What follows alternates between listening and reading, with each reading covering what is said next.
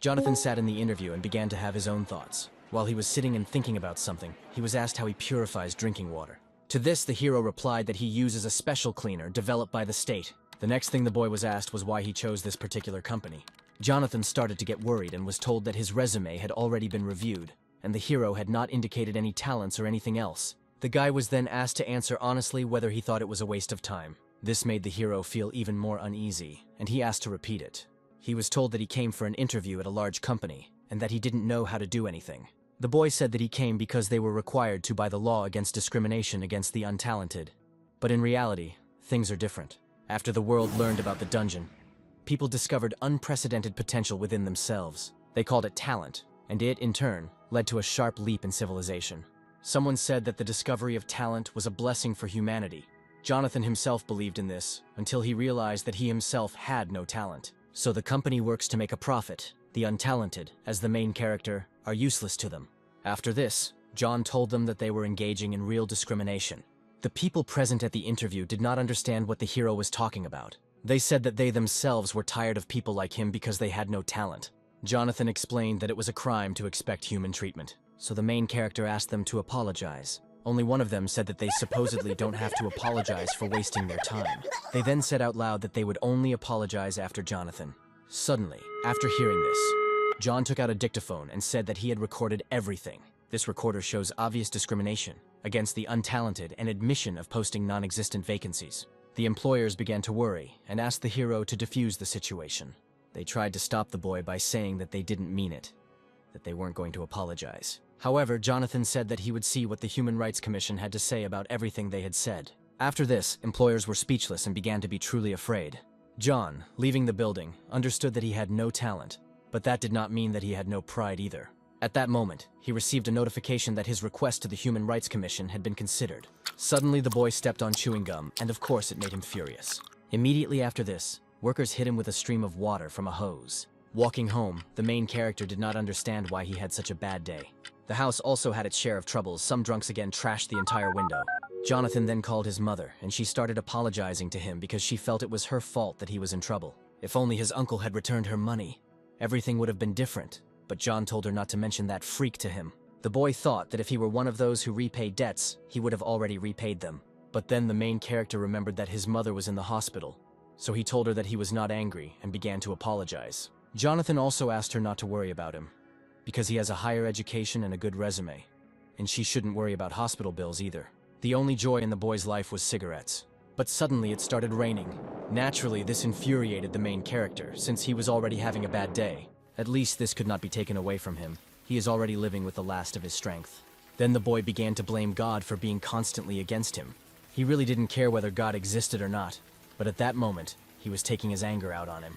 Was this the reason why he was struck by lightning? Jonathan already thought that his worthless life had come to an end, but then he began to think about what would happen to his mother. Luckily, he didn't die, but an incomprehensible notification window appeared in front of him. It was written there that the gods were waiting for him and a new vacancy had appeared for him. He was struck by lightning for insulting a god, although the boy was not even sure of his existence. Usually, after a lightning strike, people are either in serious condition or even die without a scratch. If anything had changed, it was the strange notification hovering in front of him. Usually people who have talent see this. After that, Jonathan thought that lightning awakened talent in him. The only thing the hero didn't understand was why it looked like a notice about finding a part-time worker. In real life, as well as there, his lot is only a part-time job. Jonathan decided to think positively. He had nothing to lose, so he might as well grab this opportunity. The main character chose a part-time job, but he didn't have enough divine power for this job. Divine power is a common name for the power used by gods, but the boy has no talent, so where would divine power come from? But John doesn't have a bad feeling. Who knows, maybe this is his chance to change his life. Jonathan began looking for a part-time job that did not require divine power, and he was able to find day labor, which included hired workers with low social status who did not have a specific profession. The job posting said that workers were needed to create dungeons, and the boy thought that these were the same dungeons that were teeming with monsters. Jonathan couldn't believe that the gods had created the dungeons. Then he looked at how much they paid for this work, and it turned out that they gave 12 tours, but the hero was not familiar with this currency. The boy figured that if this was the currency of the gods, it must be worth its weight in gold. So he decided not to waste any time and responded to the vacancy. After that, a portal suddenly opened, John looked around and did not understand where he was, or how he got there, since he had never seen anything like this in his life. It seemed to him that it was all a dream. Suddenly, some monster attacked him, but one thug grabbed him and asked where his manners were. Seeing this brute, Jonathan became even more scared. Then the brute introduced himself to him. It was Odin's son, the god of thunder and lightning, Thor. Since they had a lot to do, Thor said they would talk as they walked. Jonathan didn't believe that this big guy with a shaggy beard and Mjolnir was really Thor. Thor noticed from the appearance of the main character that he was one of the Eastern gods. The boy didn't expect that Thor would consider him a god. He also saw other gods on the sides. The guy no longer knew what kind of gods they were, but they were clearly not people. Jonathan realized that he was the only person in the place, so it was a good time to take advantage of the opportunity. Based on this, he said that he was the keeper of one small mountain. Thor thought he was Henry, since he usually helps people in trouble. John explained this by saying that he often descends into the human world to find out how he can help. At this point, Thor noted that the protagonist cared about them very much, and asked if he was okay with that. After all, now his job is to create places where people suffer. After this, the god of thunder spoke about the labyrinth of the Minotaur. It was taken as the basis for this dungeon, so Jonathan will build the maze with them. Then the boy was already reprimanded because he was yawning at the gate. When John arrived at the worksite, he was working hard, so he was told to be careful and not to fall through. In response, the hero asked that if he failed, let someone get him. And now it was time to rest. It seemed to Jonathan that this was just physical work.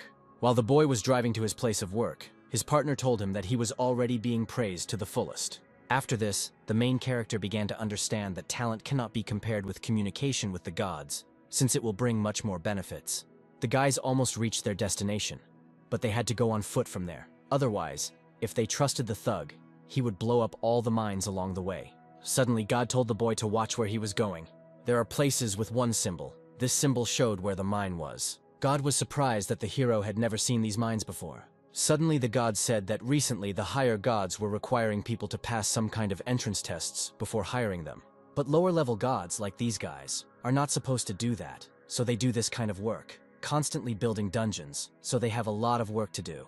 At that moment, the gods came out in front, who had started creating the room a couple of minutes ago, and seemed to have already finished. When Jonathan entered this room, he couldn't believe that they were able to build such a room in a couple of minutes. Then the main character began to open the boxes. There was an object that looked like a round stone, but in fact it was eggs from which spiders would emerge. Once they all hatch, this place will be a real headache. Then suddenly an unknown monster caught the boy's eye. This was a lizard man that was best left untouched. Then God showed John the room where the goblins were hiding. Those who get there will essentially find themselves at the finish line. Suddenly, one of the goblins attacked the main character, and of course he was very scared. The goblin began to laugh loudly at his fright. God also began to laugh and later said that he was just fooling around. But when the construction is finished, it will be a completely different matter. Goblins are very smart creatures, so it is difficult to deal with them. And finally the guys reached the end of the labyrinth, which is where the main boss is. There they were unexpectedly met by Thor. He said that he allegedly heard the main character being praised by those around him. In that case, Thor decided that the working day was over. Jonathan looked at him and didn't understand why he needed this hammer. In fact, he only used the hammer to teleport the hero home. The protagonist was very scared because he believed that Thor was already going to punish him for lying that he was not human.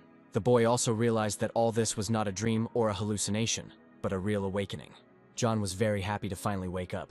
Immediately, a notification arrived stating that the hero's salary had been credited to his account. Next, he decided to check out the god's store. Having visited the store's website, he was convinced that this was indeed a store of the gods. The boy could even buy the power of Thor, a lightning strike, and the powers of other gods. After that, Jonathan imagined how, thanks to this store, he could become a god in a human body.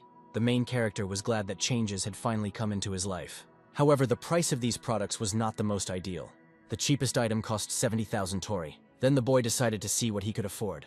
And unexpectedly for him, it turned out that he could simply buy talent. Most importantly, it only cost 12 tori. This wasn't just talent, but SS-level talent for free. He initially chose his talent for fencing because he enjoyed playing with swords as a child. Jonathan successfully purchased SS-level fencing talent. He went out of his way to get at least an F-level talent, and he got this one so easily. Suddenly, the hero received a notification. Supposedly, there was a 1+1 promotion. As a gift, he receives a product of the same level as the purchase that the boy made. In addition, Jonathan chose the fighting talent, and now he was doubly happy. But suddenly the boy fell and his whole body began to hurt. The strengthening of his body to use his talents began. While his body was being refined, he lost consciousness. The body enhancement was successful, but while he was unconscious, he dreamed of his mother. John then decided to look at his window and saw that he was a low-level god, which was why he was able to work in the dungeons. Once untalented, now a god, life is an unpredictable thing. Then the main character's mother called him and told him not to come to the hospital under any circumstances. Jonathan asked what was wrong, but she said just not to come and not to worry about her. Then another person answered the mother's phone. The boy was told that the situation was grave. It looked like a dungeon had appeared near the hospital. They tried to call him, but the phone was unavailable. Until the situation improved, they would not be able to receive visitors. But Jonathan did not listen and ran to his mother. Both journalists and military personnel arrived at the scene, and signs of underground activity were visible everywhere. The soldiers shouted to the citizens that they could not go any further, so they had to turn around. Jonathan stood to the side, not knowing what to do. Suddenly, the hero's concentration skill worked, after which he began to clearly see the soldier's face from afar. The boy also heard the conversations of other citizens, and did not understand whether it was concentration or whether it was due to the talents that he had bought before. It was only then that John realized that he had no time to think, since he had to get to the hospital. The protagonist approached the military man and said that he had to go through, but he refused him because there were signs that they were dealing with a labyrinth. After John heard the word labyrinth, he felt uneasy, and at that moment, an unexpected explosion occurred.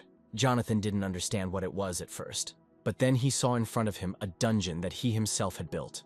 Until that moment, he didn't understand what was happening and couldn't imagine that he would see this there. The hero immediately noticed a man nearby who was feeling ill. At first he wanted to help him. Someone took it and rushed past them, and they flew off in different directions. They were lizard men who mercilessly killed people. As soon as the military saw them, they immediately opened fire on them. At this time, Jonathan was sitting behind the car and shouting that there was a man there. Because of the screams, one lizardman noticed the main character and began to run towards him. The lizardman threw a dagger at him, and the hero activated a new concentration. With this power, he was able to catch the dagger. Jonathan didn't expect this from himself. The lizardman then began to aim his dagger at the other man. The main character noticed this and began to attack him. At this point, the military commander ordered the firing to stop, as he saw a civilian. But Jonathan stood and trembled with fear, because before this he had acted on emotions, and he did not understand what to do next. After that, a lizard attacked him, and the boy successfully dodged its attack. John didn't expect this from the concentration skill. It felt like he had drunk 100 cups of coffee. The boy clearly saw the movements of his opponents, so he decided to act. Jonathan was able to activate the SS rank battle talent skill and beat the lizardman. After that, he still had 2 more lizards to beat. The boy started fighting with them like never before. The military watched him and couldn't believe their eyes. Suddenly, a man approached Jonathan and asked him what guild he was from.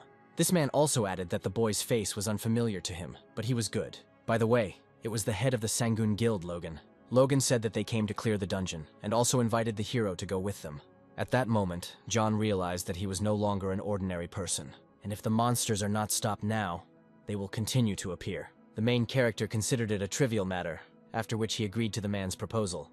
Entering the dungeon, the boy showed them the way through the labyrinth. Jonathan was glad that he still remembered all the moves, of course, all thanks to the fact that he had walked them hundreds of times. Then the boy suddenly asked the guys to wait. He said that he would lead the way himself, but one of the guys started to get upset with his fellow freelancer. It seemed that he didn't like the way John started to command.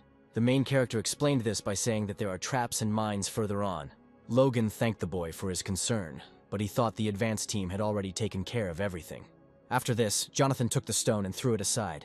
The stone fell on the mark, and an explosion occurred on it. Based on this, Jonathan said that he was sure that the advance group had not yet been in this place.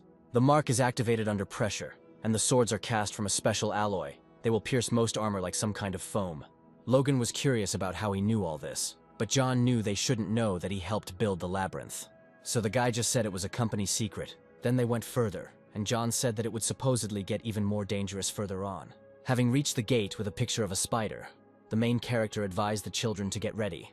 The boys began to think that they shouldn't trust Jonathan, since he could be a spy from another guild who was trying to disrupt their operation. But the boy heard everything. The main character recognized the room, because he had unloaded a bunch of spider eggs there. He knows where they are hiding. But there is no point in complicating things. It will be easier for him to just burn everything to hell. But suddenly the boy's concentration kicked in and he felt people. After that, he stopped the guys. Jonathan told them that they couldn't control the fire because there was a man there. Logan also added that signs of human survivors were found in the stone chamber, so their priority was to save people. He asked the team to form a defensive position as soon as they entered. The guild leader also added that this young man knows where the survivors are, so the support group will act under his command. Jonathan didn't expect this, because he had never even done anything like this. Then a girl approached the boy and thanked him for his help in getting through the labyrinth. They got through it without hitting a single mine. The boy didn't understand anything at first, but the girl encouraged him, telling him not to worry. As she left, she advised him to have a sword, or even two with him. Jonathan found it strange that she came, said what she wanted, and left. She also called the hero by name, and then completely disappeared. When the boys entered the room, it seemed to them that it was very quiet there. But the boy knew that danger could come from above. Suddenly, a huge spider crawled out from above. Logan did not remain idle, and was immediately able to protect his comrade from the attack of this monster. He ordered not to get lost and follow the plan, to line up in a defensive position, and also to avoid contact with the poison.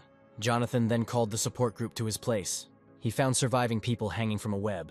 As the group freed people from the web, the spiders became more and more numerous. But the boy said that he knew a safe place and called the group to follow him. At this time, Logan was thinking about the doubts he had initially had about Jonathan. They appeared because the hero knew the passages and structure of the dungeon, as well as where to look for surviving people. Then Logan realized it was just a talent he'd never heard of. The chief was informed that all the survivors had been evacuated. However, there were also casualties, but the injuries were minimal. Logan told the reporter that the team should rest, but he wanted to talk to Jonathan. Taking into account the 2 police officers and the hunters, a total of 10 people were caught in the traps, including members of their group. So Logan said that if it weren't for the kid, they would have burned them all. He also praised the hero for his talent. The commander also admitted that at that moment it seemed to him as if John had built this dungeon with his own hands. Jonathan got scared and said that this was impossible, because he was not some kind of god. Logan told him that he was joking, at which point the boy already thought he was screwed. Further ahead of the group stood a gate, and everyone wondered what could be there. The main character said that there were supposedly goblins there. The guys on the team found this sad because they were waiting for the boss behind these gates. At this time, John didn't understand how he could deal with the goblins. He could only hope that the concentration skill could help. And suddenly the hero made an unexpected statement. He asked the guys to go there alone. One of the guys told Jonathan that he believed in himself too much after the chief's praise, and as for the goblins, they were masters. Logan also said that he wasn't too keen on sending him there alone. Then the protagonist said that they would have to listen to him, and Logan realized that he definitely had some kind of plan, so he agreed. Now this guy wanted to use this opportunity to impress the boss, but because of some idiot, he can't stand out. But he still felt he couldn't let him steal his moment of glory. This guy started asking stupid questions and Jonathan told him to be quiet. The guys laughed at the main character and told him to stay closer so that they would cover his butt. Suddenly, the lights went out and the boys wanted to turn them on, but Jonathan told them to stop. Only one thought that they needed to see at least something in order to fight. After that, he added that those who were afraid could simply stay behind and turned on the light. Because of this, Jonathan started shouting for everyone to get down immediately. At first nothing happened, and one guy said to get up, but suddenly the guy holding the flashlight was shot with arrows. After this, Logan ordered the team to stand still. Jonathan explained that the goblins were attacking in the direction of the light, but the leader thought it was strange, because they heard the guys come in. And then John also explained, they are playing with their victim.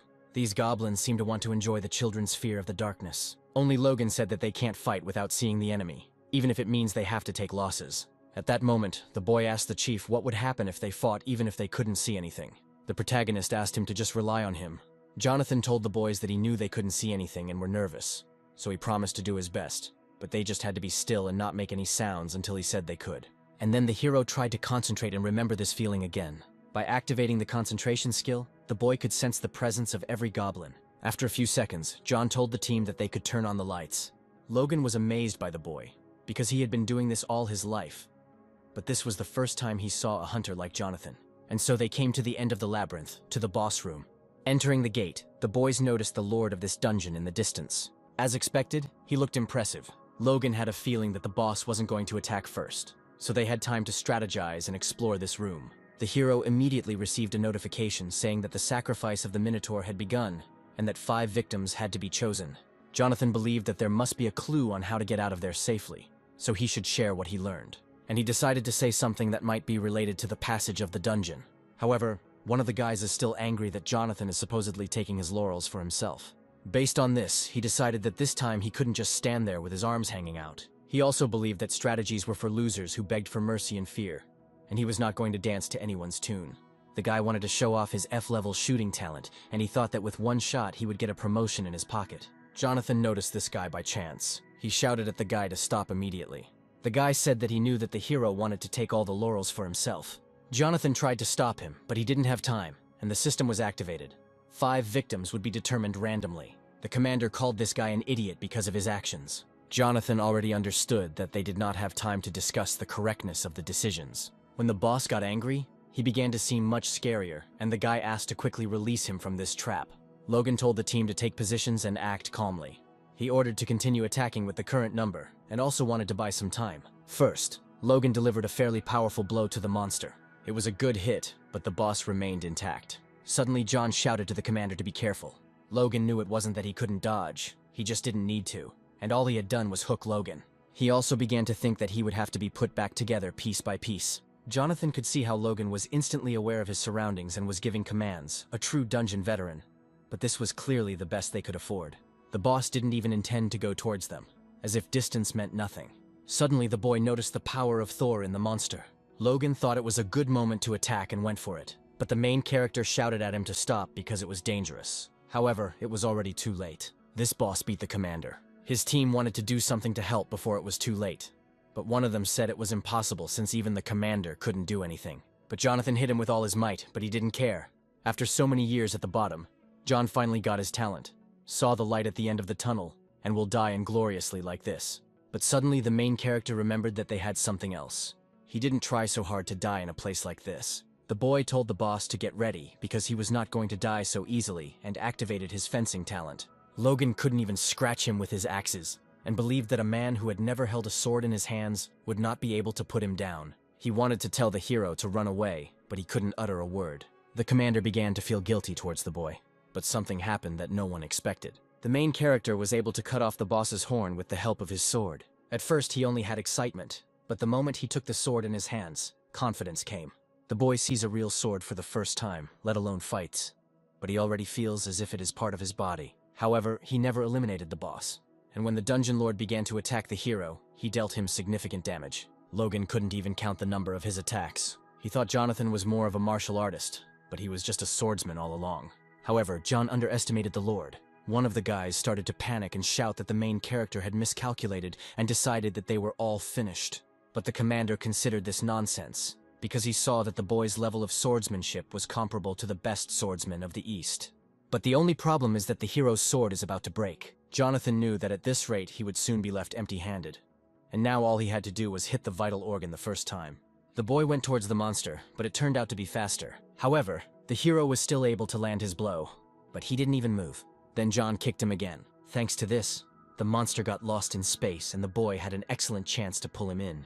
After this blow, the hero noticed that, supposedly just a little more, and the sword would be finished, and there was no point in fighting with bare hands, so his next blow was his last chance. Jonathan seemed to have a second wind, as he was ready to go ahead. As soon as the commander saw this, he decided that he had to help him and called his comrade. He told him that he had hidden a good thing, and invited him to prove himself. At this time, the main character realized that there was only one chance, and began to aim at the vital organs of the monster. And when he took aim, he immediately began to attack. However, the hero's sword broke and he thought that this was the end. Luckily, the commander asked his comrade to pass the sword to the boy.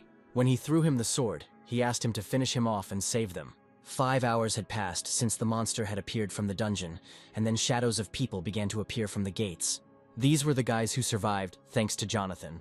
The main character said that if he hadn't caught the sword, he would have let everyone down. But the commander replied that it was the boy who became a hero. He also added that people are waiting, and since John made the greatest contribution to this purge, it is up to him to tell the people. The boy was surprised by the commander's words, because he did not believe that he had made a big contribution. After that, he remembered how he had been looked down upon all his life because of his lack of talent. But now everything had changed. In the evening, John went to the hospital to see his mother. Entering the room, he saw his report on TV. There he was asked many questions for which he was clearly not prepared. The main character thought it was shameful and didn't want to watch TV anymore. Suddenly, a notification appeared in front of the hero that he had gained popularity, and now his divine power had been increased to 1,000. Since he received 1,000 points of divine power, the boy can now post a new job search ad. Jonathan came across a job posting for a security manager, and it seemed like a no-brainer. Then the hero decided to go home to rest, and then return to this.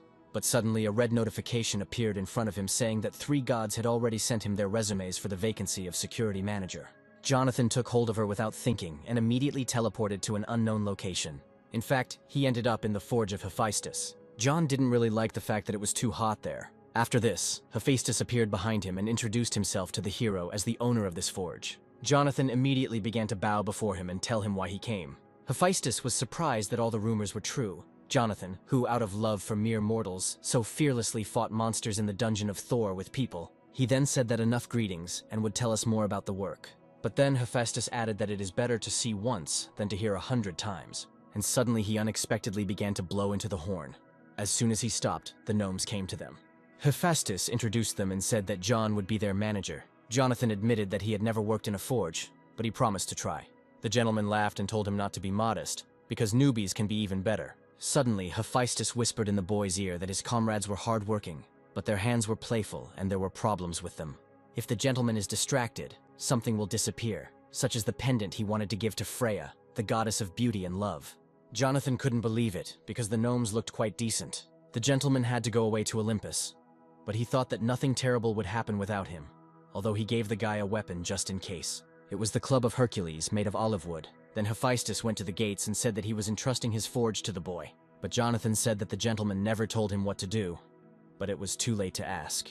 As soon as Hephaestus left, a question was heard behind the hero. John told the dwarves that he was glad to meet them, but they probably weren't. Now the main character realized that Hephaestus knew about this, so he gave him the club.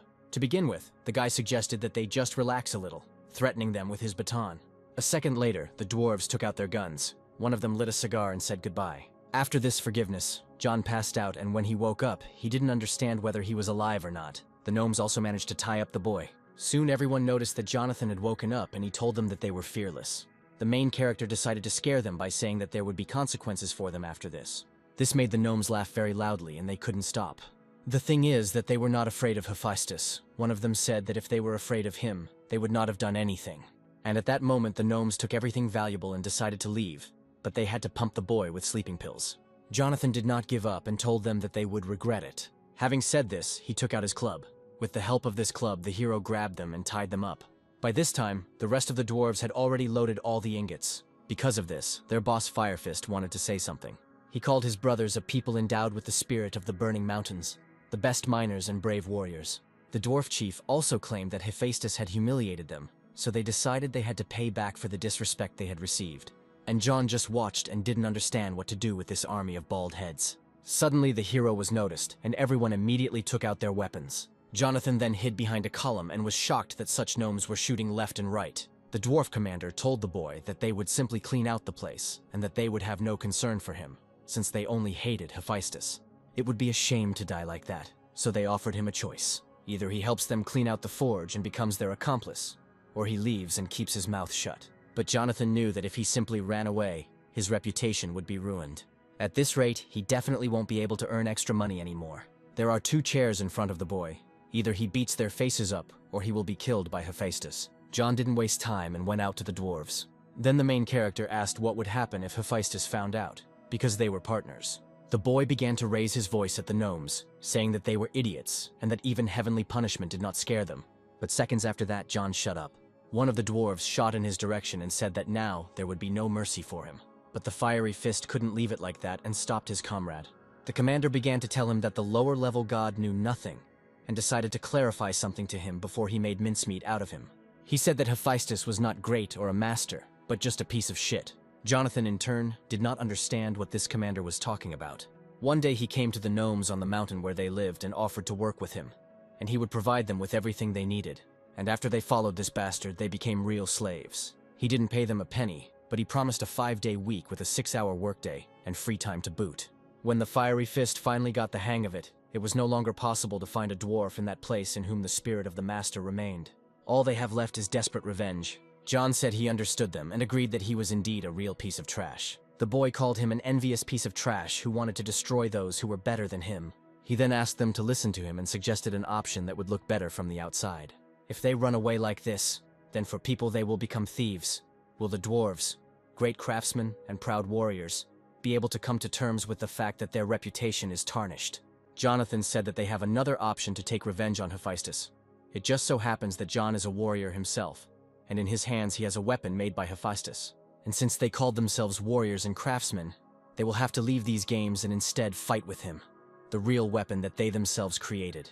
The protagonist convinced them that defeating a warrior who fights with the weapons of Hephaestus would be the perfect revenge. One of the gnomes didn't like what the boy was saying, and he pointed a gun at him, but these words touched the Fire Fist. Based on this, the commander noted that the boy had the gift of gab.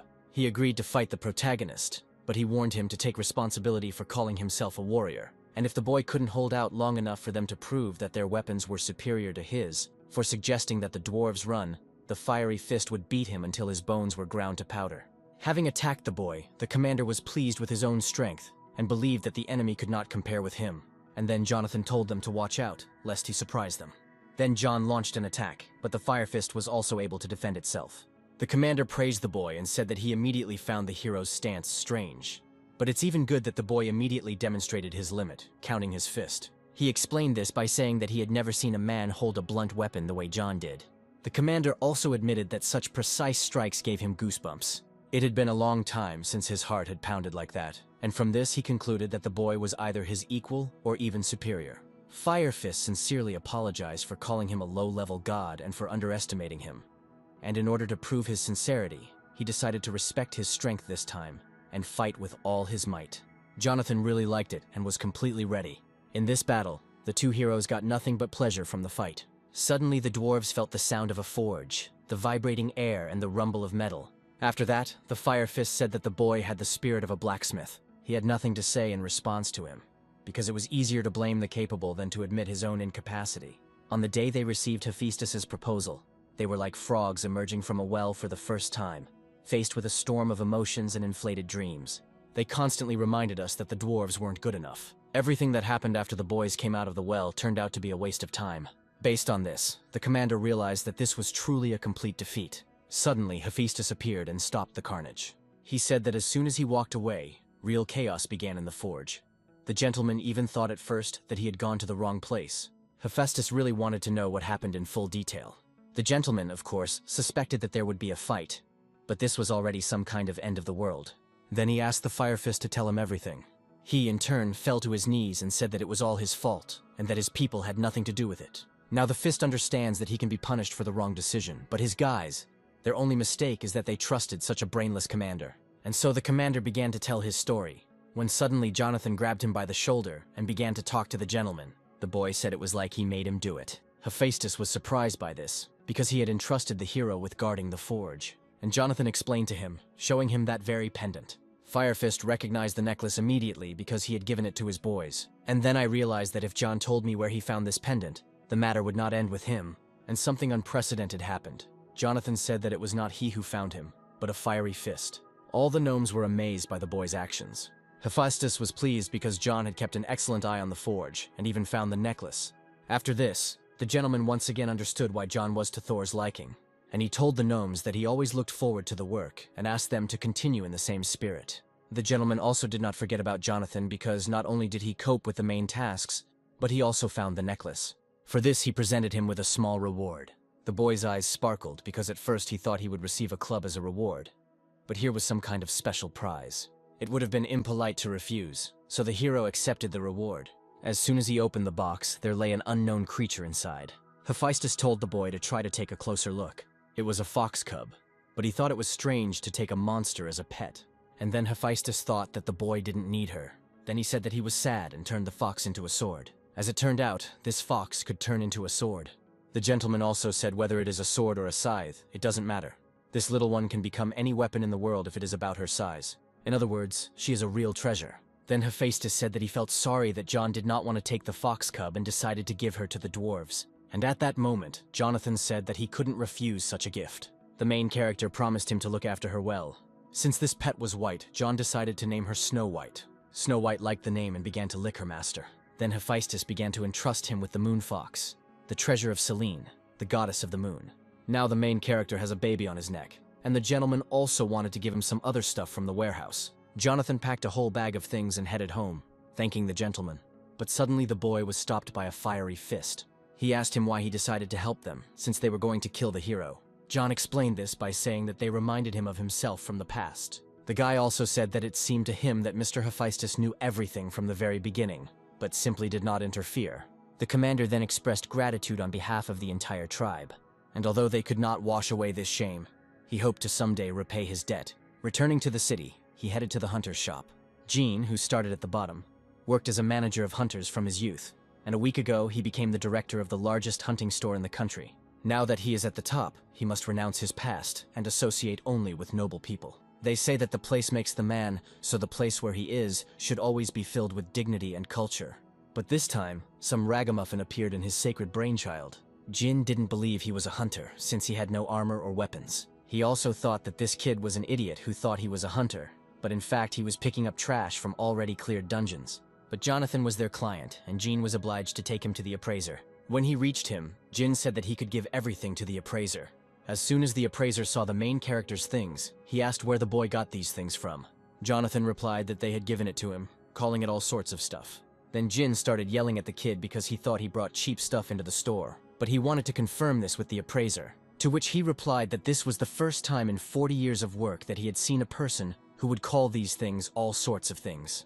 Because all these things are of the highest quality, weapons of the 4th level and above. Jin didn't believe it, because you couldn't tell from the boy that he was able to get such high-quality things on his own. Then the director even thought that John was a big shot, because he had heard that many incredibly rich people were quite modest. After that, his smile brightened, and he invited Jonathan to the VIP room. There, the main character was told that if he sold all his things, he would receive about 3 billion won. At first the boy simply found this amount funny, and then it dawned on him how much money this whole pile of things that Hephaestus called marriage was. But then he was told that this was only a preliminary estimate, and depending on the number of buyers and sellers, he could even get twice as much. Now the weapons are of the highest quality, which can be sold for any price, because they are very rare right under Jin's nose. He believed that if he had to kiss someone's ass, he should get the rights to sell it. Luck was on his side as Jonathan decided to sell everything at once. Jin began to think that the boy was sent straight from heaven. At this rate he might get promoted faster. But not at his job. Jin became the first person to lose a high-ranking position in just a week. In the end, Jonathan sold all his things and received almost 4 billion won. Then the main character decided to treat himself to a gift for his hard work, and go show his mother what a great son he is. When he came to his mother in the hospital, he showered her with gifts, which surprised her greatly. And then her neighbor told her to turn on the TV more often.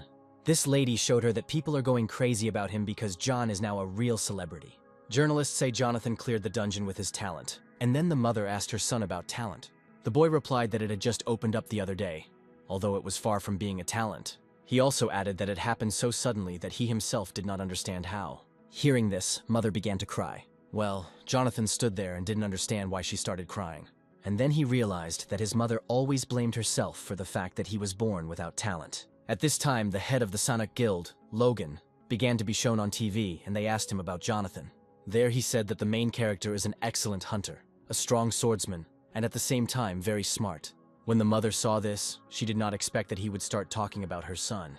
And at that moment, John thought that this could be his chance. The more popular he is, the more divine power he has, and therefore more job offers. He especially enjoys the reward of the golden apple, the fruit that grants immortality to the gods. Perhaps this apple could heal his mother. Suddenly an urgent message started on TV. In Yeon City, Gyeonggi Province, a gate was discovered and people were ordered to evacuate. And after that, Snow White climbed into the hero's jacket. At first he didn't understand what had happened to her, and then he felt sick. The association immediately requested a convocation of the guilds. Besides, these gates are different from ordinary dungeons. Humans cannot enter them, but monsters can easily exit. At this time, the soldiers were preparing for the 3rd wave of monsters. Jonathan, having come to the gate, first observed them. But one of the soldiers noticed the main character and did not understand what he was doing there. After seeing this, he immediately ran to the commander. The commander was not in a good mood and immediately started yelling at him because he allowed him to leave the formation. The guy simply asked his commander to look up so he could figure it out for himself. Looking there, he saw a civilian. Then the commander became even more angry because there was a civilian in the detached place. He ordered this soldier to remove him immediately, but civilians saw this. The commander noticed this and heard their conversation. They said that the commander was a real professional, but this time he couldn't even control civilian access to the cordoned-off area. The commander, of course, did not like this conversation. He was already burning with frustration because his comrades had gone underground, and he was the only one clearing everything out. And so he went to deal with this civilian himself. The guy started telling the main character that this was a cordoned-off area and he needed to leave. He also told him that he could continue his YouTube videos somewhere else. In addition, he said that he understood the boy's excitement after all. He was a 3rd-rank hunter, but if he wanted to get an autograph or an interview, the commander could do it. And then Jonathan said to himself why he needed an autograph and who he was. The commander didn't like the way the boy ignored him and grabbed him by the sleeve. Then it dawned on him that even some left-wing half-poker was looking down on him. He also noticed a small pet, which led him to conclude that John was some unknown hunter trying to gain popularity. Since the boy didn't get it, the commander decided to give him a punch. But unfortunately for him, he missed. Jonathan tripped him up. This caused the guy to fall, but the main character caught him. The boy told him that he didn't mean to, but asked if it was proper for a third-rank hunter to wave his fists at everyone he met. But the commander didn't stop there and said that he was just lucky. However, Jonathan stopped him and asked what he wanted. After all, now there are spectators watching them. And the guy accused the main character of doing it on purpose in front of the cameras. One of the journalists even recognized Jonathan as the one who cleared the dungeon together with the Sangoon Guild. The commander did not believe that this brat was the same John, a first-class hunter whom even Logan respects. At this point, Jonathan asked for a better angle because a special report was starting, and he told the commander to keep a close eye on what the left half-poker was capable of. Everyone looked at him and did not understand what he was planning. Jonathan, without telling anyone, simply jumped into that gate. The protagonist successfully entered the reverse world and was now being watched by the Eye of the Abyss. There he saw the same thing as in Snow White's memories. And then the boy came up with a theory that if this place was created by gods, and people cannot get through, then only gods can get there. John also didn't understand why people weren't allowed into the gates, like into a dungeon. But he remembered Thor saying that the dungeons were created to test people. Next, Jonathan decided to just look around, and suddenly a barrier appeared in front of him. He tried to go through it, but every time he was given a notification that he didn't have enough divine power. Then the boy saw only one target in front of him. The main character immediately saw the cave, but he did not want to go there. However, this was the only option he could go to. Inside, he killed many small monsters that he was tired of counting. Jonathan thought it was like the dungeons. He took out the boss, and that was it. But the boss still wouldn't show his face. Also, everything there didn't go as it did in the dungeon. The monsters there behaved as if they were programmed. Just entering the gate gives enough divine power, but if the boy also clears it, he will earn much more. Suddenly the hero was attacked. This was just the boss John had been waiting for. Only he was a bit of a slow boss. Jonathan was very disappointed in him. He concluded that he was too vulnerable for the boss. Then the boy called Snow White, who turned into a sword. John only managed to land one blow and the boss immediately fell, which made him feel uneasy. The protagonist didn't even receive a notification about the purge, and he thought that he was pretending to be dead. Our boy had no choice but to cut out the core as evidence. On YouTube, he saw that it was located next to the heart, which turned out to be true. It's just not clear why it was black. Jonathan heard that they usually look like a precious stone and sparkle. And later it began to move. The boy got scared and threw away the cannonball because of a bad feeling. To avoid getting dirty, he took the core with Snow White's help. Later, a notification came before him that this was the core of the gate, and the gate would be destroyed forever. At this time, a crowd of people gathered at the gate. Scientists were worried that chaos would ensue if the world learned how the man had entered the gate. The scientific community will face a barrage of criticism for spreading false information. This will start with dungeon explorers and end with high-ranking hunters. But suddenly Jonathan came out of the gate and, as expected, saw a crowd of people in front of him. As soon as he left, they immediately started asking him questions. People were surprised because he just jumped out of there, as if from some kind of hoop. As John walked out of the gate, he felt the air there was different. Everyone wanted to talk to him and learn as much as possible. But he turned to everyone and said that people could now destroy the gates themselves. Everyone was interested in how this could be done. And then John began to take out his sword. He also took out the core he extracted from the gate boss. Then he asked everyone to watch carefully and threw the cannonball into the air. Using a sword, the boy cut the core in half. This caused the gate to collapse. It was a huge sensation for people. At this time, Jonathan was thinking to himself how awesome he was. And at that time, scientists thought that they had seen everything in their entire lives while they were conducting experiments on the gates. After this, the main character was asked what kind of person he was. Well, he was just waiting for this question. Jonathan struck a cool pose and introduced himself to everyone. Due to the broadcast, which was watched by a huge number of people, the name Jonathan spread throughout the country. Immediately, the boy received an important notification about a lower-level god. But he was unable to read it because a journalist interrupted him. Several more journalists joined in after him. Not far from this crowd, a mysterious car stopped. Serious people got out of this car and they walked unhindered through the crowd. At this time, the main character was asked many questions, and he asked to ask them one by one. Suddenly, one girl told the boy that the guild leader wanted to see him. Jonathan looked at her and didn't understand anything. It was the future head of the Sangoon Guild, a level 7 hunter named Jessica. After going with them, he was taken to the headquarters, which was very impressive. The leader called John, but he himself headed into the dungeon. The main character thought that he saw the news on the way there and urgently sent people for him. He also did not expect such a person to appear in person. Jessica will be the youngest guild leader, and she has worked her way up to this position on her own. There are only 3 7th-rank hunters in the country, including her. At a time when hunters were like uncut dogs, she gained recognition throughout the world, and now everyone in Korea knows her. On the other hand, Jonathan was glad, because he wanted to check something in peace and quiet. He checked his notifications. It was written there that since he had reached the top as a lower-tier god, new abilities had been unlocked for him. The boy was very happy about this and was thinking about what to choose, but the titles he got were so-so. For example, the God of Fly Swatters, which made him laugh, but he had no plans to stop and continued to look for some decent title. An hour later, he finally succeeded. John found the title of God of Swords to be a fitting match for his talent. He was now given the title of God of Swords. At that moment, strange things began to happen to him. But then a notification came before him that he had become the God of Swords. After this, the hero remembered that when he passed out, he received a talent. Since the boy had chosen a title, the power system was unlocked, and he was now asked to choose the power of the Sword God. Jonathan didn't believe that now he would finally be able to use the power of the gods. To begin with, he certainly didn't choose the most spectacular of his starting abilities. The boy chose intuition as his first strength. Now his profile has been updated to reflect his new skills. Suddenly there was a knock at his door. At first he thought it was Logan returning, but he couldn't return from the underwater dungeon so quickly. He was a little excited when he opened the door. Jessica knocked on his door. She asked the guy for a minute, but Jonathan first asked her what happened. She said that the chief allegedly gave him something. This is a pass to the guild. Now the main character can use all the amenities and training facilities. At that moment, John thought that Logan had actually decided to take him.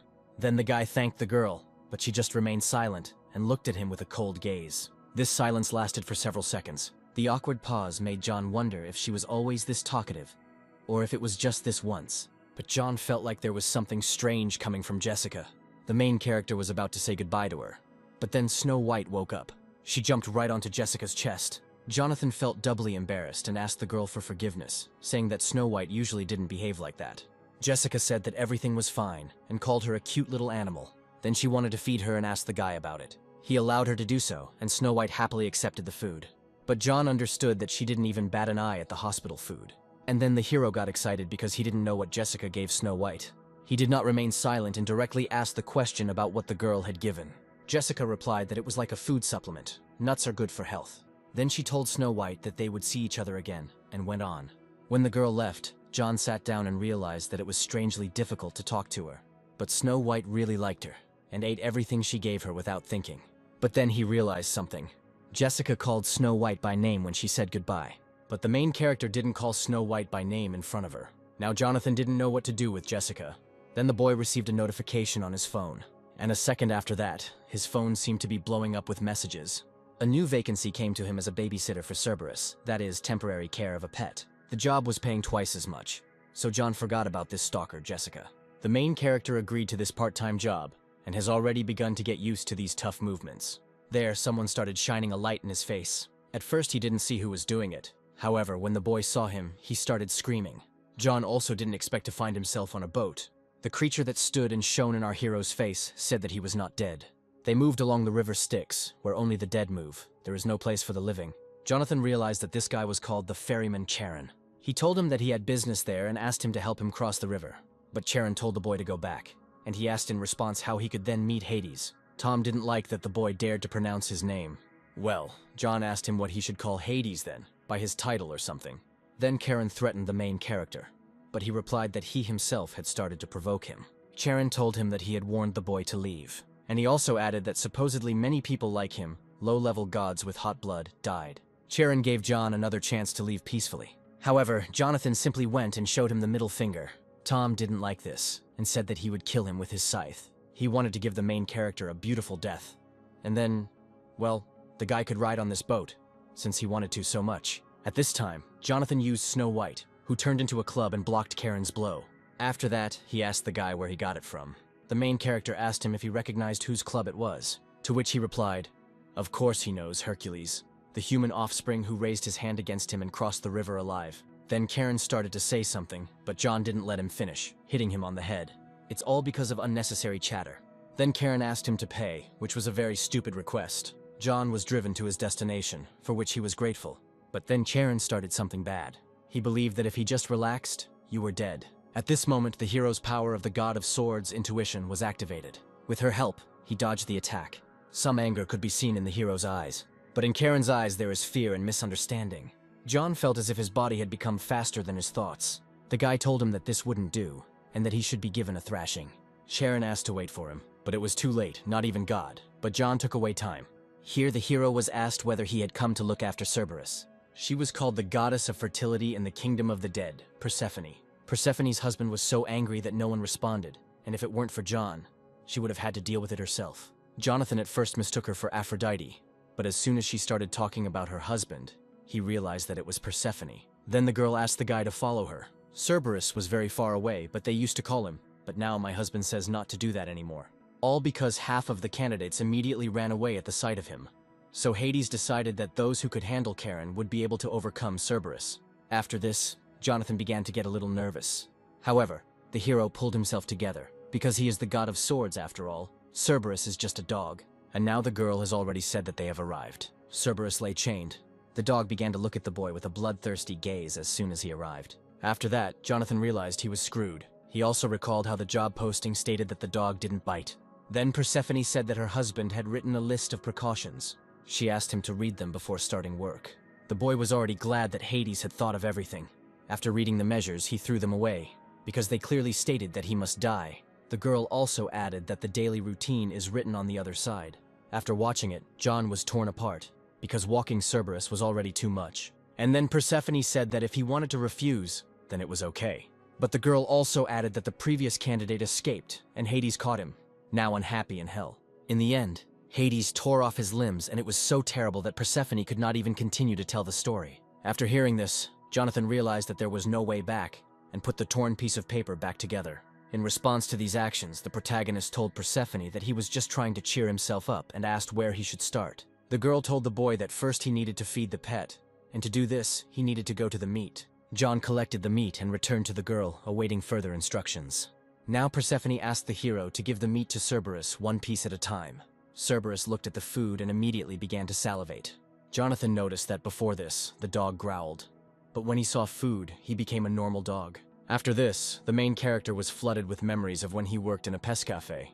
If you look closely, Cerberus was even a little cute. Then the boy ordered the dog to sit. But this suddenly made Persephone laugh. The thing is, it is useless to give him commands, since Cerberus only obeys Hades. Now Jonathan understood why no one responded, and since that was the case, the boy threw meat at him.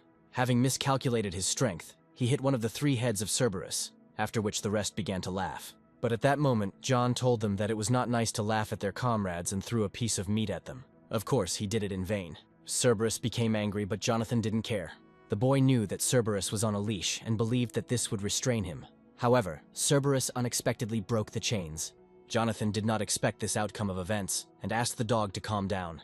Cerberus was able to wound the hero and he began to run away. At this time, Persephone stood and was surprised that the chains could be broken. The main character said that they had no time for delight and grabbed her hand. Then the girl noticed a wound on the boy's arm, but he said it was just a scratch. Then John began to complain about how weak their chains were and how they were held together by a thread. Cerberus was very fast, so the boy asked Persephone to speed up, but she told him to hold on to her. She believed that if her husband was the god of the kingdom of the dead, then as long as she was next to the boy, Cerberus would not touch him. Only John thought it was a stupid idea. But they stopped, so the hero called Snow White for help. With her help, he began to attack the dog. Unfortunately, Cerberus was faster and struck first. Jonathan lay down from his blow and could not get up. Cerberus was serious, and his gaze seemed very terrifying. Seeing his gaze, Persephone shouted at the boy to stay away from this creature. She also said that if he fell into the river, they would catch him and eat him. But the hero heard nothing. The girl realized that he couldn't hear her, and then she began to worry because she didn't know what to do. She tried to stop Cerberus, but the dog didn't listen to her and didn't see any obstacles in front of him. At this time, John was thinking that he had simply come to feed the dog, but in the end, he himself had become its food. But the guy didn't intend to die like that and jumped into the river. Seeing this, Persephone felt uneasy. In the water, John didn't understand why he was so cold that he couldn't even move a finger. He even had time to think that he had died. He felt as if he was falling asleep. Everything that happened to him in the part-time jobs he worked at flew by again. But there was still so much he wanted to buy in the shop of the gods. Jonathan felt all his memories drain away, and it seemed to him that his whole life was flashing before his eyes. Suddenly Snow White swam after him, but he asked her to stay, so that at least she survives. But suddenly she bit the hero on the cheek. The main character woke up and saw thousands of hands underneath him. They grabbed him by the throat and he began to lose breath. John did not stop and fought for his life with the help of Snow White. Snow White turned into the dwarf's hammer. Then the boy swung the cloth and flew away from those hands. Jonathan had been underwater for a long time and was starting to lose his breath. After that, he and Snow White began waving their arms. Thanks to Snow White and his perseverance, John was able to crawl out of the next world. Raising his head, he immediately saw the mouth of a Cerberus in front of him. This creature brutally bit half of the hero's body. At first, the boy started screaming because he was in the monster's mouth. But then a notification appeared in front of him that he had unlocked the River Styx effect. He who plunges into the River Styx will become an invincible warrior. The goddess Thetis lowered her son into it, and only the child's heels by which she held him did not get wet. This is how the tale of Achilles' heel begins. And then John realized that he was wet from head to toe, and this meant that he was now invincible. Only the boy was still in the jaws of the Cerberus. Persephone tried to free the hero, but Cerberus wouldn't let him go. Because he couldn't bite the boy, the dog simply spat him out. Persephone, seeing John, said that he was covered in drool and called it disgusting. The protagonist asked her how she could speak like that about a man who had just escaped death. The girl thought he was unconscious, and then apologized to him. But she didn't understand one thing: how the boy survived after falling into the River Styx. John explained to her, saying that he just up and crawled out of there after swinging the hammer. While the guys were chatting, they completely forgot about Cerberus. The dog grabbed the boy by the arm and tried to hurt him as much as possible. The main character screamed and didn't understand how he wasn't tired of it yet. The problem for Cerberus was that he simply couldn't pierce John. Persephone, however, did not believe that a lower-level god could survive the bite of a Cerberus. Then Jonathan looked at the dog and said that he gave him food, but he himself did not eat. He also told the dog that growling was useless, but he still continued to growl. And then the boy added that if Cerberus continued to growl, then he would not get a walk. Cerberus calmed down and simply turned away from the hero. Blackmail worked for John at the Pescaf, but this dog is still different from ordinary dogs. However, then Cerberus took his chain and wanted to give it to Jonathan. Therefore, he all concluded that it was the same dog. As soon as the boy caught the dog, the girl called him. She told him that Cerberus hadn't been walked for a long time, so he needed to walk as slowly as possible. John replied that he understood and that she shouldn't worry. A second later, the boy felt his hand getting heavier. Cerberus took off and John simply flew after him, holding onto his chain. At that moment, a notification popped up in front of him that he had obtained the wind speed skill. Persephone looked at the boy and did not understand what he was doing. She told him to use divine power to strengthen his body. At this time, John was only thinking about how she was keeping up with them. But the girl still continued to shout to the hero to strengthen his body with divine power, since Cerberus was too strong. Then Persephone asked the hero why he did not use his divine power. The girl didn't want to hear from the guy that he didn't know how to use divine power. Unfortunately, he didn't really know how to activate it. Jonathan swore to the girl that he didn't know how to use this power. Persephone told the hero to remember how he feels when he uses power. Only Jonathan didn't understand her. And after that, he began to remember what it felt like to use power. The boy only remembered that in the battle with Karen it activated on its own. Persephone still continued to give advice to the hero, and told him to remember the image, to imagine that she was spreading like water throughout the body, and to control it. After this, Jonathan closed his eyes and began to imagine the image. Opening his eyes, he was able to concentrate and stop the Cerberus. The girl then told him to focus the divine power on the part of the body he wanted to strengthen. Cerberus did not give up and continued to pull the chain. After this, John decided to focus his power and was able to throw the dog. He said that they had had enough walking and needed to go back, but Cerberus was going to resist. Then the boy simply carried him on his shoulders. Persephone was surprised that he was doing so well after using his divine power for the first time. Looks like they have a great worker this time, but the guy found it strange that the girl didn't intervene, because even he, a low-level god, could stop the dog. Based on this, he decided to ask her personally. He also added that he was sure that she could easily handle him. Persephone said it was all because of the restrictions, but the main character still didn't understand it. Cerberus guards the underworld, preventing countless lost souls from returning to the mortal world, and also stops those who try to look in on them out of curiosity. And Persephone is one of them. She is one of those who wants to come back. It turns out that the girl is limited in her actions in this place, and can do nothing with Cerberus. All she can contact are a couple of 3 lower gods, whom Hades allows into his abode. Then the boy remembered that according to mythology, Hades kidnapped Persephone and imprisoned her in the underworld, because he was enchanted by her beauty. He thought it was nonsense, but it turned out to be true. It was hard for him to imagine how much time she spent completely alone. Then he told himself to put aside his sense of heightened justice. Her husband was Hades, the brother of the greatest god Zeus. After that, Snow White, whom he had completely forgotten about, attacked him. At this time, Cerberus simply lay down. He started growling, and John didn't understand what was happening to him. The dog follows the trail of the dead. Despite its appearance, it copes with the job with dignity. And this is also the reason why the girl cannot leave this place. Persephone said that once he put the chain back on, his tasks for the morning would be completed. Jonathan didn't understand why Hades would keep a dog that would only listen to him. Suddenly, his intuition power was activated. He saw something sparkling in front of him. Persephone told him that the morning's chores were over, and now it was time to prepare for the days. But then something happened that the girl did not expect. The boy simply took and hit the wall from which he took out the collar. He began to apologize, saying that he simply thought there was something valuable inside. This was precisely the collar of Cerberus. With its help, Hades trained the dog. When used, Cerberus will obey commands. The girl didn't believe it, and didn't understand why he was hidden in such a place. Persephone searched everywhere but could not find it, and asked the hero how he did it.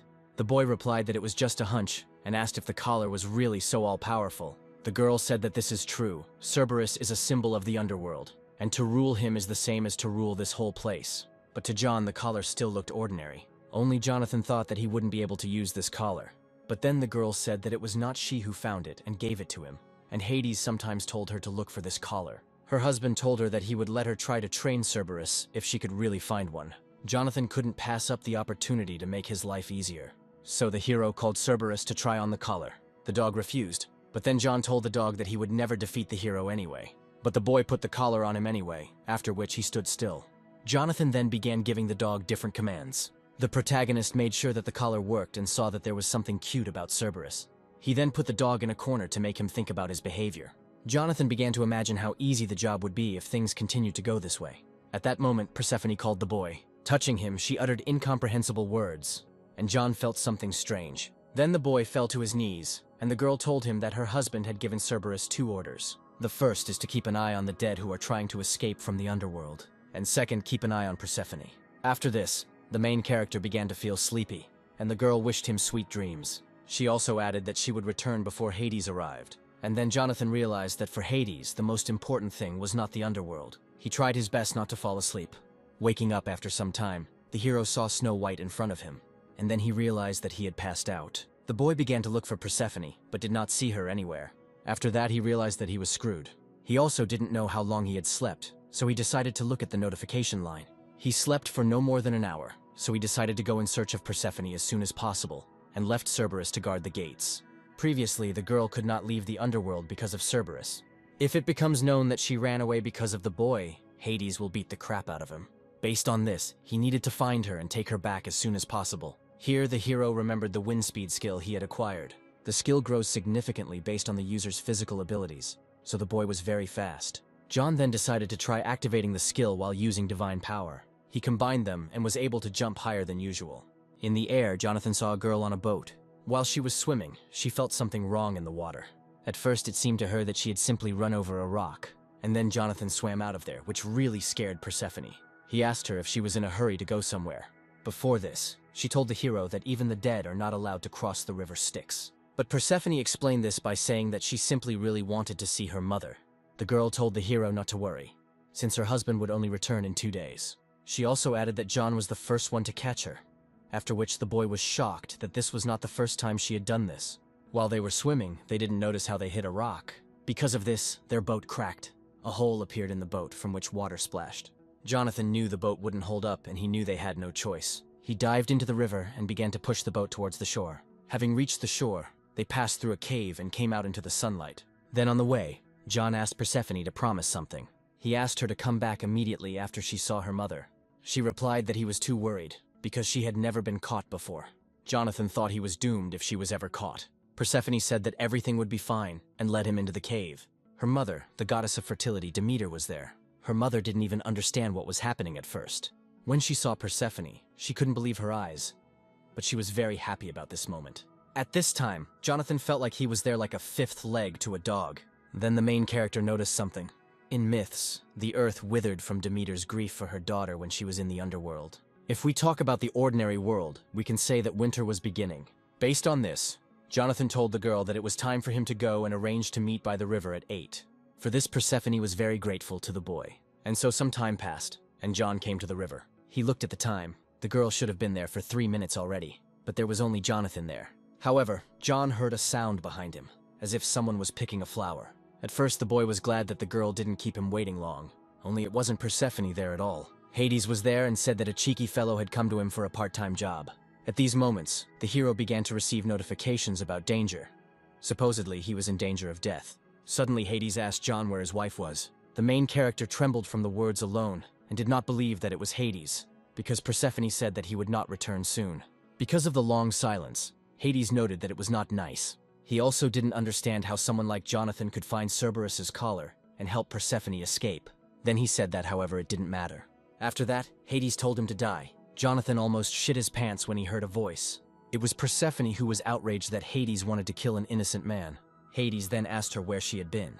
She began to tell him that he constantly told the workers to try to find the collar, and John found him, so the girl asked him why he was angry. Hades took this into account, but he didn't like that she ran away without saying a word. Persephone said she just went away for a while to see her mother and came back. The Lord of the Underworld simply wanted his wife to warn him. At this time, John watched as she pinned Hades. He also noticed a romantic in him.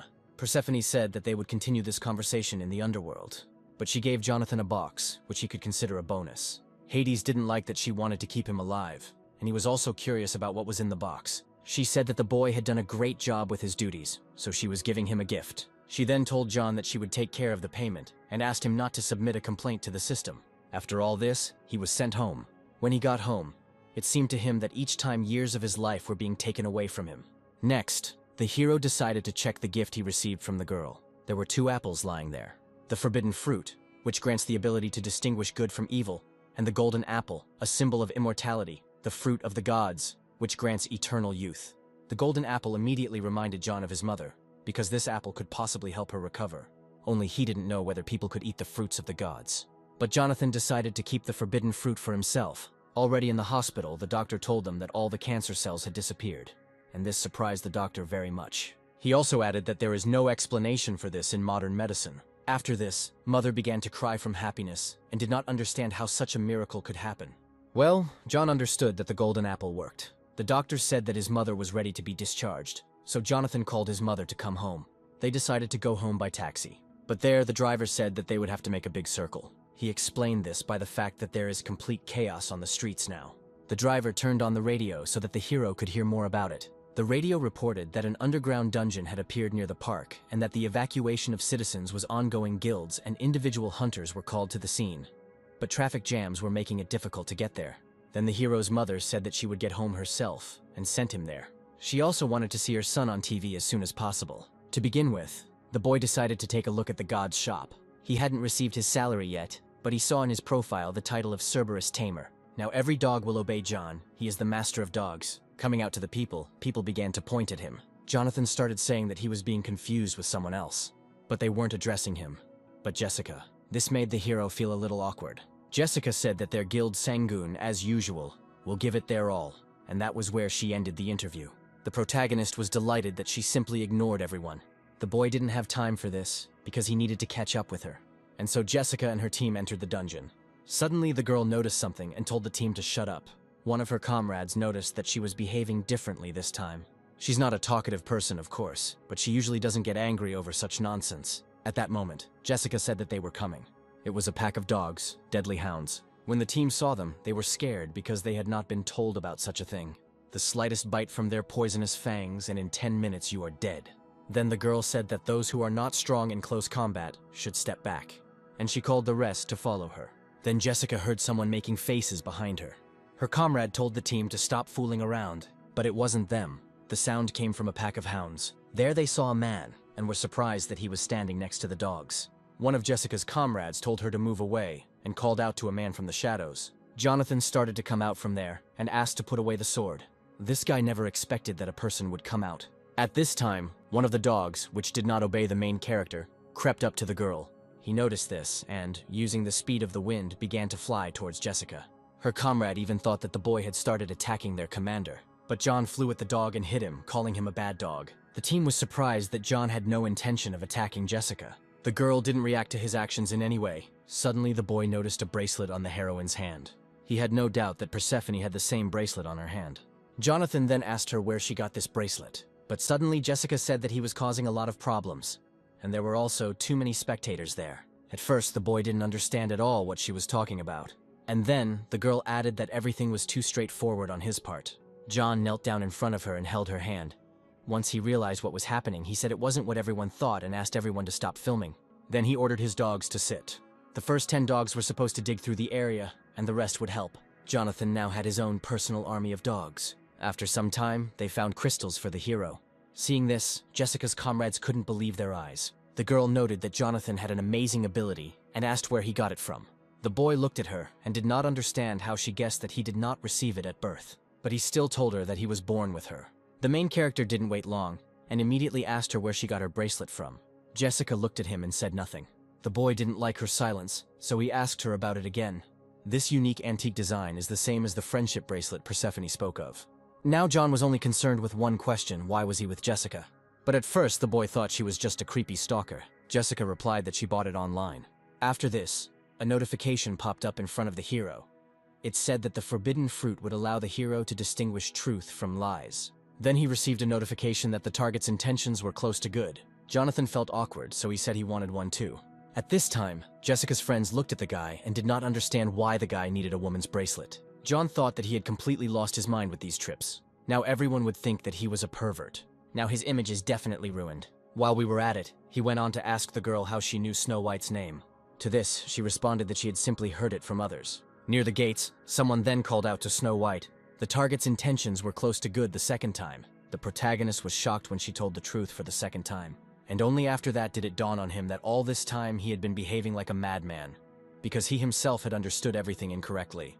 After a while, the boss of the hounds came out. He told the boys that they had brought themselves to certain death. But then Jonathan just went and hit him. The guy knocked him out with one hit, which was quite unexpected. John then turned to his comrades. He asked them to keep the fact that he had been in this dungeon a secret. The hero also asked to keep everything he said a secret. Coming out of the dungeon, they were met by a crowd of people. They were asked to share their impressions, while John tried to hide from attention as quickly as possible. The boy's abilities developed unexpectedly, and he suddenly became a hunter. Previously, he didn't care. But to be a hunter in their country, you need to officially pass a test and get a hunter's license. Armed formations of hunters and guilds need management. In this world, anyone can search the internet for information on any hunter. Since John, not being an official hunter, was entering the dungeon, it gradually began to attract attention. Again, if public opinion about this is bad, then Jonathan's divine power may also be diminished. Based on this, he left the journalist to Jessica, and it was time for him to get out of there. But suddenly on the way, he came across a man who recognized the boy. This guy asked him what such a talentless bastard bug was doing there. After this, there was some controversy in the crowd, because someone saw on TV that John was not really like that. Jonathan recognized the guy immediately when he looked at him. It was his old enemy, Charlie, a bully from the Cheeble house, who casts a shadow over John's school years. The boy even began to wonder that it was not God who ruled the world, but the rich Cheeble families. But now everything is different. The situation has changed. Jonathan is going to surpass his family. Charlie told the hero that he saw him clear the dungeon labyrinth and some other gates there, but he found it strange. This guy remembered Jonathan as untalented, so he thought that he just made up a legend for himself.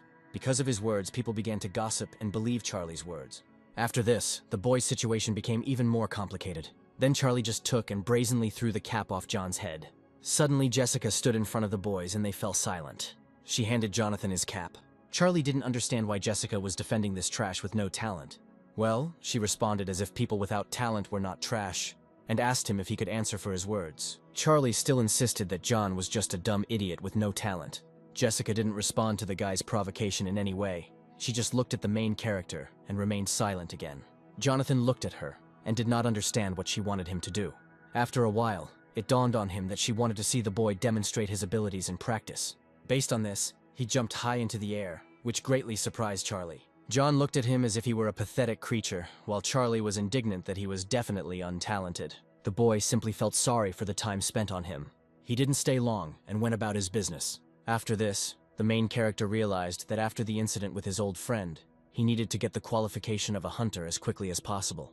And the news just reached him that a hunter qualification test would soon be held in Dokdo. When he left the house, there was a black car in front of him. At first, he intended to go alone, without attracting attention. But suddenly, Jessica met him and invited him to go together. Having reached his destination, John thanked them for the comfortable ride, but the hero didn't understand why Jessica dragged him there. To which the girl replied that she simply had nothing to do that day. Jonathan also asked her why she suddenly switched to informal forms of address. Jessica noted that John was the same age as Charlie, which meant he was the same age as her, so she suggested that they be friends. After some time, Jonathan's number was called to undergo a physical strength measurement. He couldn't leave Snow White alone, so he asked the girl to look after her. The boy concluded that this was why she came. Also in the window always shows good intentions, so there should be no problems with her if he leaves her. During the test, only equipment provided at the test site is allowed, so John had nothing, and he relied only on his own strength. Its difficulty was adjusted by the system. It was given a high difficulty level. And suddenly Charlie approached the hero, from whom a window appeared with a note that the target was apparently emanating obvious hostility. Approaching the boy, he immediately began to provoke him. Initially, John wanted to quietly get his license and get out of there, but this enemy changed everything. He told him that a piece of trash like John shouldn't be sticking his head out of his corner. This had a good effect on the hero because he channeled his negativity into this barbell, causing him to gain the strength of the 6th rank lower body. Then he gained upper body strength of the same rank, and the main strength was equal to the 5th rank. After that, he started the reaction, and it was also of the 6th rank. Charlie called it nonsense after seeing it.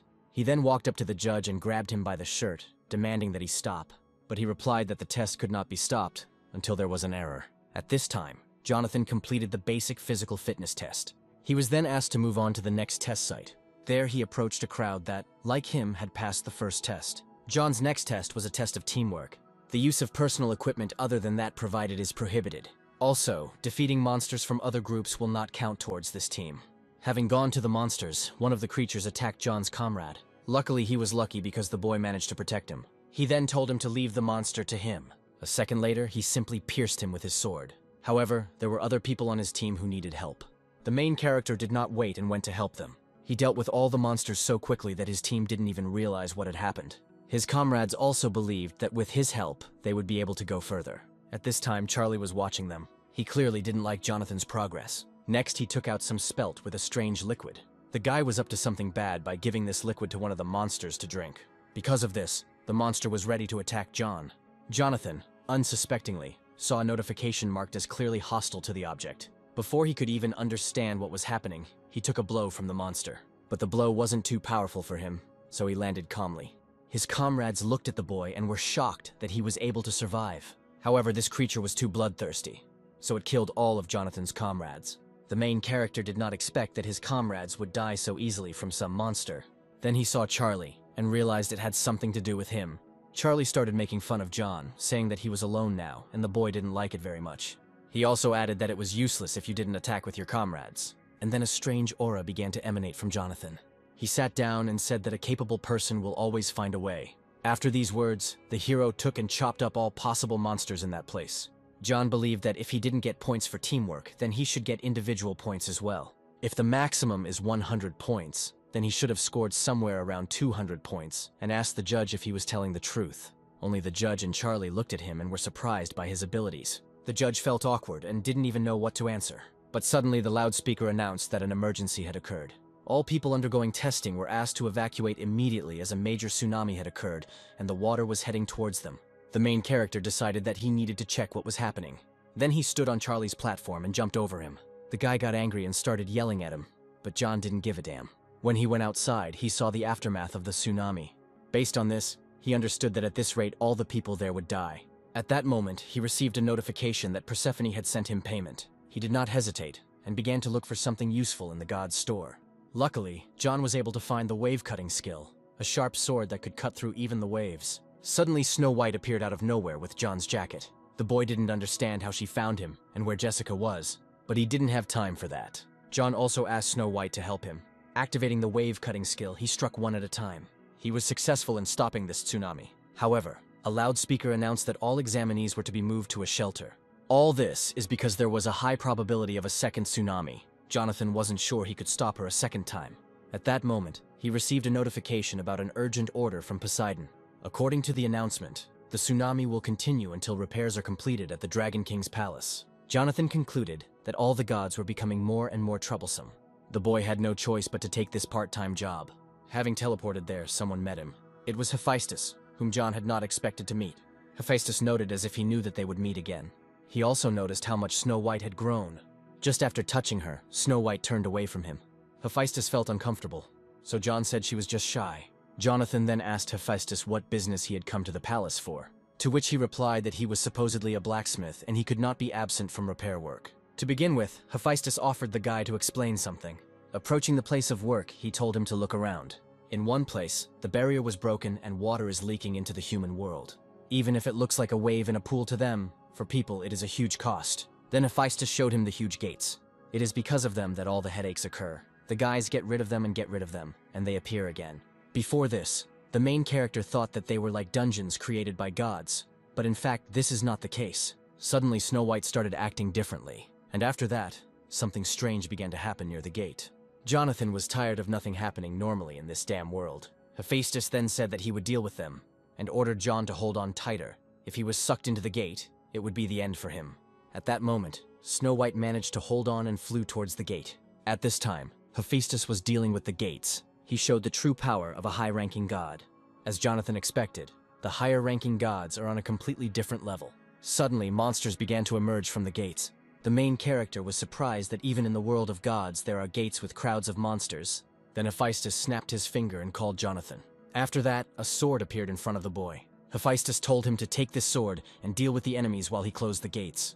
Before this, John thought that this would be a barrier repair, but it turned out to be another job that required combat skills. Because of this, the hero decided that he would need to ask for additional payment. Having attacked one enemy, he thought he had killed him. However, his intuition worked. The monster was able to survive the boy's blow. John didn't even understand what happened because he had hit him quite hard. He hit him with divine strength, but he withstood it. Then this monster began to speak, and John realized that these creatures were different. Up until this point, the gate monsters were very weak, but this time, Jonathan felt like it might be dangerous to fight them alone. Suddenly, the boy felt someone else approaching. It was exactly the same army of creatures. They then started running towards John, causing him to become confused. But they were not running towards him, but towards their own kind. Jonathan stood there at the time and didn't understand what was going on. But then I saw a badge on one of them and realized that Poseidon's reinforcements had arrived. The main character was already afraid that he would have to deal with everyone alone. Based on this, he thought that it would be quite possible to try it with reinforcements. The boy began to inflict many cuts on the enemies, but all to no avail. Then he realized that not being able to cut it in one blow was not a mistake. John cut them with all his might, but only scratches remained. And suddenly the monster said that he was tired of playing with the boy. At this point, Jonathan asked the enemy to endure something. He activated his wave-cutting skill and sent it towards the monsters. All creatures froze in space. Then they just broke into pieces. John beamed and called the next monster to him. They were very angry after the hero's attack and wanted to take revenge on him. The boy was no longer afraid of anything and waited for them to come closer. However, a notification suddenly appeared in front of him that he did not have enough divine power to use wave-cutting. After this, the boy understood why he was so good at it. Jonathan used too much force at once, so he did well, but there was nothing left. The monsters saw the hero's weakness, and he asked them to stop. But suddenly shooting started in the palace. The main character also heard very familiar voices. These were the same gnomes who wanted to take revenge on Hephaestus. They were able to stop the monsters for a while, but they were still alive and evil. One of the creatures began to attack the gnome. He thought he could deal with her with his pistol, but she threw a stone at the pistol. Thanks to this, the monster got closer to him and struck him with his foot. The gnome flew between his comrades with relish. Seeing this, Fire Fist called this creature a bastard. Then he took the dwarf's hammer and chopped it up. As expected, the dwarven hammer is very powerful. If you think about it, when John fell into the river Styx, he accidentally used it once. Because of this, he decided to use the dwarven hammer skill since the divine power requirement was low. Suddenly, Jonathan noticed how one of the monsters grabbed the gnome. He activated his dwarven hammer skill and flew towards him. However, the skill's use was cancelled as it can only be used with blunt weapons. It was a very big mistake for him. The sea creature took it and easily threw the hero away. Because it wasn't a blunt weapon, the skill couldn't be activated, and the boy didn't have Snow White nearby. Then he looked at his fist and realized something. At first glance, it seemed to him that he might be a blunt weapon. If there is a talent for fighting, then the boy will most likely be able to use the dwarven hammer skill with his bare hands. There and then, he saw the dwarf being brutally beaten. He had no time to hesitate, so he decided to trust his fighting talent. Then he ran towards this fish. At first, the monster caught the boy's hand and considered him a weakling, but John didn't finish his attack. He successfully used the dwarven hammer skill to break through the monster. The main character was glad that he managed to do it. At that moment, Snow White came running to him. The boy picked her up and a smile appeared on her face. Then Jonathan told her that he was counting on her help. With its help, he dealt with monsters without difficulty. With a little effort, John scattered them all. But then a bigger problem appeared. Hephaestus told everyone to prepare for the blow. He also added that he could no longer hold back the gate because of her power. Complete chaos ensued in the palace. And at that moment, Hephaestus began to be sucked into the gate. And Jonathan didn't understand what to do if he got sucked in. Then the hero saw a window, as if something big and dangerous was approaching. And then an unknown creature emerged from the gate, emitting a very dark aura. The main character felt it on himself and became a little worried. But suddenly, some of the creatures began to scream and rejoice, because it was Lord Poseidon who stopped the whirlwind. Jonathan didn't believe that it was Poseidon. He asked one of the creatures if it was really Poseidon. He still didn't like the fact that he had such a creepy aura coming from him. From what the boy heard, he sounded strange, and he looked different too. The pressure on the back of the hero's head became stronger and stronger. He also noticed an ugly mark on his forehead, the same pattern engraved on the fish from the gate. His intuition was screaming at him that he was dangerous. Then the creature said that the boys had done a good job trampling his cute subordinates. John sensed something bad was coming and warned everyone to hide. After that, the fake Poseidon started doing terrible things. With just one blow, he killed all the fish. Jonathan took Snow White and miraculously survived. After killing everyone, the fake Poseidon suddenly began to laugh. At this point, John's intuition began to tell him that he would not be able to defeat him. Then this enemy noticed that the boy was able to survive. He didn't bother to chat with him and immediately shot him. The main character managed to react to his attack using his intuition. He then decided that he had no choice but to flee using the wind gust skill. Unfortunately, this monster turned out to be faster. He placed his trident against his head and was about to kill him. Jonathan looked at him and didn't believe that he was about to die. After being shot from the trident, the hero surprisingly remained alive. An unknown person stood in front of him and called that monster a fake. John was lucky because the real Poseidon stood before him. The fake told him not to make him laugh and called himself the absolute god of the sea in front of him. Poseidon hit him and told him to shut up. He also noted that his name Neptune originally belonged to him. Then they started grabbing each other's hair and arguing. The main character sat at this time and could not believe that he was seeing with his own eyes a battle between two gods of the highest level. He also noticed that they fought like little children. After this, Poseidon told the fake that this time he would kill him, to which the other replied that he had not yet been able to do so, since his plans had already failed 78 times. Poseidon said that this time he had called a very great god. By the way, he was just approaching. Jonathan was surprised that Poseidon personally hired a god, and had no idea how great this god was. A certain god had already begun to emerge from the gates, and he was muttering something to himself. Surprisingly, Hephaestus came out from there. Coming out of there, he sat down and finally exhaled. Hephaestus then told his comrades to take care of the rest. At that moment, gnomes and one girl began to crawl out of the gate. At first, the main character did not see her, but then I was shocked when I found out it was Jessica. She was able to destroy this gate with just a wave of her hand. When the false Poseidon saw this, he was speechless. He was very angry because he was deprived not only of his servants, but also of his home. Jonathan remembered the enemy's attack and told Jessica that she was dangerous. He shouted at her to leave immediately, but the girl, as always, remained silent. She was absolutely calm and did not run away. On the contrary, Jessica went for this monster. Then the fake began to attack from behind. However, Jonathan protected her with his sword. His intuition wavered, so his body acted on its own. The monster was fed up with Jonathan, whom he called a bug. Because of this, he began to attack him, but Jessica suddenly grabbed the hero. She pushed the boy away and thus protected him. Then the giant joined the work. At that moment, the girl asked the guy why he was interfering unnecessarily, to which he replied as if he just wanted to help. She said that it was unlikely that something like that would affect her. Jonathan was irritated that it was true, but he couldn't admit it. Jessica then noted that Jonathan seemed to be faster than before. Neptune at this time was already in an unstable state. She could see from the boy's face that he had a lot of questions. She promised to tell him everything as soon as it was over. After that, she threw him a flask with an unknown liquid. He received a notification that the description was limited due to lack of information. Suddenly, Jessica told the hero to drink it. She also added that he should keep in mind that it was he who had to interrupt Neptune's last breath.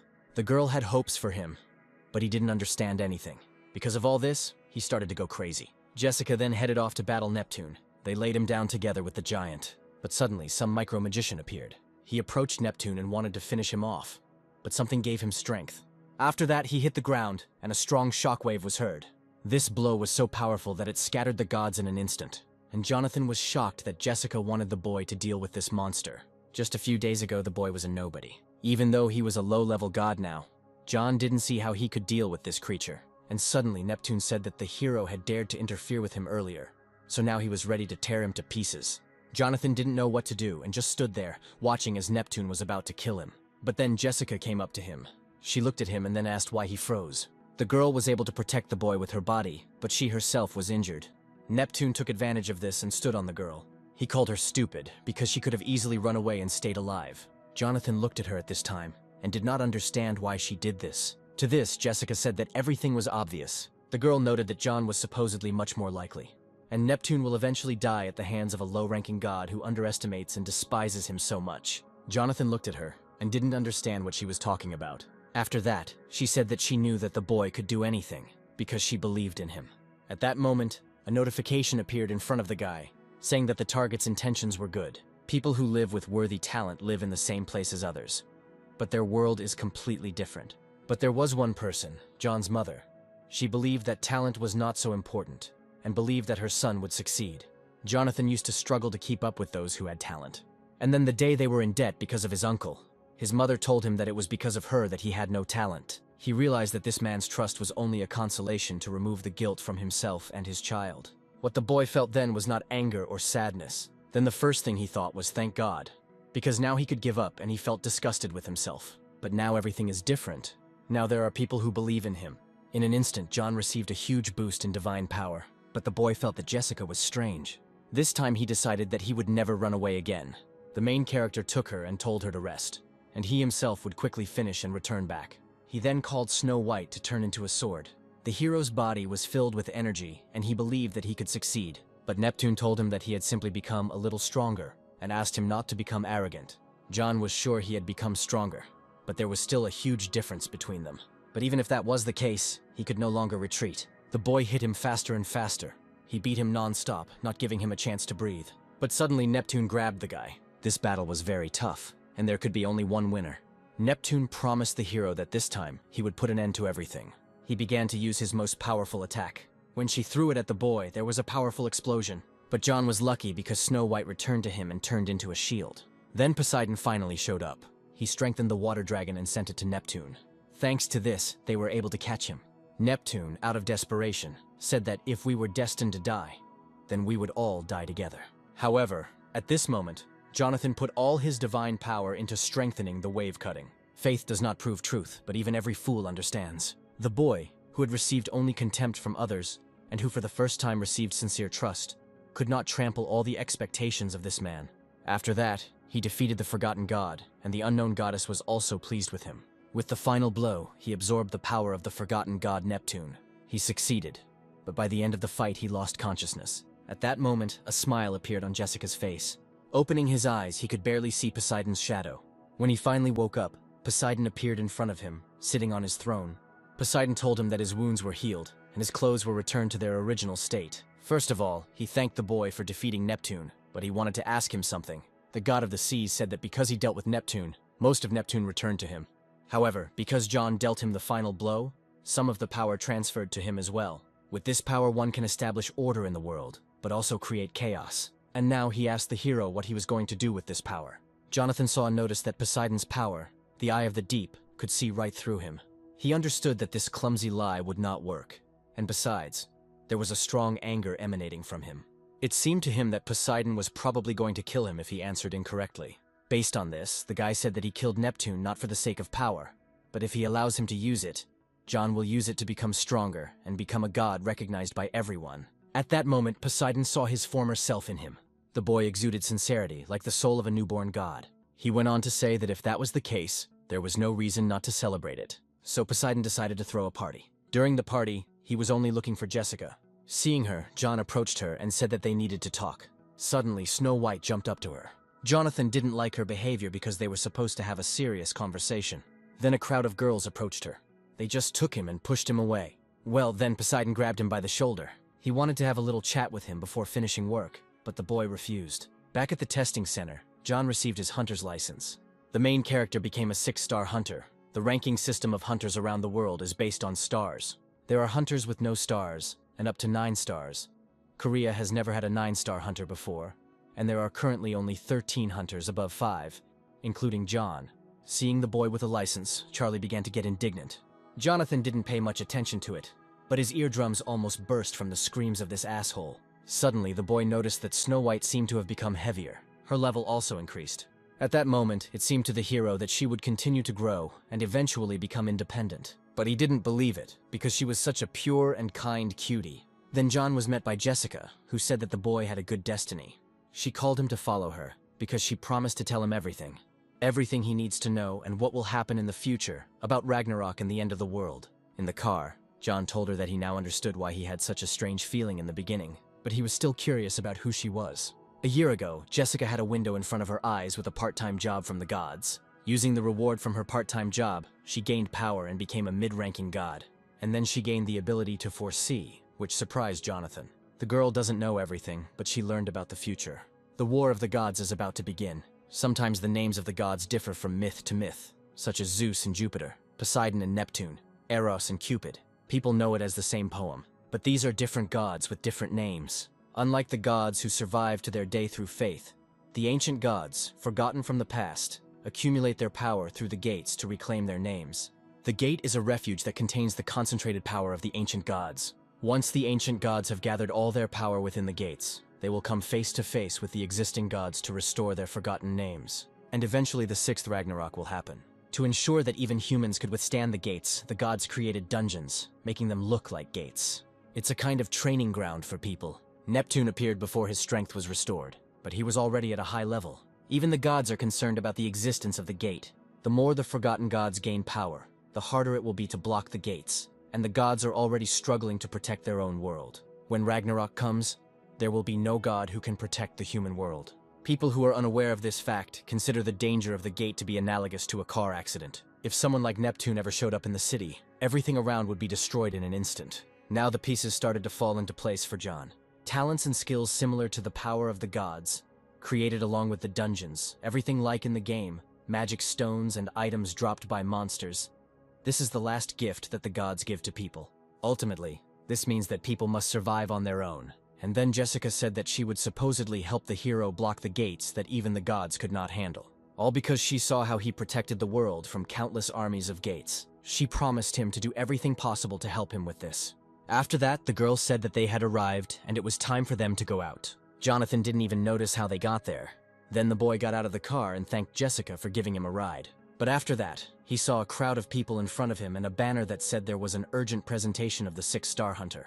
The journalists began to bombard the boy with questions, and he understood what kind of help she meant. Jonathan didn't like it very much, but his fame and divine power began to increase. A month later, John became popular in every corner of the country. He was said to be the person who cleared the most dungeons this month, earning hundreds of billions in profits just from magic stones, items, and dungeon byproducts.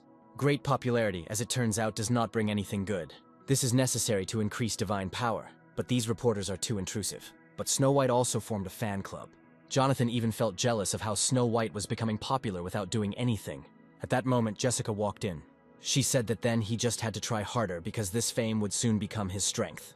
The upcoming battle will be much more difficult, and then she asked him if he was ready to face the harsh fate. The protagonist thought that it would be better if he didn't know the end. There must be some limit. But now that he knows this, he's not going to just sit back and wait. Jessica had no doubts about the hero. Jonathan then went to work for the gods. This time he will work for Apollo. The boy could not even imagine that he would see the sun right in front of him with his own eyes. Apollo said, supposedly, of course it is dazzling, because after all, it is his embodiment. God began to boast that even his solar carriage was beautiful only because it resembled him. At that moment, John and Jessica did not understand how they could praise themselves for so long. The protagonist began to think that he had some kind of ability for self-praise, but Jessica was already thinking about hitting him. Later the boy said that it was actually fun. The girl didn't understand the hero at all, because there was nothing funny about it at all. But John said it would be great to do something worthy of God while he still had the opportunity to carry the sun. After this, Jessica asked the hero if he knew that this was not a real sun. It's just a fake created with Apollo's powers, and they just fly across the sky, coinciding with the sunrise. John was surprised, and did not understand why he was doing this then. Jessica said that if they do this, people will believe in the sun god and be faithful to him. In this way, he increases his divine power, which is how Apollo became the god of the sun. This is a scam. He is just a scammer who feeds on people's faith. However, Jonathan has nothing to worry about. He just needed to focus on his work, because the reward for it would be considerable. So the girl said that they needed to finish this nasty job quickly and sped up. Jessica was quite good at driving the cart, and John asked her if she had driven it before. She replied that she had struggled with this task countless times, so much so that she could do it even with her eyes closed. As it turns out, this is not the first time Jessica has worked at this part-time job. But John realized that Apollo did not recognize her. Jessica thought at that moment that he was slow-witted most of the time. But at times like these, he became quick-witted. She realized that he would be able to understand her lie. So she said that Apollo did not remember, because he only cares about himself. So no matter how many times you come, he still won't remember. Suddenly, Jonathan's intuition kicked in. This was no coincidence, as solar wolves appeared near them. Jessica found this odd, as sun wolves were not usually found in these areas. John realized that these creatures were very similar to hellhounds. Jessica wanted to take them on, but the boy said he would take them on himself. The heroine was against it, because if you touch their fur, you can burn to the bones. However, John said that in order to become as strong as in the prophecy, he must deal with it himself. Besides, he had everything thought out. He then told Jessica to watch him win. He managed to put the flames off the wolves, but he was still hot. After this, the hero's power of Neptune was activated, due to which he no longer felt the heat. John then activated the special ability of the Dog Master, and was able to attach 33 dogs to himself. Jessica was surprised at how John started petting these dogs, and then I even thought it was funny. When she first met him, he was just a simple fool who couldn't do anything. But no matter how hard it was, he still moved on. Even if it seemed like a small step in the eyes of others, Jonathan was always improving. To achieve such a result after 1,869 reincarnations is not so little. There is no one else. John is the only one who can kill it. Jessica was reborn for this very purpose. At this moment, the main character prepared the dogs to drive away the rest. With their help, he was able to tame 7 more dogs. However, these were not all the dogs, so he told them to continue in the same spirit. At this moment, the hero received a notification that he had developed an additional skill. Now he has the ability to call tamed dogs, and they will obey all his commands. Of course, among the tamed, the death hounds will be of little use. But what happens if the boy calls Cerberus? This will definitely be a spectacular fight. At this point, Jessica told John to hurry up and tame the others. Sun wolves are not so dangerous alone, but when they feel threatened, they merge together. After this, the solar wolves attacked the boy's cart. Jessica managed to catch John and told him that he was always somewhere in the clouds at the most dangerous moments. She asked him to get ready and get in quickly, since they didn't have time. Jonathan asked the girl where the cart and the sun had gone. They fell to the ground below the village. At this point, the girl added that she allegedly had something else that she had not told about. But now the village is in great danger. So first they had to save people. John didn't wait and went to their defense. The reunited wolves were not very weak, so the boy had to sweat. Even if the solar wolves merged together, they would still not be able to defeat Cerberus. So Jonathan summoned this beast to the battlefield. Cerberus easily grabbed the wolf cub. John then asked Cerberus to hold him tighter, after which he eventually finished him off. One of the residents asked who this guy was, who had appeared so suddenly and figured it out in no time. Then Jessica came out and said his name. She introduced him not as a man, but as a god. Jonathan has a natural talent for attracting attention. Then the old man came up to John and called him the God of Swords. He knelt before him and wanted to convey to him greetings and great gratitude from the whole village. The main character began to say that all this happened because of him and asked the old man to get up. But the old man stood his ground and believed that they were alive only because of the gods who looked after them. Based on this, he added that they would perform a sacrifice every month for his favor. After these words, Jonathan disappeared. He hid behind a column and thought that all the villagers were crazy. He also realized that they had done a great job.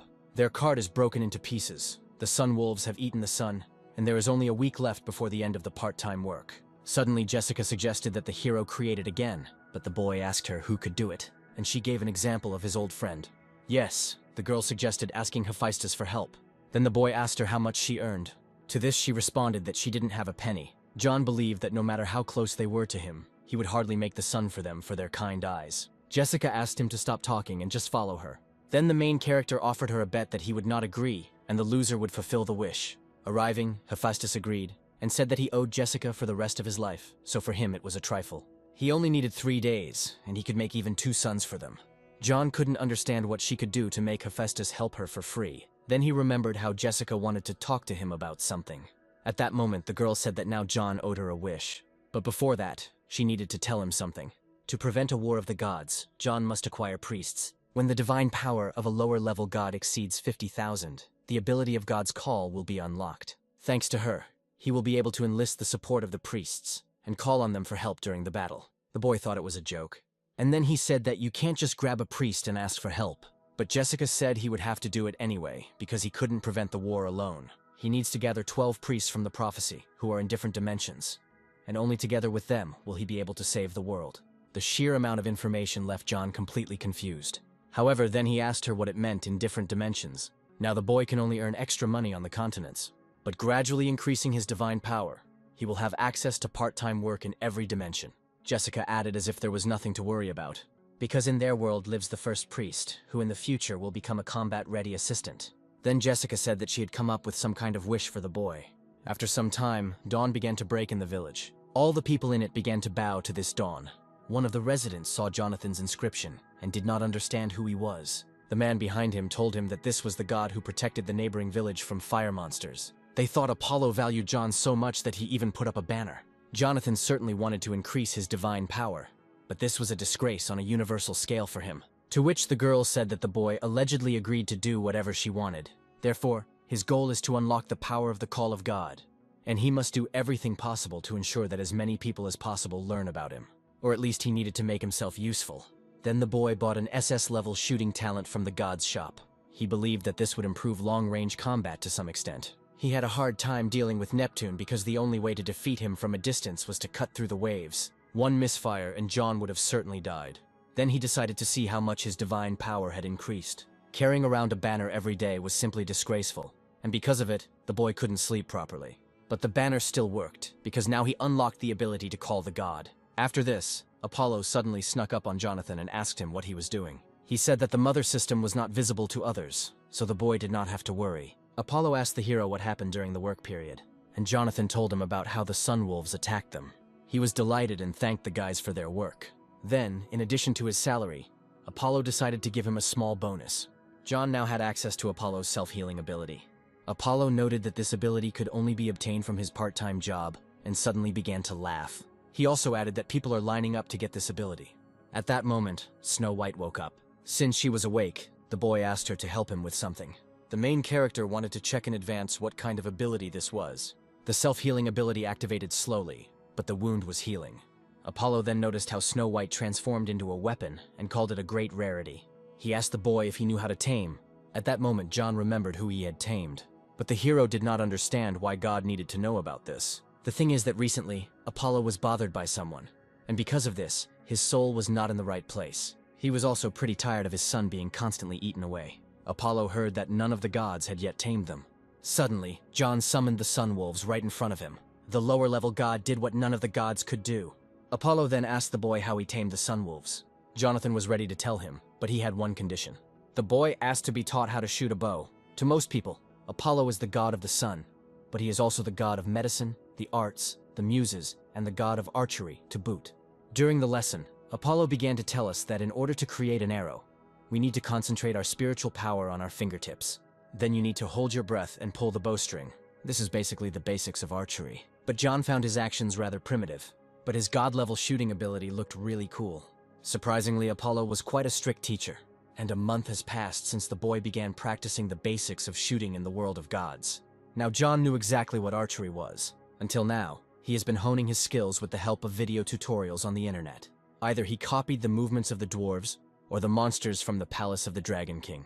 But as expected, studying the techniques of the gods themselves is a completely different matter. If John combines his talents with the teachings of the gods, he will reach a new level.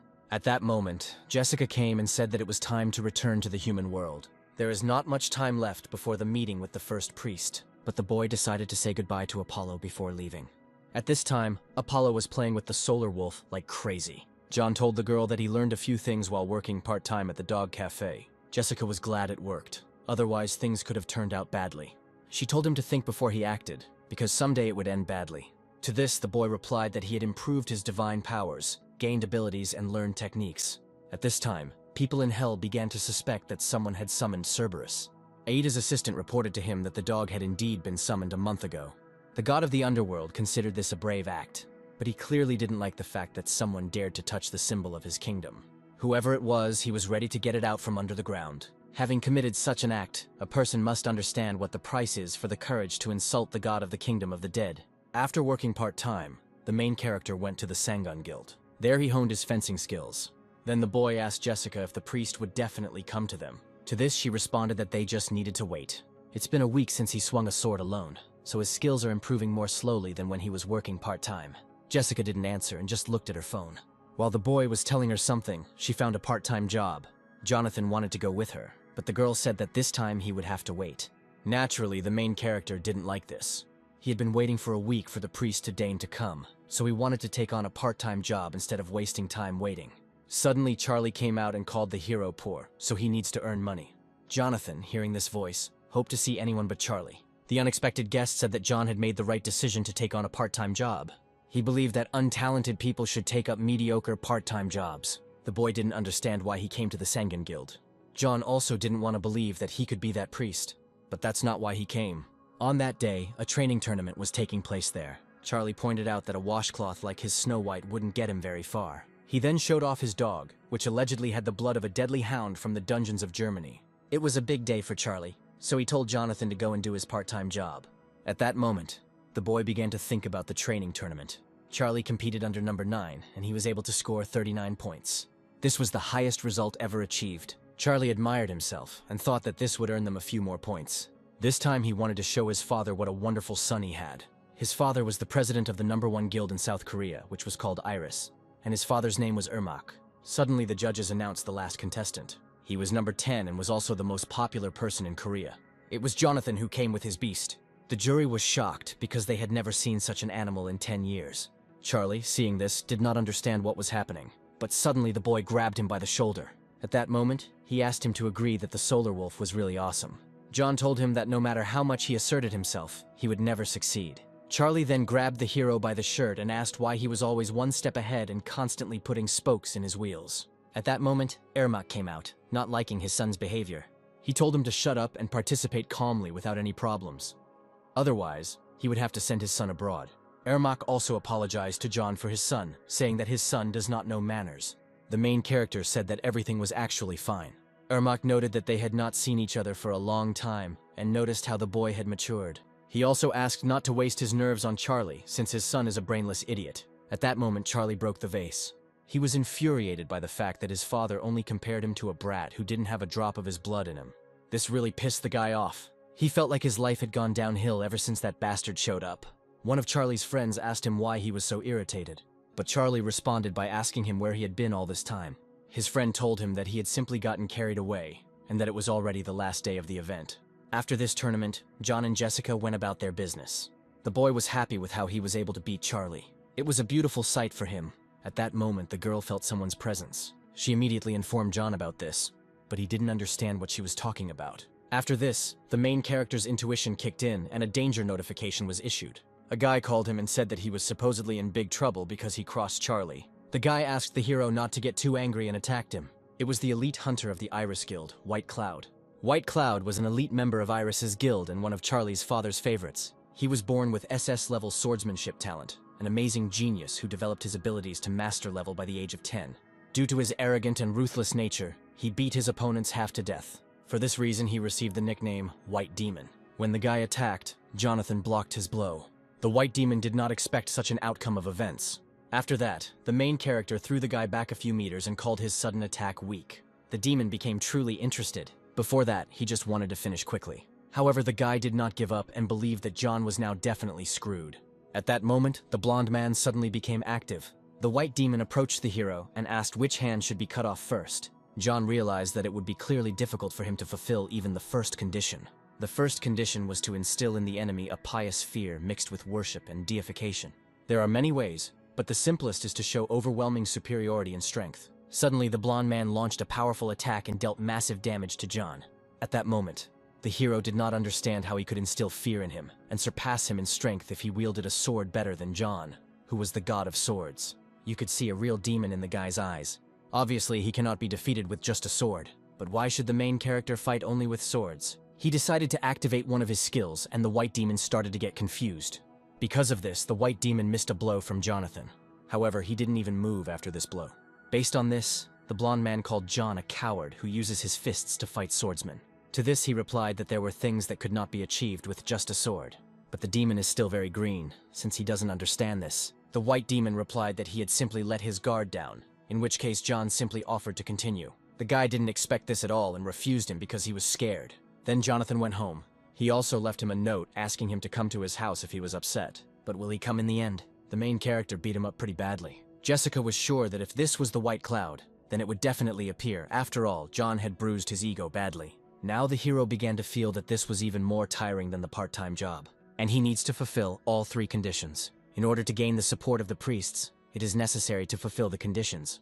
The first condition is to earn the respect of the priest whose support you wish to have. The second condition is that the priest must make a clear-headed decision to become your patron. The third is that the priest must take an oath. Therefore, it is often impossible to use the power of the call of the gods, even if it is unlocked. Jonathan then asked Jessica if she could use this power. It's just that due to circumstances, she can't use the call of the gods. The boy asked why, but she remained silent. Jonathan felt bad because he just asked. The girl said it as if she had a long story to tell. At that moment, the long-awaited guest arrived. John told him to come in since he had shown up and not to stand there like a statue. The guy shut the hero up and wanted to ask only one question. He asked John if he was a wrestler or a swordsman. Well, Jonathan said that he can be both a swordsman and a fighter at the same time. The white demon called this nonsense, since there can't be a genius who understands 2 areas at once. So he asked him again, fencing or martial arts. After that, John offered him to fight again if he didn't believe. But the demon did not come to fight. He wanted to know and analyze the reasons for his defeat. Jonathan asked him if he really didn't know his mistakes. The main character got up from the sofa and said that he would not tell the reasons for his defeat. He didn't really want to tell the secret of his weak points to such a rude person. But then John said that if he wanted to know so badly, so be it. The boy gave him a condition: he had to call him Big Brother and ask him to take him as a student. This way he was able to take the guy by surprise. The demon began to call him Elder with difficulty. However, he decided that it would be better to bite off his tongue and die, after which he began to leave. It took 10 years for dumbheaded Charlie to even notice him. And he has known this idiot for almost 5 minutes, and he already demands his respect. At this point, John said it was sad. He just wanted to teach him one of his martial arts moves. But it's a shame the guy is leaving. The reason for his defeat was his ego. Maybe John was wrong, but Leon himself understood it. A style that combines martial arts, fencing is extremely effective, and is the key to becoming stronger. At that moment, Leon stopped. He began to mutter something to himself. Jonathan started to tease him on purpose and asked what he was saying. The guy gathered his strength and decided to say it with his eyes closed. He decided that once he mastered martial arts to perfection, he would crush this hero. As a result, he reluctantly agreed to call him Big Brother and accept him as a student. Jonathan agreed to share the secret of martial arts with him, since he asked so. But first he wanted to ask him for one favor. Leon then performed the priestly rite to become a disciple. The first condition, reverent fear, was fulfilled. And when it came to devotion to God until the end of his days, even John became agitated, thinking that all this might be simple nonsense. But, contrary to all expectations, Leon reacted extremely calmly. The ceremonial oath to become a priest ended successfully. Then John started teaching him all sorts of funny things, and the guy was quite good at it. Jonathan also noted that he was not just good at it. His learning abilities are much better than he expected. It turns out he learned a lesson from that one blow. At this rate, he might be able to use the dwarven hammer strike soon. So Jonathan suggested putting together everything they had learned so far and summing it up. After this, Leon called the hero too cruel a teacher. At that moment, John received a notification that his priest had acquired the 1-2 combo skill, and his fighting power began to increase little by little. If you look at it this way, the priest system is not bad at all, even if it is very reminiscent of hard labor. Because as Leon's power increases, Jonathan becomes stronger. The boy then told Leon that he was not going with him into the dungeon that he had worked so hard to obtain. Leon also learned that this dungeon definitely has a skill rune. Before that, John told him about the War of the Gods. That's why the guy considered it unacceptable to miss the chance to go into the dungeon. Jonathan knew that this was a normal reaction, since he had not told him all the details. Not long ago, he was in his place, so the boy decided to talk to him like an adult. He told him that they were going to go to the gate to determine when the War of the Gods would happen, and to find other guardians in different worlds. However, Leon suddenly began to insist that he would not budge an inch if John went there. With him, the main character began to understand Jessica more and more. Jonathan was furious at this and snapped at him, telling him not to ask unnecessary questions, and not to create problems. Then Jessica showed up and said there was another way. After that, John and the girl left together, and the guy stayed at home. While they were gone, Leon managed to complete the game and hoped that everything was fine with the guys. And then he realized that since he was a student, he should follow them. But then he started thinking again that it shouldn't bother him, because he had already paid a lot of money for the dungeon. The more the guy thought about it, the worse he felt. Leon sat at home and just grumbled. But suddenly something happened that he could not have expected. At this moment, a bright light could be seen from the windows of John's house from the street. The main character teleported him to himself. Leon looked at the guys and didn't understand what it was. Jonathan told him to calm down and said that he simply used his powers to summon him, and then he showed him the monster and asked him to deal with it. After this request, not even a minute passed before Leon destroyed this creature. Jonathan was amazed by his abilities. Based on this, he called him to deal with the others, but Leon said that he would not budge. The main character did not object and simply moved on. However, John began to summon Leon, after which the boy agreed to follow him, asking him to stop summoning him. In the end, everything went better than John expected. Leon just learned martial arts skills. He already feels more confident. Did the blow from the dwarf's hammer really sink into his soul? Leon thought it was the end, but John said they were just getting started. The gate was just a stop, but they had a real destination. After that, they all went into the portal. At that moment, Leon realized that he had signed up for the wrong place. Fortunately, the teleportation was successful. Leon was shocked because he found himself in a magical world, but Jonathan imagined this world completely differently. He didn't understand how it was possible to find the next priest in such a large area, especially without knowing what he looked like. But Jessica said he needn't worry because finding him would be easy. This priest was right in front of them on the banner. This priest was an actress, and John could not imagine what he could offer a celebrity to become his priest. The girl said not to get upset, because with the rest of the priests it would be even more difficult. It won't be as easy as with this simpleton. But she shouldn't have said this in front of Leon. He didn't like it at all. He started yelling at her, after which the girl knocked him out, and Jonathan warned the guy that Jessica was much stronger. At that moment, the girl told the boy not to worry about meeting her. According to the prophecy, Adela goes to magic school every Friday. Then the girl told the boys to follow her. They needed to go somewhere. After that, they headed to the Magic Academy. When he arrived there, John introduced himself as an exchange student. He didn't believe that at that age he would become a schoolboy again. Suddenly, the boy heard someone discussing him.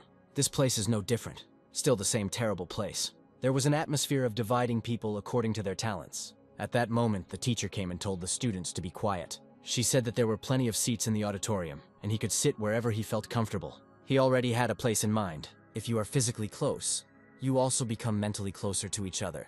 So he decided to sit next to Adele as naturally as possible. The boy came up to her and asked if he could sit next to her, to which she replied that he could sit down if he wanted. John sat down next to him and started asking where the magic lab was, since he still didn't know much about the academy. The hero decided to start with small talk. He never thought that his part-time job as a consultant would come in handy in such a situation. Then he suddenly started talking about how they had a very spacious and beautiful auditorium, after which he suddenly called the girl also beautiful. Because of this, Adela stood up from her seat. She asked him not to pretend to be friendly. The girl believed that he came because he thought that being in the same class with a celebrity would help him become friends with her. After this, Jonathan realized that he had screwed up completely. Then he needed to find Building A, but he was doing a poor job of it. Suddenly he heard Adele talking. She promised that if she didn't finish school, she would drop out and focus on acting. The girl herself understood this, but continued to be stubborn. The lack of mana could not be cured. John also learned that if you imagine a fiery clot while feeling the flow of mana, you can use a fireball. The boy was very surprised by this. He liked it and decided to try it too. He tried to do it in different ways, but nothing worked. John wanted to see if he could use divine power instead of magical power, but apparently magic requires mana. Then the other students started laughing at John trying to use magic. They called the hero a clown and did not understand where he came from. Suddenly Adela noticed this. After that, she suddenly called the boy. The girl said she had something to talk about, so she suggested meeting after class. The school day ended, and the guys actually met. Adela said that even without mana, it was improper to act like an idiot, so she suggested that he just give up magic. John didn't like the girl's mood, but he answered her that it was a bit of a shame to take out one's situation on another person. Adela didn't understand what he was talking about. She called it nonsense, but John said she was running low on mana, a rare disease that prevents the use of mana, regardless of its amount. Mana deficiency disease is a rare, untreatable disease that once destroyed Adele's dreams. Perhaps that was why, when a boy appeared in front of her who found himself in the same situation as her, instead of feelings of kinship due to the similarity, she was overcome with a feeling of disgust.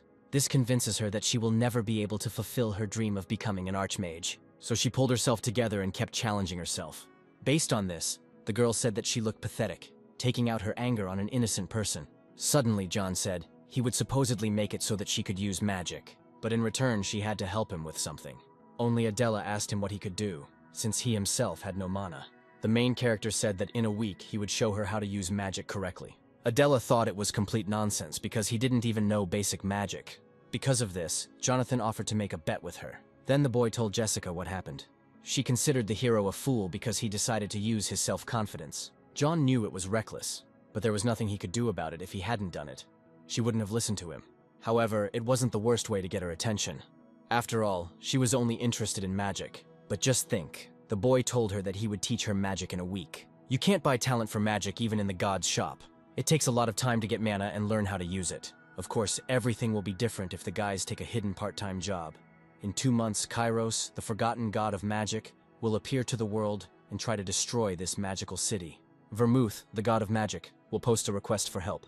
One of the rewards is a talent for magic. If Jessica told him everything at once, it might hinder his development. So she decided to tell him everything gradually.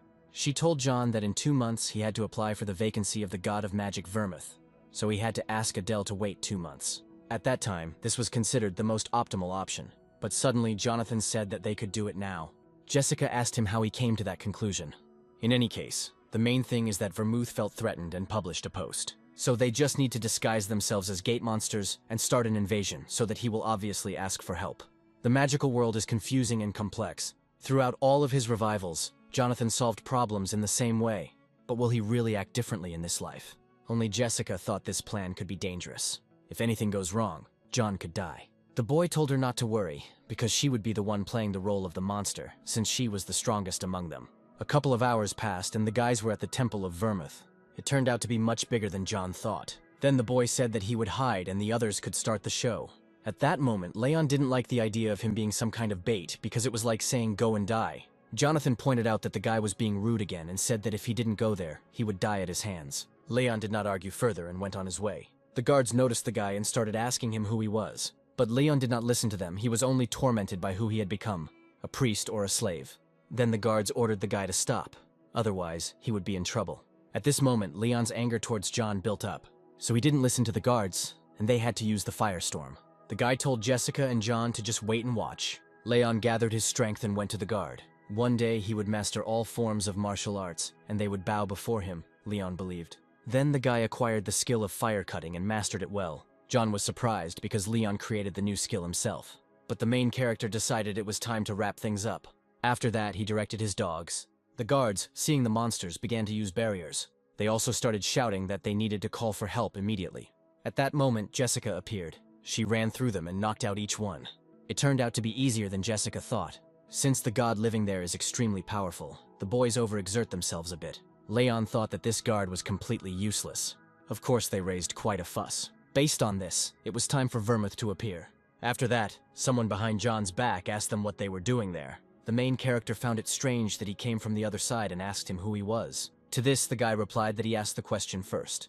Jonathan wanted to calm down, because if he wanted to kill him, the boy would already be dead. So there is a high probability that he did not properly understand the situation. He then replied that he wanted to see what kind of crazy people attacked the temple in broad daylight. When something like this happens, they, as gods, naturally cannot help but be interested. Afterwards, the guy said that he saw the temple being attacked in broad daylight, but he didn't think that he and John were on the same level.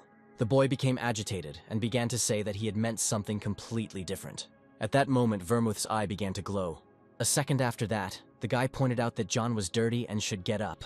Vermouth then apologized to the hero for his rudeness. He tested the boy for sincerity and did not feel any hostility. And then Vermouth noticed those very dangerous monsters that came out of the gate. Leon found this god very dangerous. Jessica grabbed him by the shirt and told him to get ready to run. Before Leon could understand anything, she was already running. Vermouth was surprised by their escape and said that they were very fast. Judging by his expression and tone of voice, it didn't look like he was going to follow them. But John couldn't know for sure, so he decided that he shouldn't relax in any case. There were several reasons why Jessica agreed to this plan. One of them was his character, as he was said to be a god who by nature hates battles and simply loves to study magic and spirits. Then Vermouth asked the boy where he was from. John said he was from Korea, but for some reason Vermouth thought he was in America. The main character thought that in America there are also people who have the same system window. Then Vermouth wanted to ask the god who came from another dimension for a favor. Jonathan said that if it's about suppressing the gate, he's willing to help. The boy sounded reliable, but that was not what Vermouth was talking about. Starting with the monsters at the gate, even a small insect has its own circumstances. The temple can be restored, so if John sees them again, Vermouth asked to scare them a little and send them back. He also called their life truly miserable. Now John understood why he was losing even with such powerful divine power. Based on Jessica's prophecy, it seems that Kairos knew Vermouth's identity well. He will ambush him and seriously injure him. And if this is not prevented quickly, the dimension will be swallowed by the gate. So Vermouth asked the hero to merge with people and teach them magic. The monsters crawling out of the gate are like the flapping of a butterfly's wings to him. But for people, these flaps are like a destructive storm. If the monsters from the gate are as strong as the previous ones, people will never be able to cope with them. Vermouth himself would have gone, but now he needed to restore the temple. He would have sent his priests, but unfortunately they were defeated. Of course, Vermouth was ready to thank him. Since John would have to teach people magic, he could make it easier for them to use magical power.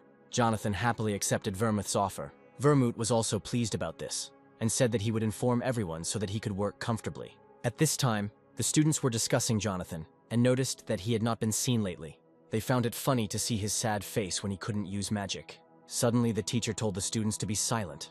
He told them to focus on the lesson. For this reason, Adela did not go to the set, and she began to regret listening to John. But the main character got lost in this academy again. But he still found his destination, and the students started laughing at him again. They also thought that the professor would start yelling at him now because he did not tolerate being late. However, the professor began to rejoice at the boy's arrival. All the students were stunned because they didn't understand what was happening. The professor introduced the boy to the students and said that he was now the most valuable high priest of the Great Vermouth. Also now he will teach the kids magic. Jonathan addressed the students, saying that they had not seen each other for a long time and that he missed them very much. One of the students was outraged by this. He asked the professor what this idiot could teach them. After all, everyone knew that he had no mana and that he got into this school through connections. The professor started yelling at the student, but John said that everything was okay. The student said that he had no right to teach them.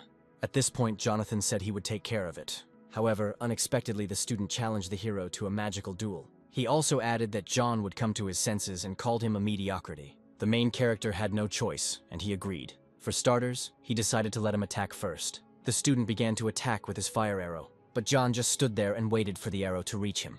As soon as she got close, the boy used a barrier. His opponent was shocked because he believed until the very end that he had no mana. After that, John said that it was his turn. The hero asked him to make sure to block it. Before this, Vermouth said that using high-level magic at the very beginning is difficult, regardless of talent, so he shared some of his power with him. Thanks to this, Jonathan activated the 8th level Hellfire. The student, seeing this, began to shout that he was wrong. Jonathan, hearing his words, redirected the flame upward. After this, the student finally came to his senses. The boy told him to tell all the people that from now on this mediocrity would teach them.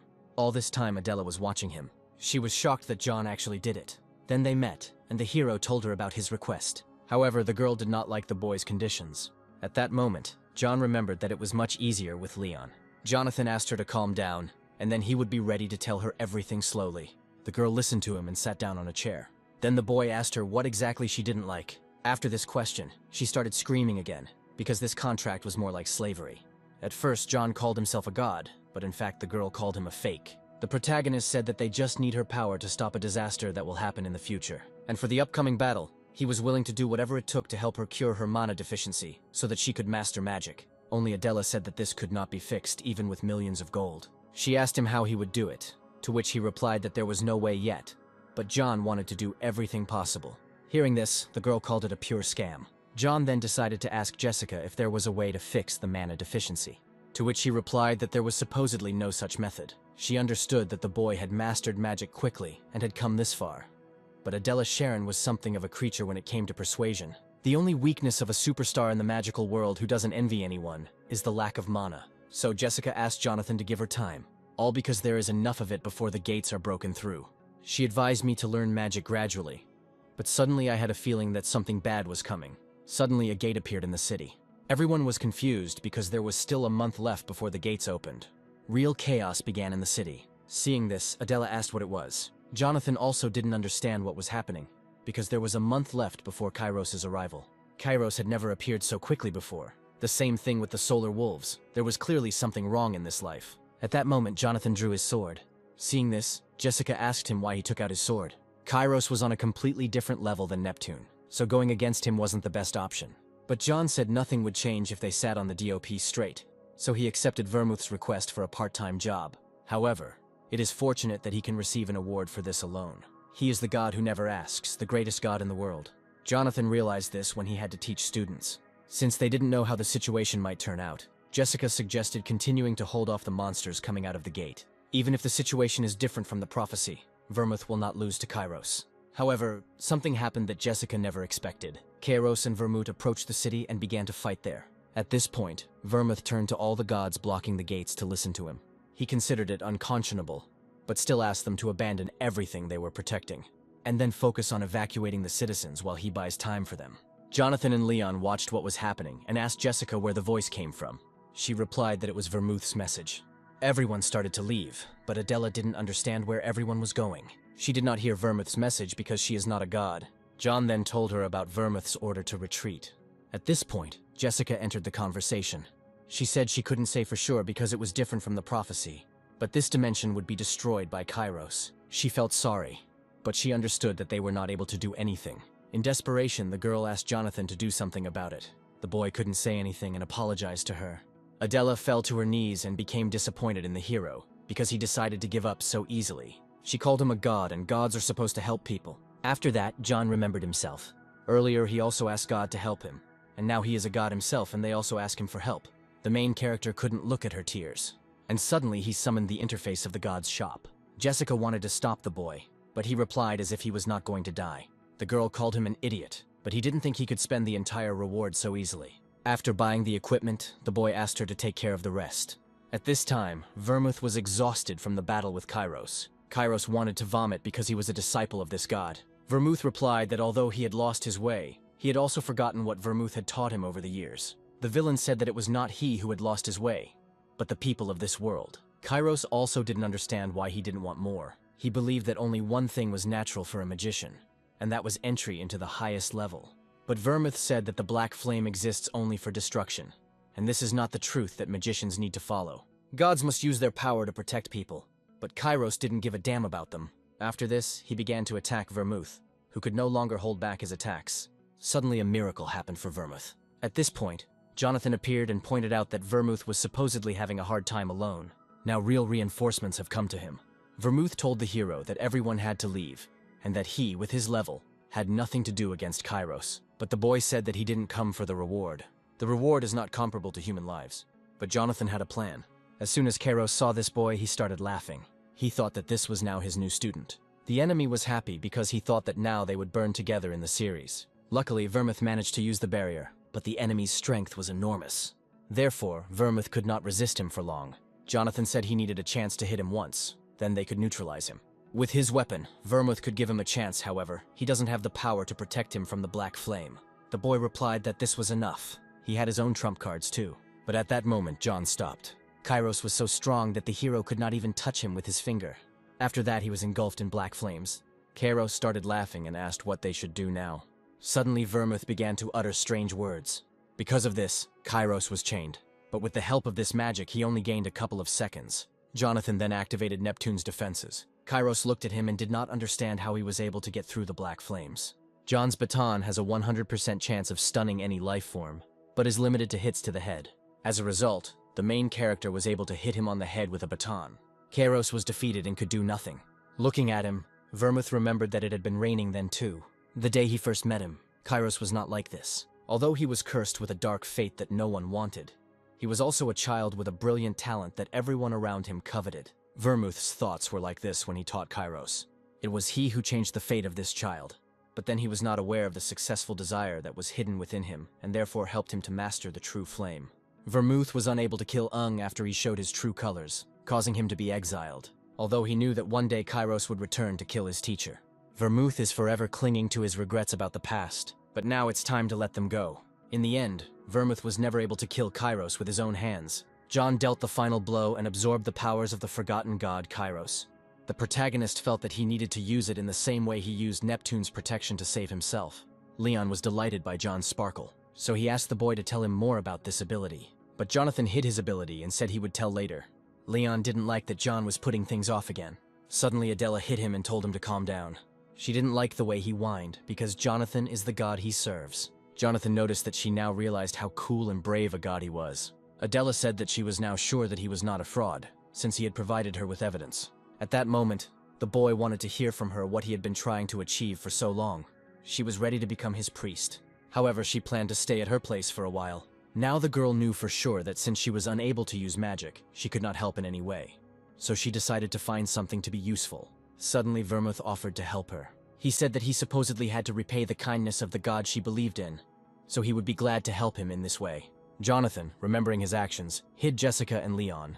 Jessica thought that he had already forgotten, but the boy decided to play it safe. The protagonist agreed to Vermouth's offer, because they already had no way to cure her mana deficiency. After this, John wanted to get home as quickly as possible before they were caught. Having moved to another dimension, something terrible awaited him. He called his wolves and didn't understand why there were so many monsters there. He also found it strange that there were no hunters or soldiers nearby. While he was thinking, a snake crept up on him. Luckily, Jessica reacted in time. She said that everything started to happen much faster. It was not a dungeon breakthrough, but a gate rupture. Gate break is at least on par with a C-rank dungeon break. This means that the forgotten gods in this area are becoming stronger. But Jonathan couldn't believe it, because he only found 2 priests. Jessica told him that he need not worry, as he did not sense the presence of the forgotten gods. Suddenly a helicopter appeared above them. It was the people from the Gate Management Bureau who asked to follow them. They boarded their helicopter and headed to the gate office. They were all gathered for a reason. 12 gates in the city were simultaneously torn apart. Human casualties reached record levels, and hunters responsible for the region were unavailable or slow to respond. Hunter Keanu said that he was sorry to hear such things from his boss. So he asked what the Bureau had been doing all this time, since they believed there were no threats, and sat idly by until things got to this point. The Bureau did not accept that Keanu was shifting responsibility onto them. Suddenly Ermac ordered the guys to stop. They had not gathered to argue. Instead, he felt it was time to take action. Regardless of why hunters have gathered there, they must not turn a blind eye to a country facing disaster. However, 12 of the 18 hunters were late. Ermac had a proposal. He proposed that all the hunters present join forces and begin a large-scale operation to suppress the gate. All participants in this meeting were in favor. At this point, Jonathan said that if all their discussions boiled down to suppressing the monsters, then he would act on his own. Ermac wanted to know the reason for the boy's decision. To this, the hero replied that he was the only one who could enter the gate. This is just a temporary measure. If the attack that happened in the magical world happens here, none of these people will be able to stop it. The only answer is to end the war between the gods that is causing all this. Suddenly, Keanu called Jonathan an arrogant bastard. As Jonathan was about to leave, the guild hunter angrily shouted that this newcomer from yesterday did not deserve the trust of the authorities, and that the plan should not be changed because of his stupid advice. At that very moment, an agent was rushing into the main office of the Gate Control and Support Bureau with urgent news. Throwing open the door, he shouted loudly that panic had broken out in the city. Security measures had failed, and the problem with the gates was much more serious. Right at the airport, a powerful explosion of the gate occurred, destroying several objects, and the senior hunter was finally forced to believe Jonathan. The agent continued to insist that they needed to immediately move to the site of the explosion. Otherwise, monsters would pour out of the spatial rift and surround the city. It was not yet possible to calculate the damage caused by the gate explosion, since the entrance to the airport was destroyed and the equipment on its territory was out of order. Jonathan understood that only the forgotten god was capable of such destruction, which meant that he had to wait for a new blow. But where would it happen next time? Although they had a strong ally in the magical world that could deal with the forgotten god, if he unleashed his full power, it would be too difficult to control. There was no time to waste, and Jonathan was about to head to the airport, but Jessica suddenly stopped him, wanting to tell him something. Turning around, Jonathan asked the girl not to detain him unless she had important information that would help him in the upcoming fight. Jessica immediately calmed the guy down, saying that it was not the forgotten god at the site of the explosion, and there was no need to ask anyone for help. To Jonathan's surprise, the girl stated that the aliens had good intentions, and the pogrom was carried out only to protect the city from other aliens. This was good news, and the guy realized with a smile that everything turned out to be much simpler than he thought. And then he suddenly asked if a hunter of his rank could take a plane, and the bureau chief, although not understanding his purpose, could not refuse Jonathan. First of all, it was necessary to deal with the open gates hanging over the city and threatening its inhabitants, and then move on to the next step. He soon arrived at the airport, from which all the personnel who had managed to escape after the monstrous explosion had fled. The monster, still there, was quickly neutralized by a creature summoned by Jonathan, so as not to waste energy fighting the mutant. Cerberus quickly attacked the mutant, knocking him off his feet with one deft movement, and he fell to the ground with a crash, raising clouds of dust around him.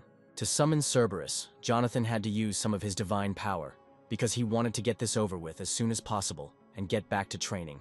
It was a handy ability that allowed the guy to simply watch as another mutant destroyed an alien. Before leaving, Jonathan wanted to regain his strength, but at that moment someone else appeared nearby, who had been watching him from afar for a long time. The system immediately activated its premonition ability, and without even turning around, Jonathan realized that they were not alone here. But besides Cerberus, Jonathan had other allies who were ready to join the fight if he was in danger. It turned out that Jessica had noticed the stranger even earlier, and had rushed to attack him before he could attack Jonathan. Jonathan wanted to stop her, confident that he could handle it himself. But it was too late, and the girl came face to face with this uninvited guest. The creature with horns on its head immediately warned the girl not to get in its way if she didn't want problems. But Jessica was not frightened by this, and turning to the Baron, whom she knew well, the girl asked what he was doing here. The Baron warned her once again that stealing a mystical creature from the afterlife and remaining unpunished would not work. So Jessica had better get out of his way. But instead, the girl continued the attack, and her blade ended up right at the Baron's neck. She stated that despite his strength, he would not be able to defeat two first-class fighters at once, because Jonathan was strong not only in magic, but also in physical combat. The Baron replied with a smile that he had already given Jessica enough chances, and if she did not take advantage of the last one, then there was no point in asking for help from the higher gods and accusing him of cruelty. He then added that Jonathan would soon be judged by Hades and would not be free for long, although he himself did not yet realize this. And a second later, the Baron disappeared into thin air, leaving behind only purple magical smoke. Soon Jonathan came back and, seeing his friend, said that it was enough for today and that he could rest. Today, White Cloud, whom Jonathan had called by name for a long time, was especially diligent in carrying out his task of cleaning the room, although he would have preferred something more interesting to do than wash the floors and dust. Jonathan had to listen to Patrick complain about how he had been on his feet for 17 hours without a break, doing stupid tasks. Patrick didn't understand how Jonathan could calmly go about his business, leaving all this mess to him alone and without any help. But Jonathan needed to destroy the gate urgently, so he asked Patrick not to be capricious, and especially not to follow him. In the end, Patrick had to stay and watch as the front door closed in his face. He didn't know about the incident at the airport, but from the look on Jonathan's face, he knew something terrible had happened. Jonathan never once called Patrick his priest, and yet that was his main goal and the reason his father sent him here. Suddenly, Patrick came to his senses, because if he sat idle, Jonathan might unexpectedly return and see that he had quit his job. Realizing this, he picked up the broom again and continued cleaning, which had already become quite boring for him after 17 hours. He did the cleaning not out of fear, but because he saw it as part of his training that would one day lead to the abilities he desired. At that moment, his brother Charlie came up from behind and gave Patrick a great fright by entering without knocking and quietly sneaking up on him from afar.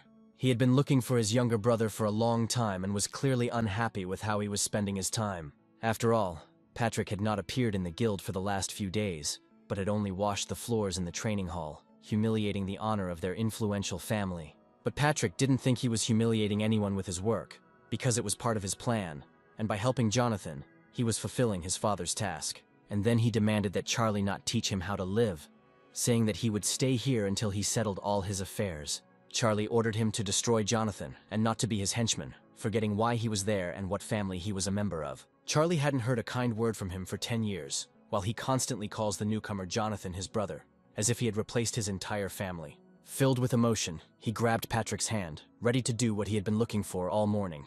After all, his father ordered Patrick to participate in the operation to destroy the gate, replacing cleaning and other little things with serious work. Usually, Ermac severely punished for failure to follow orders, but Patrick stopped abruptly and tried to pull his hand away. This audacity amazed Charlie, because his younger brother had changed too much lately. But looking seriously at Charlie, Patrick warned that if he didn't let him go immediately, he would regret it. Charlie was sure that Patrick's courage came from his friendship with the new hunter, and with each passing day, his hatred for Jonathan grew greater and greater. Meanwhile, a live broadcast began on a huge monitor, in the center of which was Jonathan with an artifact that a newbie was not supposed to have. It turned out that in a short time, Jonathan had mastered swordsmanship, martial arts, and even ranged magical attacks. But from where? This infuriated Charlie even more, because Patrick dreamed of learning these abilities from Jonathan, and now he would definitely not listen to his older brother. Suddenly, Patrick announced that Charlie no longer needed to look for him because he had more important things to do than help his father with the gate. This guy was always in Charlie's way, and after everything that happened, he only wanted him dead. Right now, Jonathan's ear was itching, and the guy didn't even need his ability of intuition to understand that someone was remembering him. Looking at him, Jessica realized that even in the face of a difficult mission, Jonathan remained the same carefree child. In fact, Jonathan was only thinking about how to quickly become famous and increase his divine powers in order to protect as many people as possible from aliens. Jessica believed that it was easier to increase her divine powers with the help of a part-time job, so as not to attract unnecessary attention from Hades. After all, what Jonathan was doing now would only anger Hades even more, so Jessica suggested moving to another dimension and continuing the training there. Jonathan, however, hated running away from problems, because it was a clear sign of weakness, and then problems would catch up with him even faster. He suddenly announced that he would come to Hades himself, which almost made Jessica choke on her lemonade. She understood that only a madman was capable of such a thing, because if Jonathan seriously went to Hades, he would not survive. Jonathan continued to act as if it was all a joke, and Jessica demanded that he finally get serious and stop playing with fate. The main part of his plan was to find a place to meet where Hades couldn't use his powers, and then his life wouldn't be in as much danger as Jessica thought. Yes, it is easy to come up with such an idea and anyone can do it. But where can he find such a special place? It turned out that the day before there was supposed to be a banquet of the gods, where, as always, staff was needed, and Jonathan decided to go there for a part-time job so as not to attract unnecessary attention. Soon they were already at the Temple of Olympus, where all the new workers who responded to the advertisement were supposed to gather. The centaur in charge of staff reminded them that there were less than 3 hours left before the banquet began, and they needed to hurry. Vegetables and fruits had to be prepared first, and the rest of the dishes a little later. The centaur told them to move on to the next task immediately after they finished with the fruit in the baskets, reminding them that there was little time left.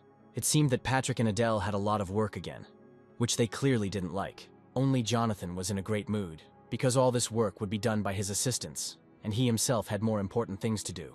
At first, however, he had to listen to the angry protests of his assistants, who had planned to spend the day differently, since they already had a lot of work to do. Suddenly, the centaur's voice was heard, announcing that the banquet was about to begin, which meant that Jonathan had the opportunity to do what he had come here for. Raising his hand high, Jonathan declared that he was ready to work, as the centaur was just calling the waiters to serve the guests. It was clear from the faces of Patrick and Adele that they already regretted becoming Jonathan's priests and getting involved in this adventure.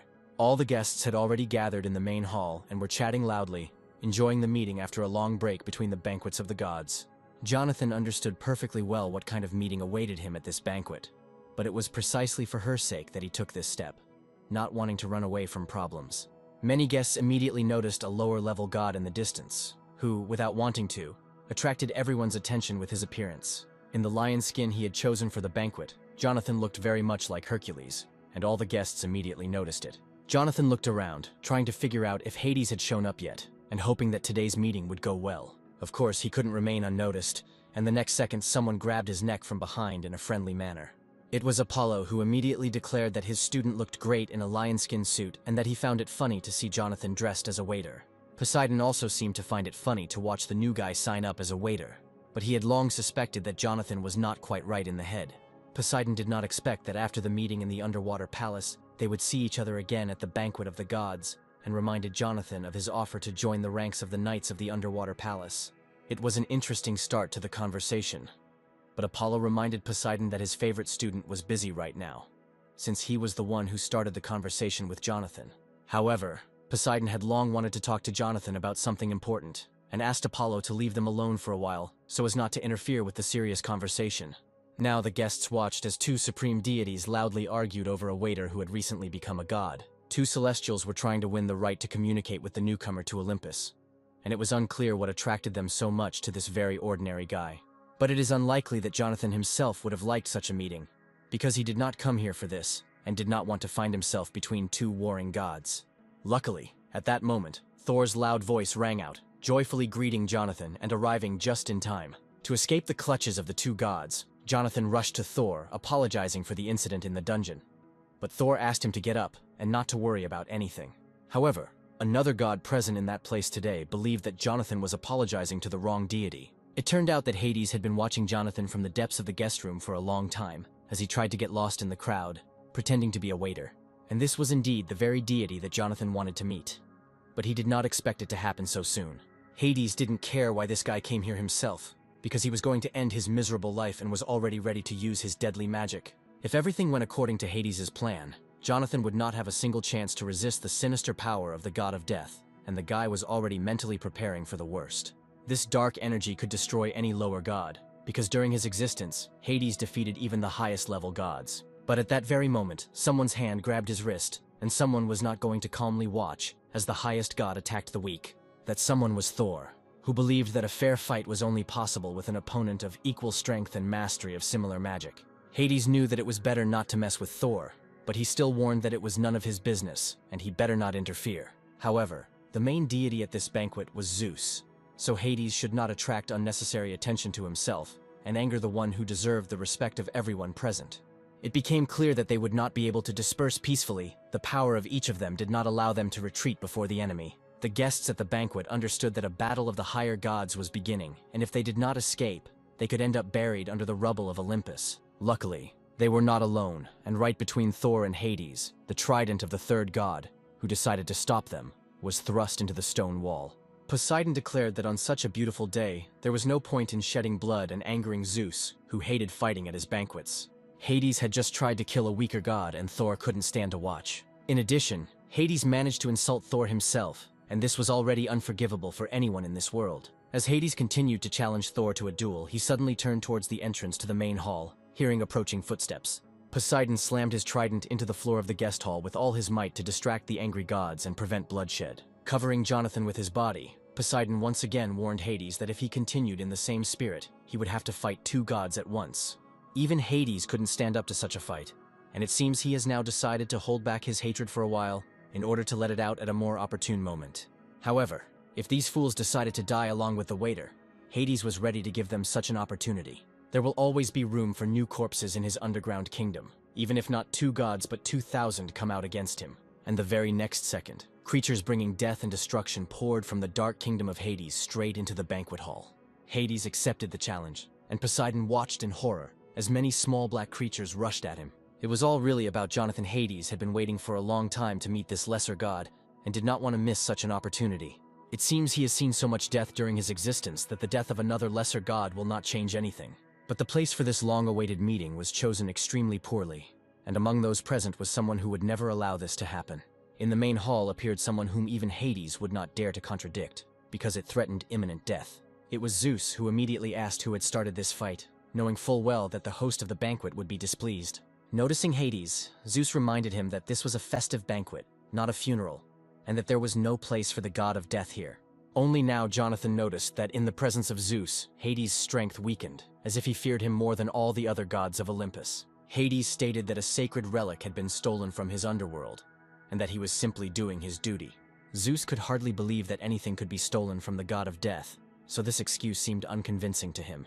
However, judging by the commotion caused by Hades, the loss was indeed valuable, and Zeus became curious about what exactly was stolen. After a short pause, Hades admitted that Cerberus had been stolen from his dungeon, which came as a complete surprise to everyone present. Many have already heard rumors that the main guardian of the kingdom of the dead has recently disappeared. Imagine everyone's surprise when it turned out that Cerberus had been stolen by Jonathan, who had recently become a minor god. Jonathan immediately began to justify himself, saying that it was not theft, but that he simply used Cerberus for the common good, and then sent him home. But Zeus was no longer interested in sorting out the details of their argument. In front of him stood the same guy about whom so many rumors had been circulating lately. Looking closely at Jonathan, Zeus asked what kind of deity he was and what creatures served him. The question was unexpected, because it was the first time Zeus had asked something like this of a lower god, which meant that he showed a special interest in the young man. Jonathan unexpectedly admitted to everyone that he was the god of the sword, and for the first few seconds, Zeus could not understand since when gods, even the lower ones, command swords. In addition, it was unclear what element this young god controlled, since he couldn't control all the swords in the world at once. Zeus understood that he was dealing with a lesser god, which meant that many abilities were not yet available to Jonathan. It is even more strange that this young man managed to steal a dog that was capable of striking fear into even Zeus himself. This question only made Jonathan smile, because remembering the details of that day, he realized that it was better not to talk about it yet. When Jonathan first met Cerberus, who had guarded the underworld for 1,000 years, he almost immediately tamed him like a mongrel. To do this, he used a collar found in one of the columns at the entrance to the kingdom of the dead. Zeus had never heard of a story about how a lesser god could infiltrate the abode of a high-level deity and pull off such a trick. Zeus's reaction was unexpected, and Jonathan realized that with his help, he could resolve the conflict with Hades. Suddenly, he declared that the best way to resolve their conflict was a duel, which Zeus would arrange in the near future. This was the most unexpected answer, because the guy clearly had no desire to fight the powerful god of death. Fortunately, Apollo intervened, warning that Jonathan was a lower-level god, and the duel could end in his death. Turning sharply towards the exit, Zeus added that the duel would be limited to magic. That is, without the use of divine powers. Jonathan could only accept the decision of the chief deity, and Thor and Poseidon could only sympathize with this newborn lesser god. Only Hades was eager for this fight, and was disappointed that he couldn't finish Jonathan right now. The execution was postponed, and Hades mockingly advised Jonathan to enjoy life while he still could. Jonathan could only hope that there would be a way to avoid going to the next world prematurely. Jessica knew the situation was out of control, as she had warned her friend about the dangers of this idea. Now he had to fight the god of death himself, and only a miracle could save him from this new threat. Suddenly, someone's voice was heard, and the guy turned around, trying to see who was calling his name. Right in front of him stood Hercules, who suddenly decided to help him in the upcoming fight, and offered to go to the stadium for training. Soon they came to the huge Colosseum, where training sessions were constantly taking place, often visited by the higher gods. Along the way, Hercules explained that it was on this training ground that he had mastered the most complex techniques since childhood, which had helped him in many battles. Jonathan did not expect that Hercules would agree to help him, and was glad to find such a strong mentor. In response, Hercules smiled and said that the guy's best gratitude would be victory in the upcoming fight. Who would have thought that the greatest hero of Greek mythology would pay so much attention to a newcomer who had not even become a full-fledged god? As Jonathan walked deeper into the Colosseum, he saw two celestials sparring and realized that the most powerful gods were training here.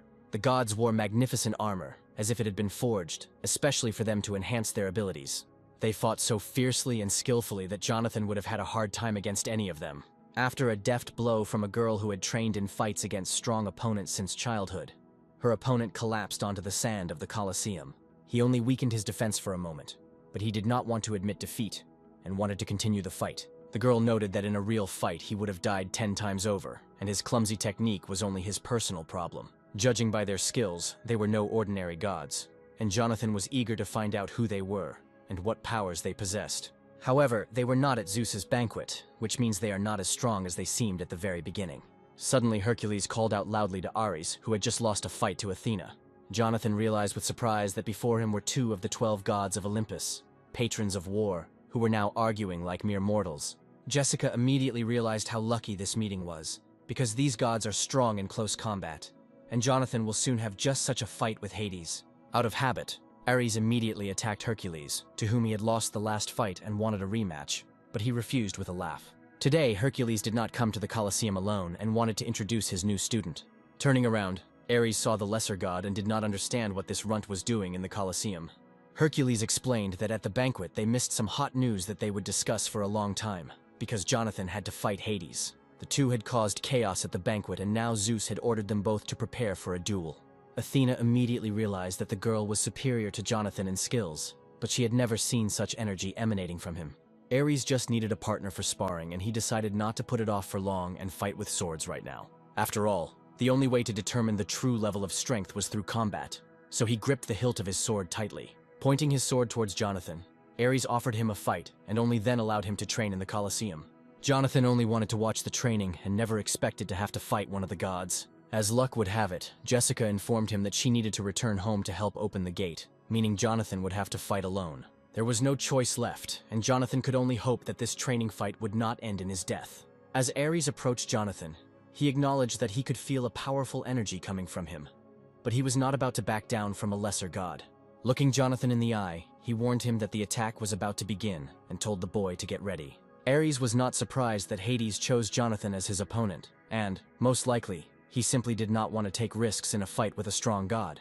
Besides, he had long known Hades' quarrelsome nature and his eternal tendency to conflict. To survive the fight, Jonathan needed to show all his strength, and today's training could help with that. Having said this, Ares quickly rushed at his opponent, ready to fight with full force, without any concessions. Ares' blow was so powerful that the shockwave scattered stones across the entire sandy arena of the Colosseum. The god of war was in his element, and didn't seem to realize that his opponent was not prepared for such tactics. For a long time, no one could see Jonathan in the thick dust that rose in the arena of the Colosseum after the blow.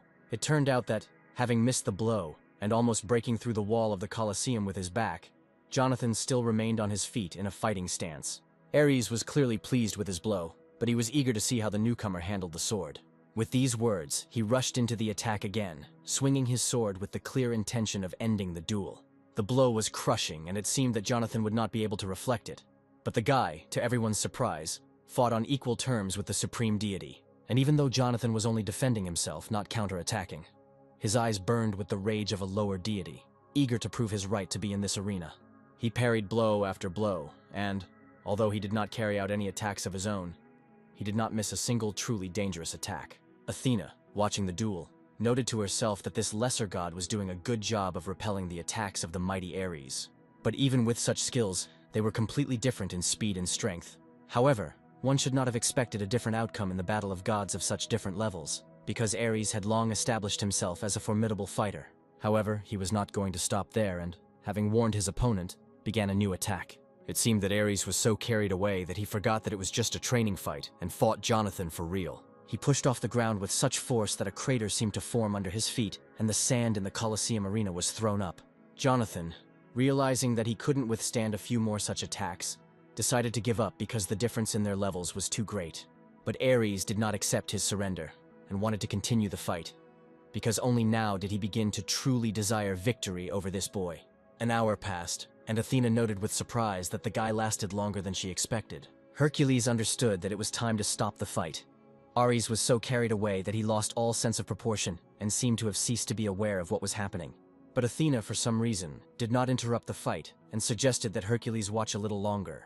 Jonathan had been dodging Ares's continuous attacks for the second hour now, and it was clear that the situation was unlikely to change. Everyone understood that no lesser god could stop Ares's sword, although, of course, miracles sometimes happen. Suddenly, after his next blow, Ares felt that something had changed. The longer the fight went on, the better Jonathan blocked his blows, and Ares began to doubt his victory. Looking at Jonathan, it was clear that he was determined to continue the fight and was getting stronger with each passing second. Only now did Ares realize that his opponent had been hiding his true strength all this time, and this was seriously driving him crazy. And so, after almost 2 hours, Jonathan finally struck his first blow. But it was this blow that proved decisive. It was hard to believe, but the attack that the guy had been preparing for so long, waiting for the right moment, could put an end to this fight. Never before in history has a supreme god lost to a newcomer, but it seems that Ares was destined to be the first. It's hard to imagine how tired Jonathan was during this time, but he achieved his goal and stood up to Ares's hail of blows. Ares was not mistaken, and this lesser deity, posing as a newcomer, actually possessed incredible power. Thanks to his talent as a swordsman, Jonathan quickly learned his opponent's fighting style and struck at the most vulnerable moment. Now he was easily blocking Ares's attacks only thanks to his persistent training, and not by purchasing another legendary artifact, as his opponent had done today. And so, instead of a sword, Ares held in his hand a blade with a blade cut in half, and now, only a useless piece of metal, with which he could no longer continue the fight. Looking at Jonathan, Ares stated that no one had ever managed to break his sword, which meant the guy had lied to him when he said he was just a lesser god. It was a challenge, and Ares was ready to punish Jonathan for cheating because he did not fight at full strength. But the duel was interrupted. Athena blocked Ares's blow and stopped this protracted fight. She asked Ares to calm down and remember that this was just a training match, not a real battle. At the end of the day, sparring is for training, not for fighting to the death. It was true, but Ares's expression made it clear that he was furious and could not accept Athena's words. Jonathan's skill was truly impressive, and Athena also became curious about who this mysterious newcomer was. Jonathan himself did not see anything special in his success, because Ares did not use all his divine power, against which he would hardly have been able to resist. However, the boy understood that his sword skills had improved significantly during the sparring, and at this rate he would be able to gain experience for the battle with Hades. Now, he had to convince Ares to continue training at any cost before the decisive battle of his life took place. Unexpectedly for Athena and Ares, Jonathan approached them with a request, hoping that after today's training they would agree to help him. He honestly admitted that he lacked skill in sword fighting and would be glad to train with them in the Colosseum. It sounded rather strange, considering the high level of skill he had just demonstrated. It was unexpected, but Jonathan was ready to do anything to get Ares and Athena's consent for training. Athena reminded once again that Ares did not fight at full strength, and was only practicing new techniques. The big difference in levels didn't stop Jonathan, but on the contrary, it made him even more excited. Athena agreed to fulfill his request, but warned him that he should not expect an easy walk. Yes, she really kept her word, because from the very first minutes of training, Jonathan understood that everything would be serious. Hordes of stone giants were sent against him, and he had to destroy them almost without respite. And from the podium, Ares shouted that he had only a minute left before the fallen stone mutants would rise again. The monsters in the training battle kept coming and coming, and Jonathan, unfortunately, had already completely exhausted his supply of divine power. Of course, with full strength he would have destroyed them all in one blow, but now it was not enough to use even the most basic magical skills. There was one last chance left, and gripping the hilt of the sword tighter, Jonathan activated a new ability. The energy waves emanating from the sword cut through the stone bodies of the mutants like a hot knife through butter.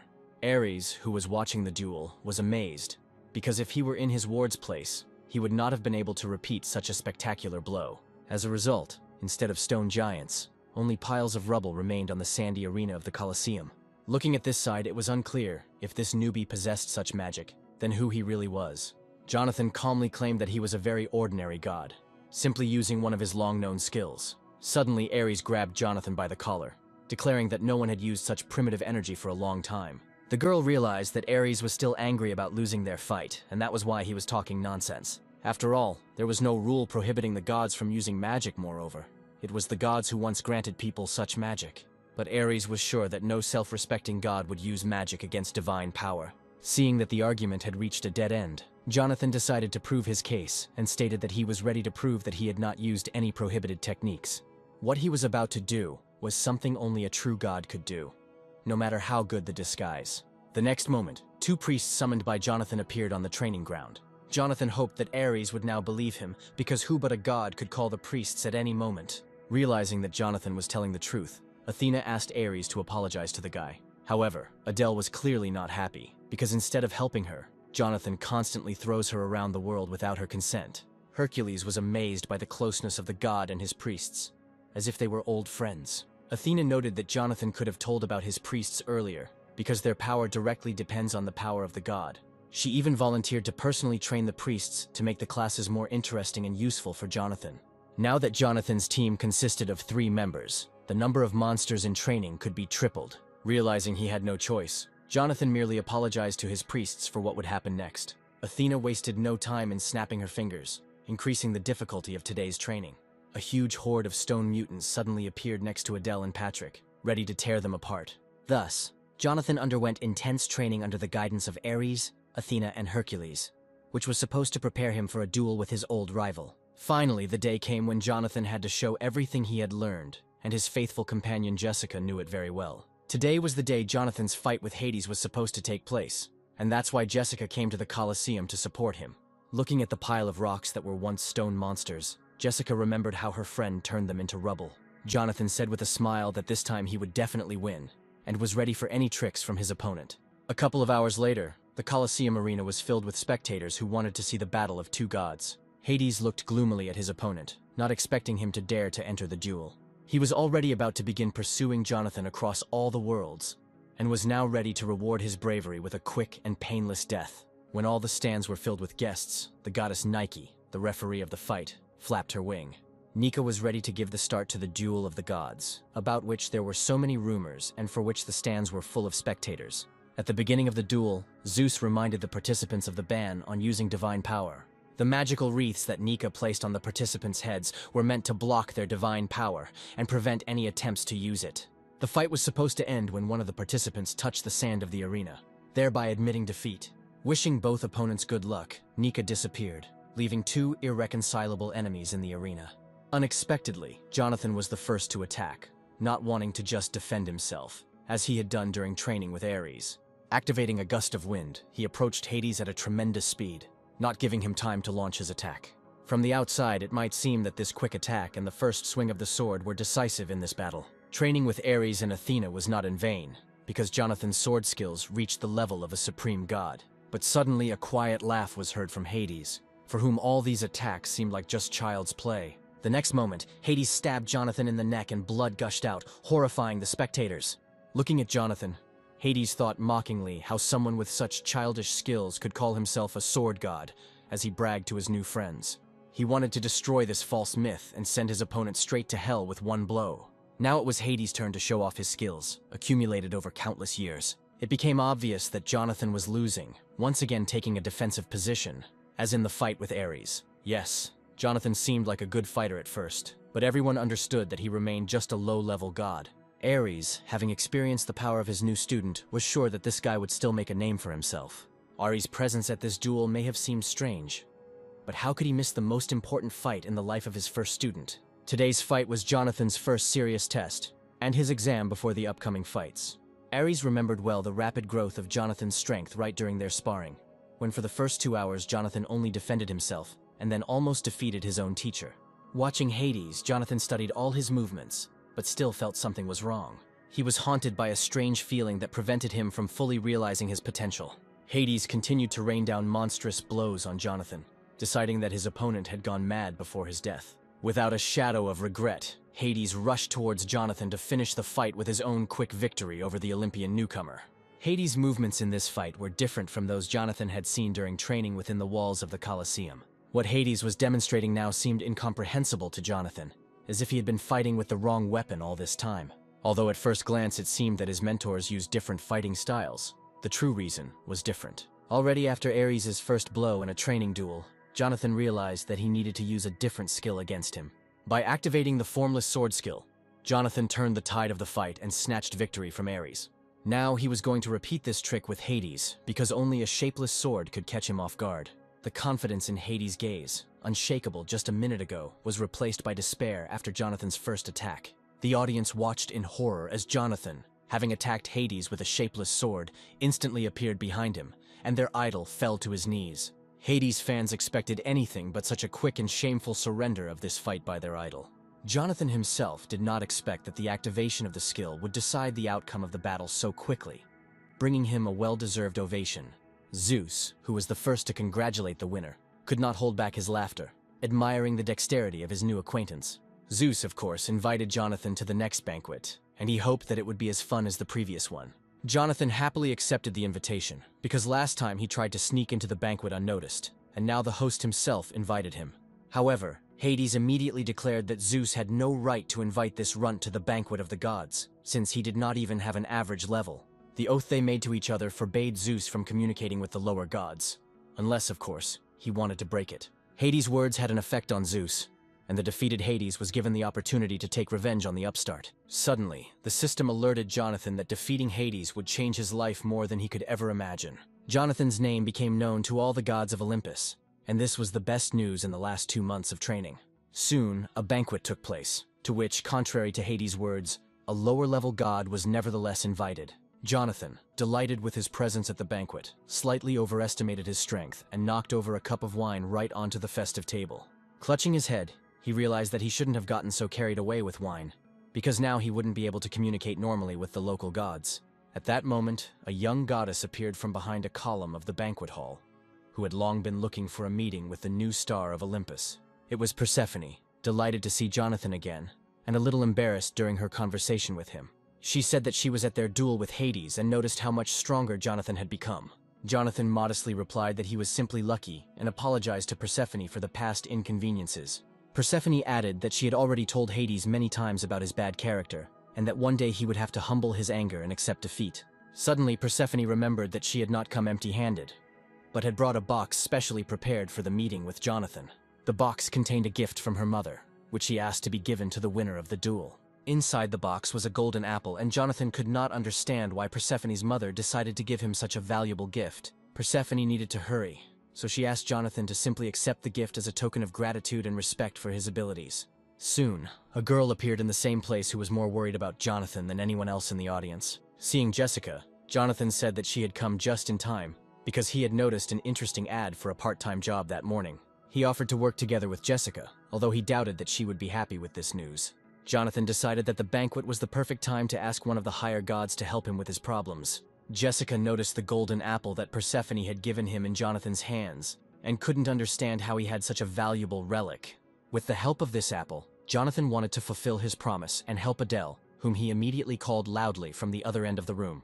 An unsuspecting Adele was surprised to hear her name called from somewhere far away, and the very next second she shuddered in fear when Jonathan instantly approached her. Jonathan, of course, scared Adele, because she was already nearby and there was no need to fly here at such speed. Instead of answering, Jonathan shoved the golden apple Persephone had given her into her mouth, and one could only guess what he had in mind. After taking a bite of the golden apple, Adele looked at Jonathan for a long time, trying to understand what it was. But it turned out that the golden apple instantly cured Adele of mana deficiency syndrome. Jonathan confirmed with a smile that the apple's magic had worked, as mana was circulating in her body again as before, meaning he had kept his promise. Adele was ready to burst into tears of happiness, realizing that the guy had truly kept his word to her, and it was not in vain that she had agreed to become his priest.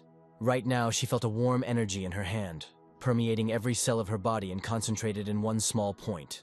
Only now did the girl understand what mana was and what a person who possessed it felt. Looking at her, Jonathan suddenly asked how she felt and what had changed in her consciousness after coming into contact with this energy. After a short pause, the girl could only briefly answer that the feelings inside her were wonderful. She had dreamed all her life to see this little light in her hands, and now her dream has finally come true.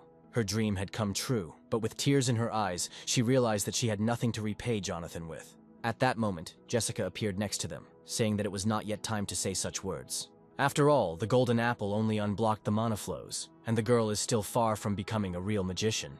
And although these words sounded cruel and could demotivate anyone, Adele understood that Jessica was right. But there was still something Jessica had to say, because the result was worth celebrating. And she congratulated Adele for finally being able to use mana once she felt it inside her. Adele did not expect such a confession from Jessica, accustomed to the strict tone of this young girl. In response, she thanked Jessica, calling her sister. But it seemed that the girl herself did not really like this address. Watching them, Jonathan realized that these two beauties would behave like children even if they lived another 100 years. He suddenly realized that Adele had become very attached to Jessica, and that was why she had accidentally called her sister. Deciding that if they had finished all their business here, then it was worth moving on and not wasting time. So Jonathan suggested that they set off. Adele had to return to her world and start seriously studying magic, and the guy himself wanted to go to work part-time. Patrick didn't understand where Jonathan would go next, because he decided to do this almost immediately after his victory. A sly smile appeared on the guy's face, because he already knew which place was best suited for the next step. It turned out that he wanted to go straight to hell for a part-time job, but for some reason the system did not immediately move him to the right location, as before. Standing on the roof of one of the houses, the guys looked down and heard the noise echoing throughout the street. Oddly enough, there were no problems with all the other worlds, and it was unclear why the system only gave them directions, but did not move them to the desired point. However, the task that Jonathan had to perform was also serious, because right in front of him he saw a huge open gate. This gate was no different from all the others, but the size of the huge circle in the sky was truly astounding. At this moment, one of the agents loudly transmitted information to headquarters that the medium-sized gate had suddenly increased in size. Realizing that his message would reach headquarters much later than the agents could escape, the man ran for cover. Luckily, at that moment, Jonathan noticed him from afar, and he could not allow the gate to suck the agent in or let the alien get close to him. Before the danger became real, Jonathan rushed to the agent, who probably did not expect that he was not alone here. The next second, Jonathan saw a guy lying on the asphalt right in front of him, and he immediately ordered him to leave immediately and save his life. But by saving the lives of individuals, he could not save all the city's inhabitants from danger forever. So Jonathan headed to where the evil spirits from another dimension were approaching. Right in front of Jonathan were those very gates to hell, which meant that soon he would have to complete his next task. While no one was bothering them, the friends decided to immediately go through the gate and see what was behind it. Once on the other side of the gate, they saw a world in which eternal chaos and destruction reigned. It seemed they were finally getting closer to their destination, although all this time Jonathan believed that this was the very gate to hell that was mentioned in the quest. Surely the forgotten gods were not just supposed to be inside the open gates, but right in hell itself. But his thoughts were interrupted by a monster who had been watching the guy who had passed through the gate and found himself in his space for a long time.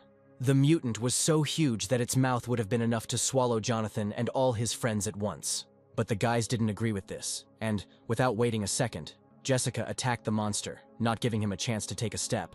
Now they had to clear this entire space of monsters, so the girl asked her friends not to get distracted. Instead of one mutant, 3 open, toothy mouths appeared right in front of Jonathan, which needed to be closed forever as quickly as possible. It was the right decision, and Jonathan decided to follow Jessica's advice with a smile, because besides the monsters, they had more serious problems waiting for them.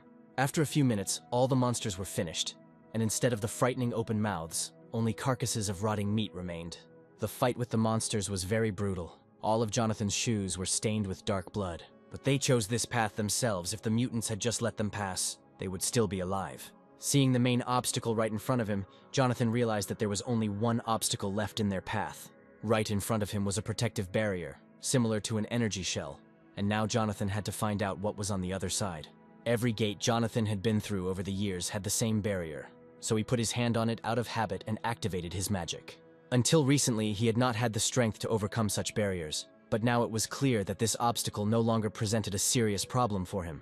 And now the moment came when the guy had to use all his hard-earned abilities, honed in battles with strong opponents. The next moment, Jonathan sent such a stream of destructive energy into the energy barrier protecting Kiever that it seemed that no barrier in the world could withstand it. And although the barrier in this place was quite strong, the guy understood that it would not last long, which meant that his efforts would not be in vain. And that's what happened, because a second later the barrier shattered into small pieces, opening up the space on the other side in front of the guy. It seemed like they were on the right track, and Jonathan, with a smile, suggested that Jessica go further, since they had already overcome the most difficult part. But then Jessica's face suddenly darkened, and she said that she had a very bad feeling. She suddenly felt like turning back no matter how far they had come. After all, now they had a chance to gain power over demons, because only here could these creatures move freely, and were found literally everywhere. But why then was there such emptiness all around? And what could it mean for Jonathan and his friends? This could only mean that there was a creature on the territory that was at the top of the food chain and was best avoided. Suddenly, Jessica turned her head sharply and shouted that it was too late to turn back and that the gate core needed to be destroyed immediately. And then, right under Jonathan's feet, a giant red eye appeared. The eye of the very creature that was the master of these territories. The guy only had time to turn around, but it was clear that he would never forget this meeting. Before him stood a huge demon that could have crushed Jonathan with one blow if their meeting had taken place a few months ago. Seeing her friend frozen in stupor, Jessica shouted loudly at Jonathan to move and dodge the attacks. But then a monstrous whirlwind began to swirl next to Jonathan, and it became clear that it was too late to destroy the core, and now the guy had to face the unknown. The next moment he found himself in a space where the sky was strewn with glowing puzzles, and it was unclear where he was. The ground beneath his feet was also made up of the same puzzles, as if it was not the real world, but an illusion in which Jonathan had somehow found himself. Just a minute ago, he was fighting a giant monster in hell, and now he found himself in a completely unfamiliar dimension. Suddenly, loud voices were heard nearby, and the guy turned around to see who else was in this strange place. He saw a little girl he had never met before holding her friend's hand, cheerfully beckoning Jonathan to run after them. It was unclear who these children were, or what was going on here, but they clearly knew the place much better than Jonathan. There was no one else to ask, so Jonathan loudly asked them to stop and listen to him. But after taking just one step, he realized that the puzzle platform under his feet suddenly broke off, and he flew into the void. The next moment, his body began to be enveloped by some kind of dark matter, which seemed to rule this space, subjugating all living things.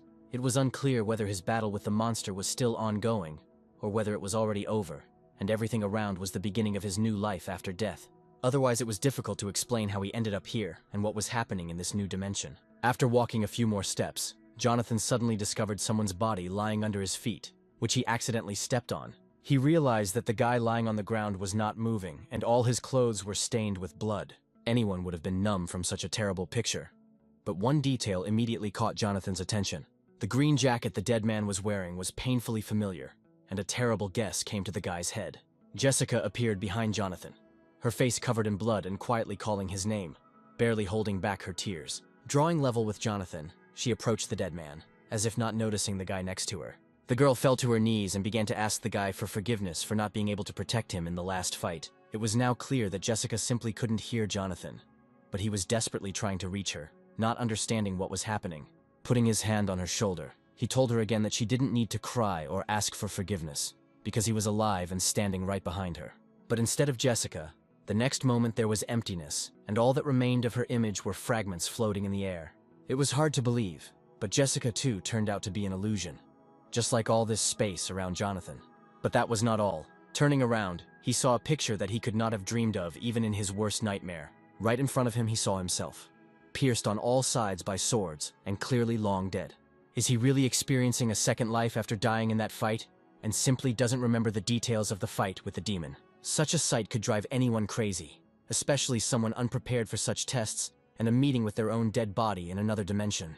At some point, Jonathan's patience snapped, and he screamed loudly, unable to hold back his tears, trying to comprehend what was happening.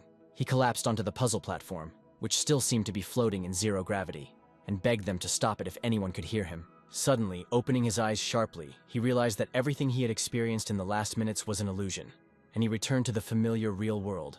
Jonathan's face was covered in cold sweat. He was greedily gulping air, trying to come to his senses and barely making out his friend's words. Having calmed down a little, he told Patrick and Jessica that he was okay and just needed a minute. And then, turning to Jessica, He said seriously that he needed to tell her something that she might not even suspect. He saw that the magical barrier that separated the two spaces was still in place. And then he confessed that in his vision, which had been just a few minutes ago, he had seen her, Jessica, and the sight had been terrible. And then he asked her directly if they had met in past lives, and if there was something that Jessica was stubbornly hiding from her friend. Jonathan's memories began to return after an encounter with a demon that had killed him many times in past lives, and Jessica noticed this. It was no surprise that the memories surfaced after the encounter with this monster. But Jessica didn't know how to answer Jonathan, who was demanding at least some kind of answer to his question. After a short pause, Jessica lowered her head and said that she simply had nothing to say in response. Not understanding what the girl was talking about, Jonathan asked her to explain herself and stop evading the answer with cryptic phrases. Jessica then explained that they were still being watched by the Eye of the Abyss, and that they were under its close surveillance right now. She believed that it was better for Jonathan not to know everything that happened to him in his past life. Otherwise, he might go crazy. The truth is not always useful. And Jessica, knowing much more than one might think, chose silence rather than telling the whole truth. Jonathan trusted her and therefore did not pry, because she knew more and probably made the right decision in hiding the truth. Although, in reality, Jessica was a little surprised that the guy gave in so easily and didn't continue asking questions as usual. Of course, the guy would be lying if he said he wasn't interested, and Jessica should have known that. He then asked her with a smile if there would ever come a time when she would be forced to leave him. It was a strange question, and Jessica immediately replied that such a thing would never happen, and that she would always be there. Now they had to decide what to do next, because to defeat the third guardian, both of them needed a high level of strength. Returning to Hell now was dangerous, because the monster was somewhere nearby and was probably waiting for the right moment to attack. Only now did Jonathan realize that Jessica had already met this monster, and he was annoyed that she had not told him about it before their journey to Hell. However, the girl herself did not expect to see the monster here, because if you believe her memories from her past life, her meeting with Jonathan should have happened much later. Now that Jessica couldn't fully use her gift of foresight, they needed to find another way to complete this mission. The next day, Jonathan took part in the filming of a commercial in one of the office buildings. The main camera was pointed at him, and the director had already explained his role to the guy. At one point, the director stopped filming and yelled at Jonathan to stop talking nonsense and just recite the script. Coming up close to him, the director once again read the text, according to which they advertised a bulletproof vest from a major manufacturer, and Jonathan was ruining everything, making up the text on the fly. Also, instead of just lightly attacking the dummy, Jonathan actually hit it and made a huge hole in the plastic. The guy thought it was unfair to play according to the script, and he told the director with a smile that this doesn't happen in life. The director, who had seen many such upstarts in his time, warned Jonathan that he might regret it if he continued to behave like an idiot. There was little time left, and they needed to finally finish filming the action scene of the commercial, for which they invited real hunters. These 5-star hunters from a famous company were supposed to add realism to the scene, because they were going to shoot Jonathan without warning. The director ordered the cameraman to start recording, and the hunters, as a group, rushed to attack the main character. From the outside, it might have seemed that there were so many hunters that no one in Jonathan's place would have been able to repel the attack. However, it was clear from Jonathan's face that all their movements were too predictable, and none of them would be able to even touch him. He has always disliked the deceptive advertising that big companies often use to sell poor quality products. And today, he finally got the chance to show in this filming what a real fight is and how it differs from staged cheap stunts. The director has seen a lot during his work, but he could not even imagine what it is like now. After that, he immediately ordered the cameraman to stop recording, and Jessica, who had been on the set the whole time, once again saw her friend in all his glory. Jonathan seemed to have become a real star, because reporters immediately ran to the set and began asking him questions about the profession of a hunter, in which he was the best. While the boys were bandaging their hands after a real fight with Jonathan, he told the reporter that individual skill is much more important than teamwork. If you call yourself a hunter and decide to protect peaceful people, then first of all you need to develop individual skills, and teamwork is just a nice bonus. Jonathan considered all this teamwork to be nonsense, invented only for advertising by large companies producing ammunition for hunters. While the journalists bombarded Jonathan with questions, one man who had been following him for a long time called his boss with a report. And then, when Jonathan went outside, the man met him at the revolving doors of the office building, pretending that they were there by accident. At first, the stranger casually mentioned that he had heard Jonathan's interview today and agreed with him in many ways. But then, turning to Jonathan, he said that he had been sent by the president of a large company who wanted to meet him personally. A couple of hours later, they were already at the office building where the office of the director of a company producing ammunition for novice hunters was located. Jonathan was met in the office by a man named Bruce, who greeted him at his desk with a wide smile. Jonathan smiled back, but immediately warned him that he had no time for long conversations unless they were business-related. It was a great conversation starter, and Bruce got straight to the point by asking Jonathan to apologize for what he said on set that was now costing the company money. This young upstart immediately seemed to Bruce to be just another stupid hunter who cared only about his own glory. Bruce then promised that if Jonathan made a formal apology, the company would provide him with unprecedented financial support. The man continued to calmly drink coffee and smile affably, confident that everything was going according to plan and the day had begun with good news. Meanwhile, Jonathan was talking about a magnificent weapon that he had long had his eye on, and that he could get thanks to Bruce's company. The man knew nothing about the rare sword and wanted to ask the guy more about it. When Jonathan admitted that the sword was Excalibur and that he was going to go to the place where the artifact was hidden, Bruce almost choked on his coffee in surprise. He reminded Bruce with a smile that he had promised Jonathan to fulfill any of his wishes, and promises must be kept. Even Bruce knew that Excalibur was considered the most powerful sword on the planet, and no one could find it for the last 20 years. It was Bruce's company that got hold of the sword, but all information was kept a closely guarded secret. He pretended not to understand what was being said, but his lie was revealed by the cold sweat that covered his entire face. The guy said that he had known everything for a long time, and would only accept Excalibur and nothing else as payment for his services. He knew not only about the sword itself, but also about the brutal methods Bruce used to obtain it.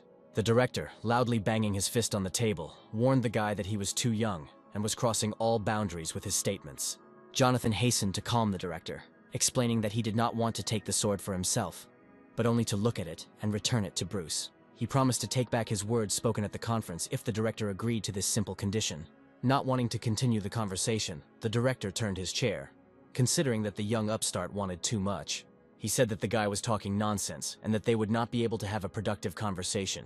In fact, he knew he couldn't agree to the young hunter's terms, even if Jonathan really did know where the sword was. Jonathan had hoped that this conversation would be a success, but the director turned out to be smarter than he had expected. Although he expected such a reaction, he still hoped that Bruce would at least show him the artifact so that he could take it himself later. Jessica had just heard from Jonathan about his attempt to negotiate with Bruce about Excalibur, and the idea seemed strange to her. She was amazed by the courage of the guy who personally asked Bruce for a rare artifact that had disappeared a long time ago. He knew at what price, at the cost of how many human lives, Bruce had acquired this rare sword, and without hesitation, he would have taken it for himself if he had known where it was. Jessica understood that such an act was entirely in the spirit of Jonathan, who would stop at nothing to achieve his goal. Even though his current level was not enough for the next promotion, he was going to visit a few dungeons while they had some time. The guy explained with a smile that this was why he was going to the dungeons and asked the girl to wait for him in the guild. A month later, Bruce, in the same office, saw news that made him change his mind. His tablet was broadcasting a live news feed, reporting that a young, famous hunter had cleared the dungeon in record time. Understanding the threat this presented, the director could not contain his hatred for the upstart, realizing that Jonathan had been playing his game for a long time. In addition, Jonathan cleared previously impenetrable dungeons within a month using the same strategy. The guy was undermining Bruce's business by declaring in every interview that equipment didn't matter and that success depended only on the skill of the hunter. Fearing a drop in sales, Bruce ordered his assistant to find Jonathan and agree to his terms. When the assistant left the office, Bruce was already anticipating the surprise he had prepared for the hunter and was looking forward to the meeting. The meeting took place very soon in the deserted mountains, near an unknown dungeon where they planned to go down for the sword. Excalibur was located deep underground, and they had to walk a long way down the stairs leading to the secret room. As agreed, Jonathan had only 5 minutes to look at the artifact, after which they had to leave the place. Jonathan remembered the condition very well, but was ready to do anything to see Excalibur with his own eyes. Entering the secret room, the guy realized that his goal was already very close. And then, he saw Excalibur standing on a golden dais, and he couldn't wait to take it in his hands. The sword was truly a legendary artifact, and Jonathan was likely the first hunter to come this close to it. The sword increased the owner's fighting spirit and doubled all abilities for 10 minutes without consuming energy. The spectacle was mesmerizing, and it seemed to the guy that he had achieved his goal even easier than he had expected. However, the moon fox sitting on Jonathan's shoulder seemed to sense something was wrong and tried to warn its owner. But it was too late, because Bruce was ready to put into action his plan, for which he lured Jonathan to this secret place. All this time he was looking for a lever on the wall, hidden behind the brickwork, which was supposed to activate something that would rid him of his headache forever. As he pressed the brick into the wall, a loud noise echoed throughout the dungeon, as if the walls in the next room had begun to move. Jonathan, of course, heard the sound, and realized that Bruce was planning to perform his next trick. He realized that the heavy gates that had been open a second ago were now walled up and he was trapped. Bruce's scream was suddenly heard from the next room, and he said that the room was securely isolated, which meant that Jonathan and Jessica would never get out of there. This bastard wanted the young people to die a slow and painful death in this room, for which he lured them here, agreeing to the hunter's conditions. However, Jonathan knew perfectly well who he was dealing with, and expected such stupidity from this idiot. Now that they were here, Jonathan had a great opportunity to test his new prey. Anticipating an easy victory, Bruce was already thinking about the fact that in a few months, he would need to send people here to remove the corpses. But the next second, a bright white glow broke through the cracks in the gate, and it became clear that this guy was not as simple as the director thought. The guy achieved such energy only with the help of Excalibur, and it became clear that he was able to activate its power immediately after the first encounter with this artifact. A moment later, an explosion of such force thundered in the depths of the dungeon that a bright flash pierced the darkness and was visible even tens of kilometers away. The next day, Jonathan, already at home, watched a breaking news broadcast where Bruce was accused of a series of crimes and taken into custody pending trial.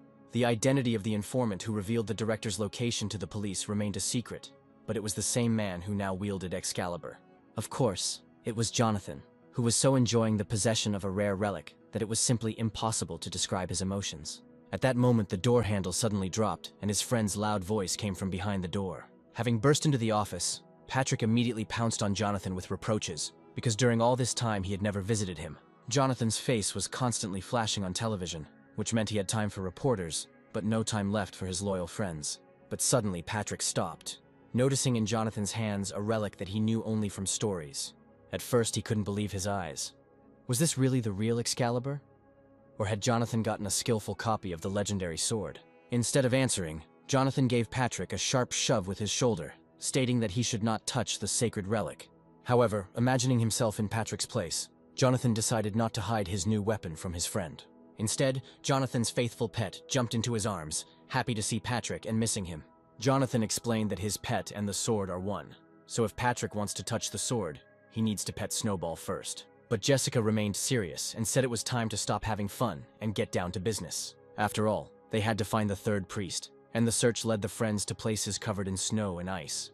Of course, they dressed as warmly as possible, but this did not save them from the piercing cold. All the way, Jonathan was angry at Jessica for not finding a more comfortable place to look for the third priest. However, she countered that the cold was not the biggest problem, because if they did not reach their destination before sunset, their situation would worsen significantly. Adele could not understand how a priest could be in such a place, and who even came up with this crazy idea to go to the icy desert. Jessica replied dryly that they would have to be patient for a while if they didn't want to go back and fail the mission before it even started. Moreover, if they stopped halfway, the world would end. And upon hearing this, all three became quiet and decided not to argue anymore. After a few hours, the first fruits of their long journey appeared, and it became clear that the goal was near. After all, behind the mountain rising right in front of them lived the very priest they were looking for. This thought made Patrick excited. Once they got there, all their adventures would finally end. But Jonathan suddenly felt that everything was not so simple, and the real adventures were just beginning. Patrick seemed to have heard the strange noise too, but still enjoying himself, he did not pay any attention to it. And then everyone saw how the mountain shook with such force, as if an avalanche was about to fall on them.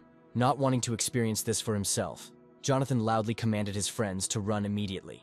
All four of them ran as fast as they could, and as they ran, Charlie tried to make sure that no one was left behind. Seeing an icy gorge, Jonathan decided to take shelter there, although the passage seemed too narrow to him. But in his hands was Excalibur, and with its help Charlie intended to widen the passage. Then, running forward, he wanted to use the power of his new sword to provide himself and his friends with an escape route. However, it soon became clear that widening the passage with magic would take several hours, and they did not have time. Jessica also tried to help, but the passage was too blocked by snow and all her attempts were in vain. At that moment, Adele realized that it was time to repay Jonathan for the help he had given her. After all these days the girl had not wasted time, and was now ready to demonstrate her new ability. Putting her palms together and activating her magic, she prepared to show her first successes in the business in which she dreamed of becoming the best. Looking at this, Jessica calmly noted that her magic was only enough to melt a small snowdrift. In a rage, the guy began to kick the passage, which no one had managed to open with magic, although it was completely useless. Jonathan looked down in annoyance and frantically searched for another way to get out. because this way they risked being left forever in these snowy lands. Suddenly, his faithful pet began running around his feet, as if he had found a way out of a difficult situation. Then, assuming a confident pose, he looked over to where he had noticed a small gap in the huge ice block. The guy did not immediately understand the strange behavior of his pet, but continued to watch him closely. Suddenly, Snowball rushed to the foot of the ice block, as if he had noticed something important. Leaning towards him, Jonathan tried to understand what his pet was trying to tell him, and what they were missing. Putting his ear to the frozen mountain, the boy listened to the sounds coming from the other side. And indeed, from somewhere behind the ice wall came strange sounds that no one had heard before. Suddenly, a piece of ice next to Jonathan broke into pieces, and the guy saw a gap separating him from the mysterious sounds. What he saw the next second made him freeze in place, trying to understand what kind of creature appeared before his eyes. Right in front of him, a creature resembling a fairy was fluttering on small wings and chirping about something in a thin voice. Suddenly, he realized that he saw 3 such little fairies at once who were scared to death, mistaking him for an evil god. One of the fairies shielded her friends, certain that Jonathan had come to eat them all. The guy assured them with a smile that he was not their enemy, and had never been a villain, so there was no need to be afraid of him. Then the fairies noticed Jonathan's pet next to him, who also saw real live winter fairies for the first time. But in this little pet, they saw Cerberus, and decided that he would help Jonathan destroy all the winter fairies in this area. Jonathan realized that the fairies would continue to make up all sorts of stories, and could not think of how to calm them down. But the main thing he needed to take care of was that besides the fairies, there were others living in these places. Suddenly there was a loud stomping sound behind him, and some giant came too close to him, and at first Jonathan thought it was another monster. It turned out that Thor had been next to them the whole time, unhappy that the fairies had woken him up with their screams. Noticing the surprised faces of the guys, Thor laughed loudly out of habit, because now he had great company, and it would be more fun for him to spend time in captivity. Jonathan couldn't believe that in such a forgotten place, he would meet Thor, who was wandering alone through this dead, icy desert. But Jonathan was not laughing, and he understood that Loki had locked Thor here, and that the avalanche they were running away from was his doing. Thor's expression suddenly changed, and he said that this idiot dreams of creating an army to overthrow the current rulers and take their place. Avalanches like this don't happen often, and it's a shame that this disaster happened at such an inopportune time. It was unclear why this big guy hadn't gotten out of here yet, and how Loki managed to hold him back. It turned out that the snow in these places was special, and even Thor's hammer could not crush it. It was strange that even Thor's hammer, capable of crushing everything in its path, could not cope with ordinary ice. However, the big guy told them not to lose heart and not to worry, because they would surely come up with a plan and destroy Loki's plan. Besides, these little fairies will take care of their food, so they just have to wait until the ice melts. But it is unlikely that the fairies themselves agreed to this, and, turning away, began to discuss the words of the red-bearded giant. Realizing that the fairies were not thrilled with the offer to become food providers, Jonathan abruptly intervened in their conversation. Coming close to one of the fairies, the guy asked if there was a way to get out of here, and if they knew another way. The fairy replied that even if she knew the method, she would not tell about it, because the strangers themselves came to their house. Then the boy sadly said that they would have to spend the winter in these places, and the fairies would need to get much more food than usual. Of course, in that case, they themselves could die of hunger, giving all the food to these giants, so the fairies will have to tell Jonathan the whole truth. Returning to the guy, the main fairy warned that upon hearing the answer to his question, he must promise to leave this area forever. It was a great offer, and the guy, without hesitation, agreed to leave immediately after he learned the secret path. Realizing that he was not lying, the fairy smiled and promised to fulfill her part of the agreement and tell Jonathan the way to salvation.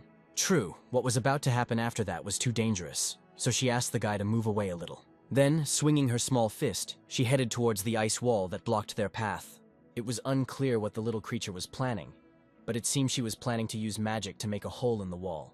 It was not often that you saw such behavior from the tiny fairy, and Jonathan watched her work with amazement. Having finished her work, she proudly declared that in this way, it was possible to split the ice block and open a passage. But the fairy seemed to have forgotten that such a small passage was only suitable for creatures of her size, and Jonathan and his friends needed a much larger tunnel to get out. After all, if these creatures open the passage at such a slow pace, they risk dying before they succeed. However, the fairy said that all their magic would run out if they put all their efforts into this. And besides, the boys had not done anything good for them to make them try so hard. It seemed like the little creature was holding something back when she made her deal with Jonathan. Even though she had said they would be able to get out, she suddenly stated that if the boy tried to master the ice attribute attack himself, he would be able to make this passage much faster. Patrick immediately picked up on this idea, because if he had used the wave cut like his friend, he himself would have been able to punch a large hole in the ice wall. However, Thor believed that only such a fairy could handle the mana of the ice attribute, and that this magic was not subject to anyone else. The fairy angrily stated that the big guy was used to relying only on brute force, believing that it was not worth studying magic and wasting time on it. Then she loudly asked the one who owned the ice attribute mana to raise his hand, and to her surprise, she received no answer. None of them knew how to use this magic, and Adele, although she was somewhat familiar with it, had not yet studied the water attribute. The fairy could not believe that none of them were familiar with the attribute of water, because it is the basis of any magic. However, Thor was still in a great mood, and assured them that sooner or later the snow would melt, and they would get out to freedom. This attitude shocked the little fairy, because she realized that this big guy was planning to stay here for the whole winter. To everyone's surprise, Jonathan raised his hand and declared that he possessed such mana. The guy completely forgot that he had the attribute of this mana at his disposal, and immediately activated the protection of the forgotten god Neptune. This was great news, because among all of them there was one person who possessed pure mana, and that was quite enough. The fairy told the boy to slowly connect the mana in his hands and use the water attribute mana as bait. Following the commands of this little fairy, the boy suddenly realized that all her instructions were quite simple. A few seconds later, the system notified him of the successful discovery of the ice attribute principle, and the increase in understanding of the control of this relic. Even the little winged fairies were surprised by the speed with which Jonathan learned the truth of the new, previously unknown to him mana. It was so impressive that Patrick immediately wanted to have the same talent as Jonathan.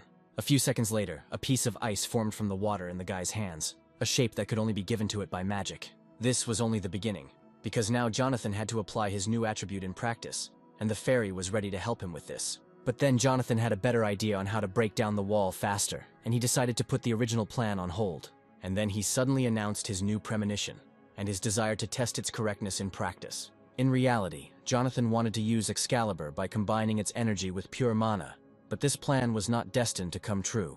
As he approached the edge of the ice mountain, he noticed below him a huge column of walking creatures that he had never seen before. Taking a closer look, he realized that those creatures were the masters of these places, and meeting them would lead to serious trouble. His fears were soon confirmed, as a column of the strongest monsters in the area was moving towards its master through the icy surroundings. They were gigantic snow giants, covered in fur from head to toe, and it was scary to imagine their strength. It remained a mystery who was directing these monsters to them, and how they knew about the location of Jonathan and his friends near Ice Mountain. Thor suspected that Loki was behind this, because only a scoundrel like him would be capable of such a thing. At this point, Jessica stated that she felt the presence of a guard nearby, and her senses rarely deceived her. It seemed to her that the king of the ice giants was somewhere nearby, and this entire group of creatures was mentally connected to him. Suddenly, Jessica realized that the third priest they were looking for in the icy mountains was the king of the frost giants, who served Loki. All these monsters were closely connected to each other, so their leader could watch them from hiding. Most likely, Loki controlled the king of the frost giants. Otherwise, he would never have united with such a vile deity and served his interests. Hearing this, Jonathan became eager to see Loki with his own eyes and evaluate his abilities in real combat. Meanwhile, Thor was already fighting the snow giant, and it was clear that even such a strong man would not easily defeat such a serious opponent. He promised to finish off Loki immediately after dealing with his puppets, and this time, their battle would be the last. All this time, the deity controlling the column of monsters watched what was happening, sitting on a huge ice cliff. He enjoyed watching Thor and his friends try to fight off the onslaught of the frost giants, and clearly had no intention of stopping the fight. Turning to the king of the monsters, Loki noted that Thor was trying to kill his loyal subjects, and that he should intervene. He urged the giant to enter the battle personally, without any concern for his life, or for the lives of anyone else at the foot of the cliff. Knowing that the scoundrel could hear him, Thor offered to settle the matter fairly in an open duel. But instead of seeing the culprit of the attack, Thor saw a huge creature coming straight at him. He didn't have time to react to such an unexpected attack, and the king of the snow giants threw him aside with a powerful blow from his shoulder. The blow sent Thor flying straight into one of the icy stone walls that littered the area. He hit her with such force that deep cracks appeared in the wall, and it was obvious that this blow would be difficult to survive. The meeting with the giants did not end there, and Thor saw monsters rushing towards him, ready to tear him to pieces. Obeying their king, the two snow giants swung their huge fists to turn their opponent's body into a pancake. Looking up, Jonathan knew that if he could deal with the main culprit of all their troubles, they would be able to quickly get out of this area. Patrick warned Jonathan that Loki was a very powerful god, and that fighting him one-on-one was dangerous and could end much worse than he imagined. However, Jonathan's expression made it clear that he was not easily intimidated by someone like Loki, and was ready to fight him right now. Jessica always liked the way Jonathan handled difficult situations, and she was ready to support him at any moment. Now nothing could stop Jonathan, and he realized with a smile that the moment had come to show all his abilities. Without wasting any time, he headed to the top of the highest ice mountain, where Loki was hiding under the protection of enslaved monsters. Jonathan didn't know how the deity was able to control the Frost Giant King, but he assumed that the ability required a high level of concentration that needed to be broken in order to free the king. Loki's control would likely immediately weaken if he were distracted for even a second and stopped controlling the king of the Frost Giants. The problem was that while Loki controlled the monster, the king did not let anyone get close to it, preventing it from attacking. Jonathan was right, because as he approached Loki, the king of the Frost Giants chose the moment and struck him with his huge, heavy paw. Jonathan was thrown to the side by the force of the blow, miraculously escaping serious injury after colliding with such a giant. All this time, Loki was under the tight protection of his huge puppet, and the king, who in any other situation would have killed him on the spot, continued to protect him. Turning to Jonathan, whom he had noticed long ago, Loki warned that he would never get to him this way. He spent too much time trying to subdue this mutant, who was the strongest creature in this area. Moreover, Jonathan tried to attack Loki from behind, and he immediately realized that only a god from another world was capable of such a humiliating move. Jonathan rushed towards his target, trying to catch her off guard. But he didn't consider it mean, because Loki deserved to be punished. Loki watched Jonathan's silence, amused by the self-confidence of this lesser deity. Suddenly, Loki came to his senses, and decided that now was the time to introduce himself to his new acquaintance. He believed that their meeting was predetermined by heaven, and wanted to show Jonathan something amazing. The gods often despised mana, but it was as much a gift as divine power. In these icy lands, where even Thor's might was useless, Loki unleashed the full power of mana. And now, without limiting himself, he decided to use the full power of his mana, which he could not afford in other worlds. Yes, it was truly impressive, as Loki's dark flame could melt even the ice wall that held Jonathan captive. All this time, Loki was unable to test his strength in a real fight, and Jonathan became the perfect target for training. But Jonathan, who had recently taken possession of Excalibur, was unlikely to agree with this, and was ready to ruin Loki's plans. Smiling, Jonathan stated that he had long possessed the same skill as Loki, and thanked him for revealing the secret. Loki clearly didn't expect this turn of events, as their strengths were equal, and he was no longer as invulnerable as he had been a second ago. Without hesitation, Jonathan immediately approached Loki and swung Excalibur to quickly end the duel. The power of the sword, amplified by the energy of the dark flame, caused a powerful explosion, and at first it was difficult to understand what the clash of two powerful forces led to. If Loki had not controlled the Frost Giant King, the outcome of the duel would have been a foregone conclusion, as only this creature stood between him and Jonathan. Protecting his master, the giant thrust forward a giant paw, and Jonathan's sword plunged into it at full speed. Glaring at Loki, Jonathan declared that he was lucky, otherwise he would have cut off not only his hand, but his head as well. Realizing that the guy was clearly not joking, Loki raised his hands and loudly begged for mercy. He begged to put down the sword and promised to fulfill any wish of this lesser sword god, which he still considered Jonathan to be. But in the end, Jonathan only warned that any prank of Loki would be punished by death, which he himself would carry out. Loki, smiling, assured that nothing like that would happen, and again asked Jonathan not to get excited and to think everything over carefully. After waiting for a moment, Loki suddenly turned to the king of the Frost Giants and announced his final command. Loki clearly had something in mind that he had just promised not to do, but can one trust such a treacherous deity? Of course not, because the very next moment he ordered the giant to immediately tear Jonathan to pieces. The monster could not disobey even if he wanted to, because Loki's hypnosis magic was the strongest among all the gods of Olympus. Such meanness from Loki was to be expected. Jonathan should have thought of it earlier, but now it was too late. The Giant King's blow sent Jonathan flying, even though he warned Loki that continuing the fight would backfire on him. But Loki seemed to hear nothing and continued to order the giant to tear his enemy apart.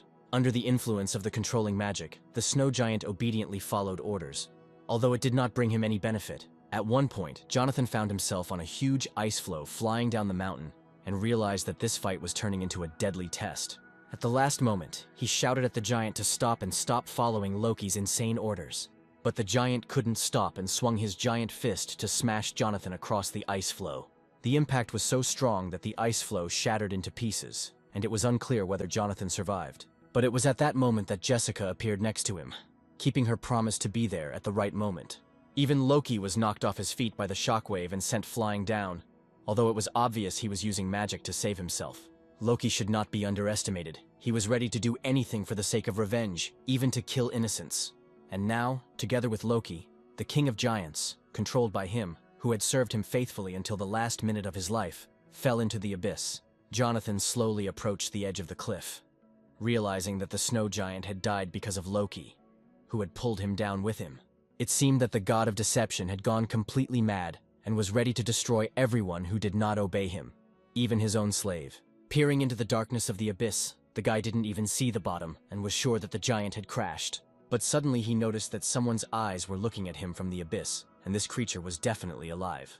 What kind of creature was this? Could the king of the snow giants really survive a fall from such a height? And from the darkness of the abyss, the burning eyes of a monster looked at him, as if waiting for the moment to attack. And suddenly this mutant flew out of the abyss with such speed that the rising icy whirlwinds almost knocked all four of them off their feet. Jonathan didn't understand what Loki was planning and whose help he would resort to next time.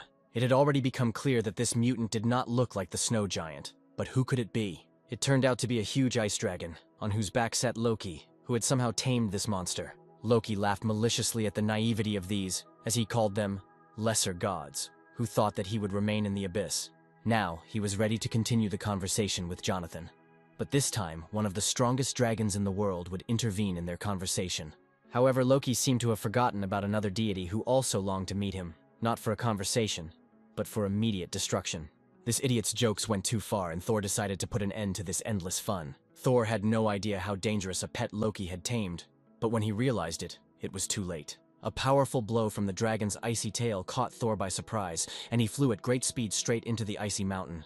Loki immediately used his ability to quickly descend from the dragon's head to the ground. A second later, he was already standing below, ready to continue the fun that no longer amused anyone except this enraged god. With a snap of his fingers, Loki summoned another pet, tamed in the same manner as the frost giant king. Raising his head, Jonathan recognized the familiar roar he had heard back in the kingdom of Hades. This monster, tamed by Loki, was as strong as the king of the frost giants, and was ready to fight for his master to the death. It remained a mystery where Loki got so much mana to tame three powerful creatures at once, and make them his loyal subjects. His most beloved pet, the ice wolf, was ready to tear apart anyone who dared to approach Loki. Loki considered himself a genius, because he, unlike other gods with whom he lived in another world, knew how to use mana. He hated those who underestimated his abilities, and saw Jonathan as someone who doubted his true strength. Jonathan didn't want to waste time talking, and loudly ordered Jessica to take everyone away, promising to deal with Loki alone.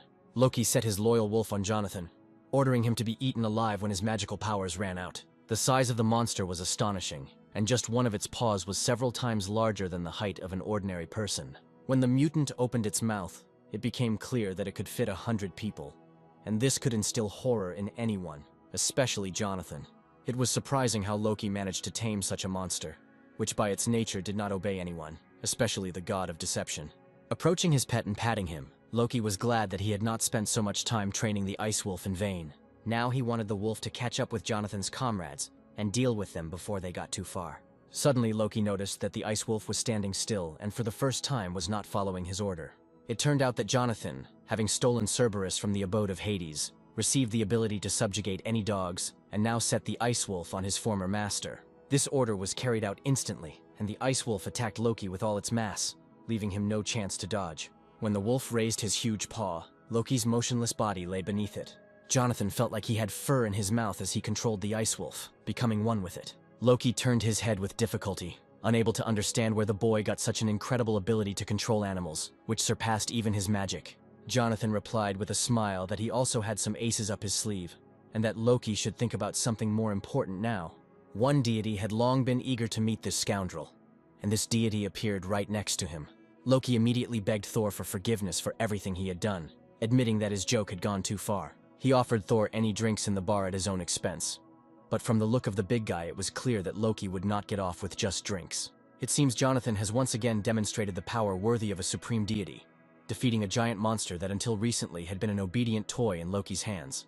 Thor was amazed at Jonathan's rapid progress and solemnly vowed to never forget this day and to repay him in the same coin in the future. Now he had to deal with the vile god who had started this whole mess, and who now found himself completely defenseless. A few seconds later, Thor watched as his opponent instantly disappeared into thin air, taking the culprit of all the troubles with him. It seemed Thor wasn't going to stand on ceremony with Loki, and Jonathan smiled as he watched the departing couple, who clearly had something to discuss. However, there was still one problem left, and Jessica, looking at Jonathan, gently distracted him from his thoughts. The king of the snow giants was still lying at the bottom of the abyss, and it was unclear whether he was alive or dead. They had to go down themselves to find out, although it was clear from the young men's faces that they were not happy about this prospect. Looking into the abyss, Patrick realized that he would have to be crazy to risk his life and climb there. But there was no other way out. He almost decided that the monster had crashed, because it was simply impossible to survive after falling from such a height. But the next moment, a huge paw appeared from the abyss, dispelling all of Patrick's doubts and proving the opposite. The boys watched in amazement as the monster, having gathered the last of its strength, climbed to the surface. The king of the snow giants somehow miraculously survived, and it became clear that this big guy possesses not only impressive dimensions, but also an incredible will to live. It remained to be seen how he would behave now that Loki's magic was no longer effective, and he had gained his freedom. Out of habit, Patrick immediately hid behind Jessica and shouted that he would fight to the last if the giant attacked them. Jonathan also tried his best to suppress his fear, because if they had to fight this giant, the outcome of the battle was unpredictable. Suddenly, the giant king spoke first, and to everyone's surprise, he knew who Jonathan was. In a loud voice, he declared that he would be grateful to this lesser god for the rest of his days for freeing him from Loki's control and destroying the ice dragon. Loki had been controlling the inhabitants of the frozen wastes for centuries, and the giant king was not the only monster turned into a puppet. For thousands of years, Loki kept under his control everyone who possessed at least some power and was suitable to be his bodyguard. As a token of gratitude, the giant was ready to fulfill any wish of Jonathan, which of course could not fail to please the guy. However, before that, the king of the snow giants put forward one condition that Jonathan should remember. It was not yet clear what condition was being discussed, but in the current situation, it did not seem all that important. The king of the giants would agree to grant the wish, but only if he did not have to leave his native snowy wastelands, because he was the only one who could protect them from the dragon's attacks. But Jonathan knew that the ice dragon was dead, and there was no longer any need for the king's protection. Imagine Jonathan's surprise when he learned that the ice dragon would sooner or later be reborn, no matter how many times it was killed. The king of the snow giants and his subjects waged an endless war with the ice dragon, and this became the meaning of their existence. Was there no way to prevent the dragon from returning and end it once and for all? Then the giant told of an ancient prophecy that had been passed down from generation to generation, which Jonathan needed to know in order to get an answer to his question. The ice dragon, from the moment of its appearance, possessed such icy energy that it could turn even the hottest object in the universe into ice. The prophecy said that with the emergence of a new god, the ice dragon would meet its death and the world would gain freedom. But was this new god Jonathan? The boy lit a dark flame in his hand so that the king of the snow giants could see it with his own eyes, because perhaps this was what the prophecy said. The giant looked at the flames, not believing his eyes, because this young man really had the power to destroy the ice dragon once and for all. It was hard to believe, but the prophecy spoke of this very magic that Jonathan possessed. Although it was not enough to defeat the dragon, Jonathan had not yet mastered the circular aura, without which it was pointless to fight the dragon. But then he remembered that the prophecy said that the savior would only gain a circular aura during the battle with the ice dragon. And then, without wasting a second, he took a step forward, and it was clear that the giant had already begun to suspect something. He asked Jonathan to follow him, promising to lead him to someone who would help solve this problem. Soon, they found themselves in the dwelling of the snow fairies, and the main fairy was perplexed as to why these two had come to her. Moreover, the giant king brought with him not only Jonathan, but also two of his friends, and it was obvious that the fairy was not happy with the uninvited guests. The giant understood that he had disturbed the fairy at the wrong time, but this guy and his friends could save them from an endless war with the ice dragon. Holding the fairy carefully in his huge paw, he explained that these tiny creatures would help Jonathan master the circular aura technique faster. The question remained open as to why the fairy would help strangers who had come uninvited. The fairies were busy looking for food, and Jessica seemed to have already figured out how to bribe this little creature. Taking a cookie out of her pocket, Jessica handed it to the snow fairy, who was surprised to find that the small piece in her hands was quite edible. Taking the cookies in her tiny hands, the fairy immediately felt a pleasant aroma and realized that this food would be enough for her for a whole month. And when she tried it, she was convinced that these cookies not only smelled wonderful, but were also the most delicious food she had ever tasted. Having received a cookie each, the fairies joyfully spun around in the air, realizing that they were holding in their hands the very food that, according to legend, their savior was supposed to treat them to.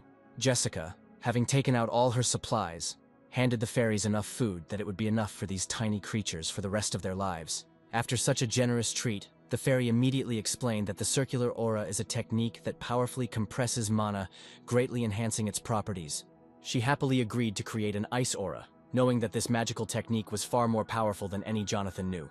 The main difficulty was the simultaneous use of auras of different elements, which required a special talent. It would seem that we could stop, especially considering Jonathan's lack of time. But the little fairy suddenly began to loudly protest, because she had just begun to explain the essence of the technique to him. It was strange, because just recently she didn't want to talk to Jonathan, and now, in spite of everything, she decided to help him master complex magic. She stated that she would not have started if she had not been confident in Jonathan's ability to master this technique using dark cold energy. And now, concentrating thick, strong cold mana in his hand, Jonathan began to better understand the essence of the technique and felt that he had not ended up in this place by accident. Within a minute, the Frost Giant King watched in amazement as Jonathan stabilized his new cold aura, which only a true god could control. The fairy had no doubts about the success of this strange guy from the very beginning, especially since his Excalibur combined perfectly with the cold dark energy. Coming close to the ice dragon, the main enemy of all the inhabitants of this snowy world, Jonathan put out his sword, ready to fulfill its purpose. Now in his hands was not only a rare relic, but also a technique of circular aura charged with dark flame. Raising the weapon high above his head, which was many times greater than the sword of any lesser god, Jonathan felt an unprecedented power, similar to what Zeus probably felt with his trident. Thanks to his title as the sword god, Jonathan easily learned the new skill in just a short amount of time. Jonathan used the black sword strike skill to launch only one attack, but the energy that burst out illuminated the space for thousands of kilometers around for a few seconds. Everyone watched as Jonathan executed the blow for the first time with his new logical skill, leaving behind a long, wide mark, as if it had been scorched by hellfire. It was incredible. But what the Frost Giants had been waiting for their entire lives happened after one blow from Jonathan, and the biggest problem of these creatures was solved. The system announced that Jonathan had killed the Ice Dragon and received an unprecedented number of new abilities for this. Turning to the Giant King, Jonathan reminded him of his promise to grant any wish, and now he wanted the king to become his third priest. After all that Jonathan had done for these snowy territories, the Giant King could not refuse and agreed to make a contract. Having become Jonathan's third priest, the king wanted to know if this was enough to consider the promise fulfilled, and to be even with the guy. Jonathan replied with a smile that this was quite enough, and he was glad that the monster who had recently fought him in mortal combat had now become his assistant. Patrick clearly didn't like all this, because he was so cold that he was ready to drop everything and run home to the warm fireplace. Although Jonathan claimed that they had successfully completed the mission, Patrick's expression made it clear that he was irritated by this bitter cold. Adele immediately warned Patrick that he had to treat Jonathan with respect, who had done so much for them.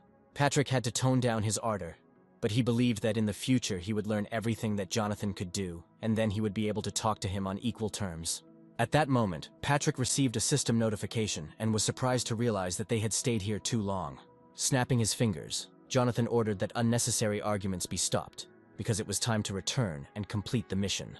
For Patrick, this was the best news, because he would finally be able to get home and warm up after this journey. The task could be considered completed, and for Jonathan, as well as for his friends, everything ended much better than they expected. Now, it was necessary to check on things in the other world, and teleportation was the fastest way to do it. But in the settlement they were heading to, mutants in the form of living trees had been destroying everything around for a long time, and the locals were dying one after another from their onslaught. One of the hunters in the settlement reported to headquarters that the danger level after the breakout from the dungeon had reached its maximum. Just when he wanted to ask for reinforcements, he suddenly received a strong blow to the face. It turned out that it was Charlie, who did not want to see other hunters here, and, threateningly, ordered the agent not to transmit any more messages to headquarters. He needed to kill as many monsters as possible to take all the rewards for himself and quickly level up. This guy clearly didn't want to share the relics that dropped after killing mutants and promised that he would handle everything himself. An agent's job was to take on the most difficult tasks, so Charlie took him along. Suddenly, not far from him, Charlie saw a fiery whirlwind appear where there had been no one a second ago. At first, Charlie couldn't figure out who activated this ability and which mutant had such strong magic. To his surprise, it was not a monster, but a girl who had recently gained the ability to use this powerful mana. Adele fell in love with fire magic, because it was the best way to quickly solve any problems. Besides, it was too cold where they had just returned from, and the girl decided to warm up a little after completing the mission. It became clear that if Adele did not stop, she would burn down the entire settlement, because the flames of her magic instantly destroyed the living trees. It seems that Adele single-handedly killed a high-level mutant, and this news clearly did not please the arrogant Charlie, but he quickly ordered his assistant to immediately call the gate control service and call for reinforcements. The assistant tried to carry out the order, but saw a blade in front of her, cutting her phone in two. All this time, Patrick was nearby, who most of all did not want to face a crowd of thugs, which usually took too much time. Charlie couldn't understand what his careless brother was doing in this settlement. However, since Patrick is here, it means that there must be another person with him, whom Charlie has long disliked. And indeed, turning his head, he saw the very guy who was considered the main star, whose face Charlie had long been tired of seeing in television interviews. He immediately accused Jonathan of once again breaking his promise not to participate in the raids on the gate. The guy said that the scale of the destruction was so great that local authorities would definitely not be able to cope without his help. Charlie was infuriated by the guy's usual arrogance, and rage had been boiling inside him for a long time and was bursting to get out. He smiled slyly, realizing that this was another nasty trick of the arrogant newcomer. Jonathan knew that this loser wouldn't leave him alone until he challenged him to a duel.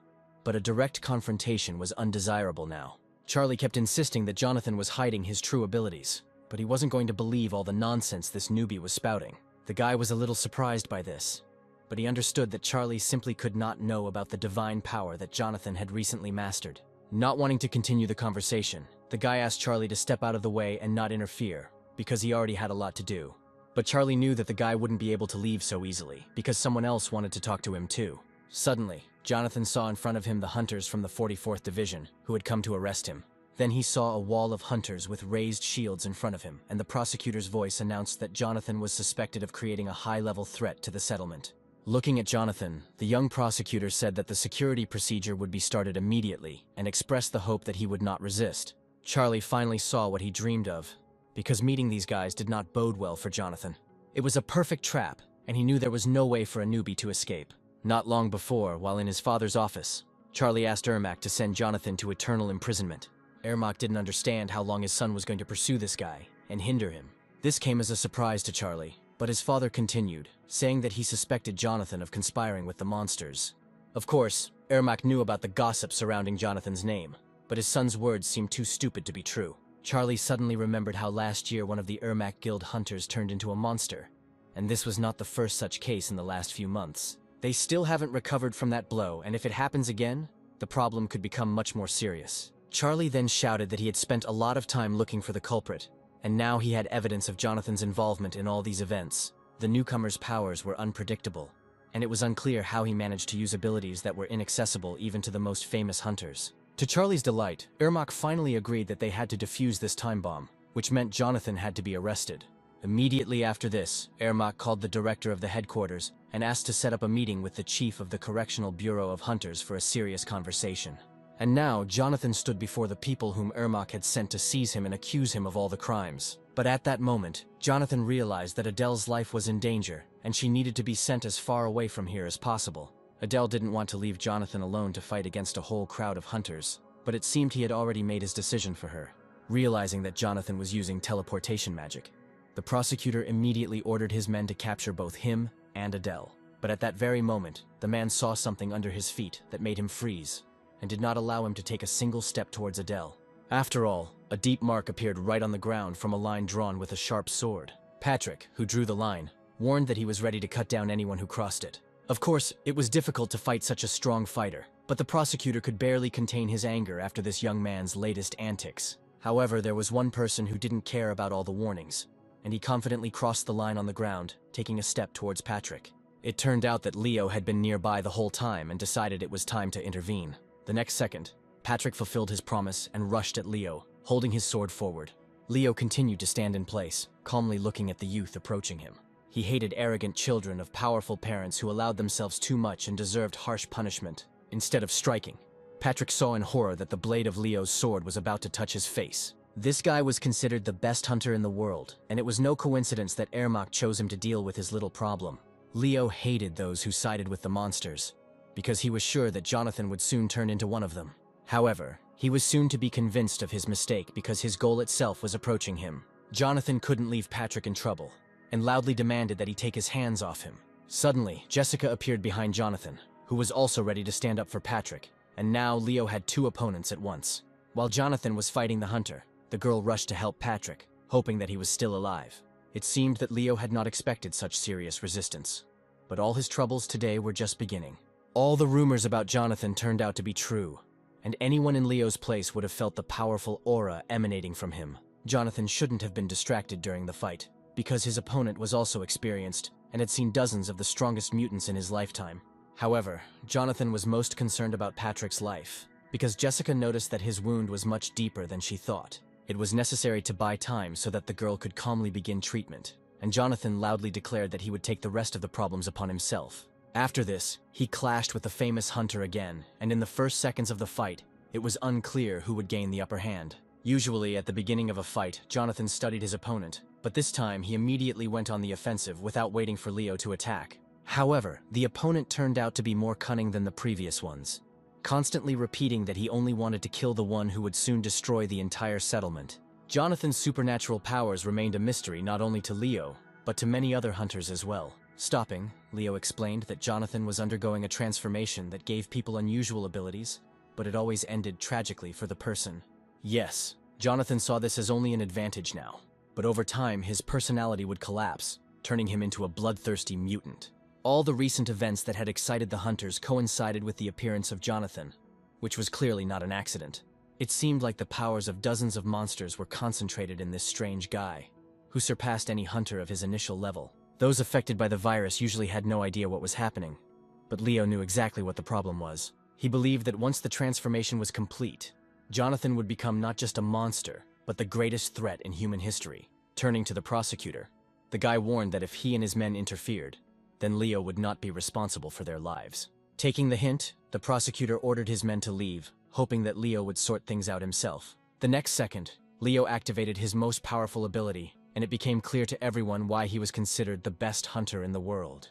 Now they stood opposite each other, and Leo was ready to fulfill the mission for which he had come here. He pushed off the ground with such force that Jonathan saw only a trace in the sand, and the guy himself seemed to dissolve into thin air. It became clear that Leo was not going to limit himself to a regular fight, and was ready to use the magical skills he had acquired during his service as a hunter. Leo always understood that Jonathan was not fighting at full strength, hiding his true abilities. Now Jonathan could show all his power, because he had no other way to save his life. Leo didn't want to give in either, and was ready to show everything he was capable of right now. He struck down with his giant sword with such force that the stones flew in all directions, as if from a blow from Thor's hammer.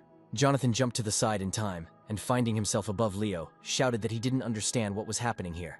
After all, if Leo wins, he will only receive a monetary reward, and in case of defeat, he will lose his reputation forever. Unexpectedly, Leo replied that he didn't need money, because the fate of the world was at stake, and that was much more important. With these words, he rushed to attack Jonathan, ready to use all his abilities at once. During the fight, Jonathan tried to prove that he was hearing for the first time about the transformation into monsters that Leo was talking about, and therefore their fight was pointless. It was unlikely that these words could convince an experienced hunter who had heard similar excuses 1,000 times. He always killed those who told him these stupid excuses, and thanks to this, the world has remained safe until now. Jonathan knew he had to remain calm, because hunters like Leo would still be useful to him in future battles. Swinging his sword, Leo seemed to go mad, reminiscent of the very mutants he had fought with all his life. Bright energy beams flashed from the guy in all directions, and now he was ready to use all his energy against Jonathan. Leo decided that Jonathan would thank him in the afterlife for preventing him from turning into a monster and becoming a threat to humanity. Imagine his surprise when he realized that his opponent didn't even feel his magical blow. Jonathan had magical armor that he kept for just such an occasion, meaning all of Leo's efforts were in vain. It was hard to believe, but Jonathan really was one of the strongest hunters, surpassing even Leo in strength. Suddenly, a bright flash flashed in the distance, and this energy seemed all too familiar to Leo. Activating his ability, Jonathan struck with the black sword, responding with the same powerful move from the hunter's arsenal. For the first time in his life, Leo's sword had a dent that could only have been left by the strongest hunter or deity. Looking at his defeated opponent, Jonathan loudly warned that he was holding back his strength because he had no need to kill the best hunter with whom he would like to fight shoulder to shoulder against monsters someday. To Leo's credit, he withstood a blow that once crushed an ice dragon, and even Jonathan didn't expect it. Perhaps Leo somehow transferred the force of the impact into the ground using electric mana. But either way, his entire face was covered in blood. It was perhaps one of Leo's best skills. And even if it was his only talent, Jonathan knew what a serious warrior he was facing. Jonathan remembered his last conversation with one of the best magicians, who told him about an unknown dimension where they practiced such magic. Coming closer to Leo, Jonathan asked if he had ever heard of the system, and if so, they had something to discuss. Still bleeding, Leo quietly replied that everyone had heard of the status window, if that was what Jonathan was asking about. But now Leo had to stop what would soon become a monster before Jonathan went mad. However, his body did not obey, and it became clear that now Leo could not even help himself. Jonathan realized that his opponent was trying to hide his use of the divine system, but decided to continue the conversation as soon as he woke up. Grasping the hilt of his sword tightly, Jonathan decided to finish the job that could not be left unfinished. After all, the one who had set this hunter on him was still here and he could use a good thrashing. Sitting on the ground, Charlie already understood that he was the next target of this strange guy. Looking at Charlie, Jonathan warned that he had crossed all boundaries by declaring war on him, and forgetting that Jonathan never forgives his enemies. The idiot was always so useless that he was simply wasting his breath, and Charlie realized with horror what Jonathan was getting at. After a heated encounter with Jonathan and the ensuing fight, Charlie ended up in a hospital bed, where the doctor informed his family of multiple fractures and bruises. Although the boy's vital organs were not damaged, he was beaten skillfully and suffered serious damage to his health. Charlie was having difficulty breathing, but thanks to the doctors, his life was no longer in danger. Ermac thanked the doctor for his excellent work, but he was tormented by questions about his son's last meeting with Jonathan. The worst part was that Charlie would need at least 6 months of rehabilitation before he could return to his job as a hunter. Ermac did not expect such cruelty from Jonathan and realized with horror that he had raised a real beast in human form. Meanwhile, Patrick complained to Adele that he almost died and showed himself to be a real hero. Adele immediately realized that Patrick was exaggerating and gave him a friendly pat on the back. Laughing, she said that Patrick still fought well and she saw every move he made. At this time, Jonathan was talking seriously with his friend Jessica and asked if she had ever met people like them. Jessica didn't understand what Jonathan meant by this question and how they were different from the others. Jonathan explained that they had been working for the gods for a long time, and it seemed to him that no one else was doing it. Jessica unexpectedly admitted that she had long suspected Leo of such work and was sure that he was hiding something. Jonathan also began to suspect Leo, because a reliable source told him that a lower god had worked in this place before him. Jessica countered that any god in control of the system could have gone there alone. The girl was surprised that this lower god, who arrived before Jonathan, was from America. After all, at the top of Olympus, hardly anyone would brag about their American origins, but Leo declared it openly, as if he did it intentionally. In addition, Leo was fluent in mana, a level of mastery only available to a god. It turns out that he could freely use mana in the human world, where such a concept did not even exist, and used it to his advantage. It seemed too perfect to be a simple coincidence, and Jessica thought seriously about Jonathan's words, trying to find answers to her questions in them. She understood what Jonathan meant, but to conclude that Leo was so much like them would be wrong. Jonathan continued to insist on his suspicions and did not understand what more evidence Jessica needed. Jessica explained that people cannot say exactly how the god system is controlled, but one thing is clear to her. She reminded that only 2 people in the world can control this system, and these 2 people are now in this room. Jonathan, who had never heard such a confession, asked if she was really sure about it. Jessica replied that he would understand everything himself when the time came, and would be convinced that they were the only ones who could use the system for their own purposes. Jonathan had to take her word for it, because Jessica had never lied to him, and there was no point in arguing with her.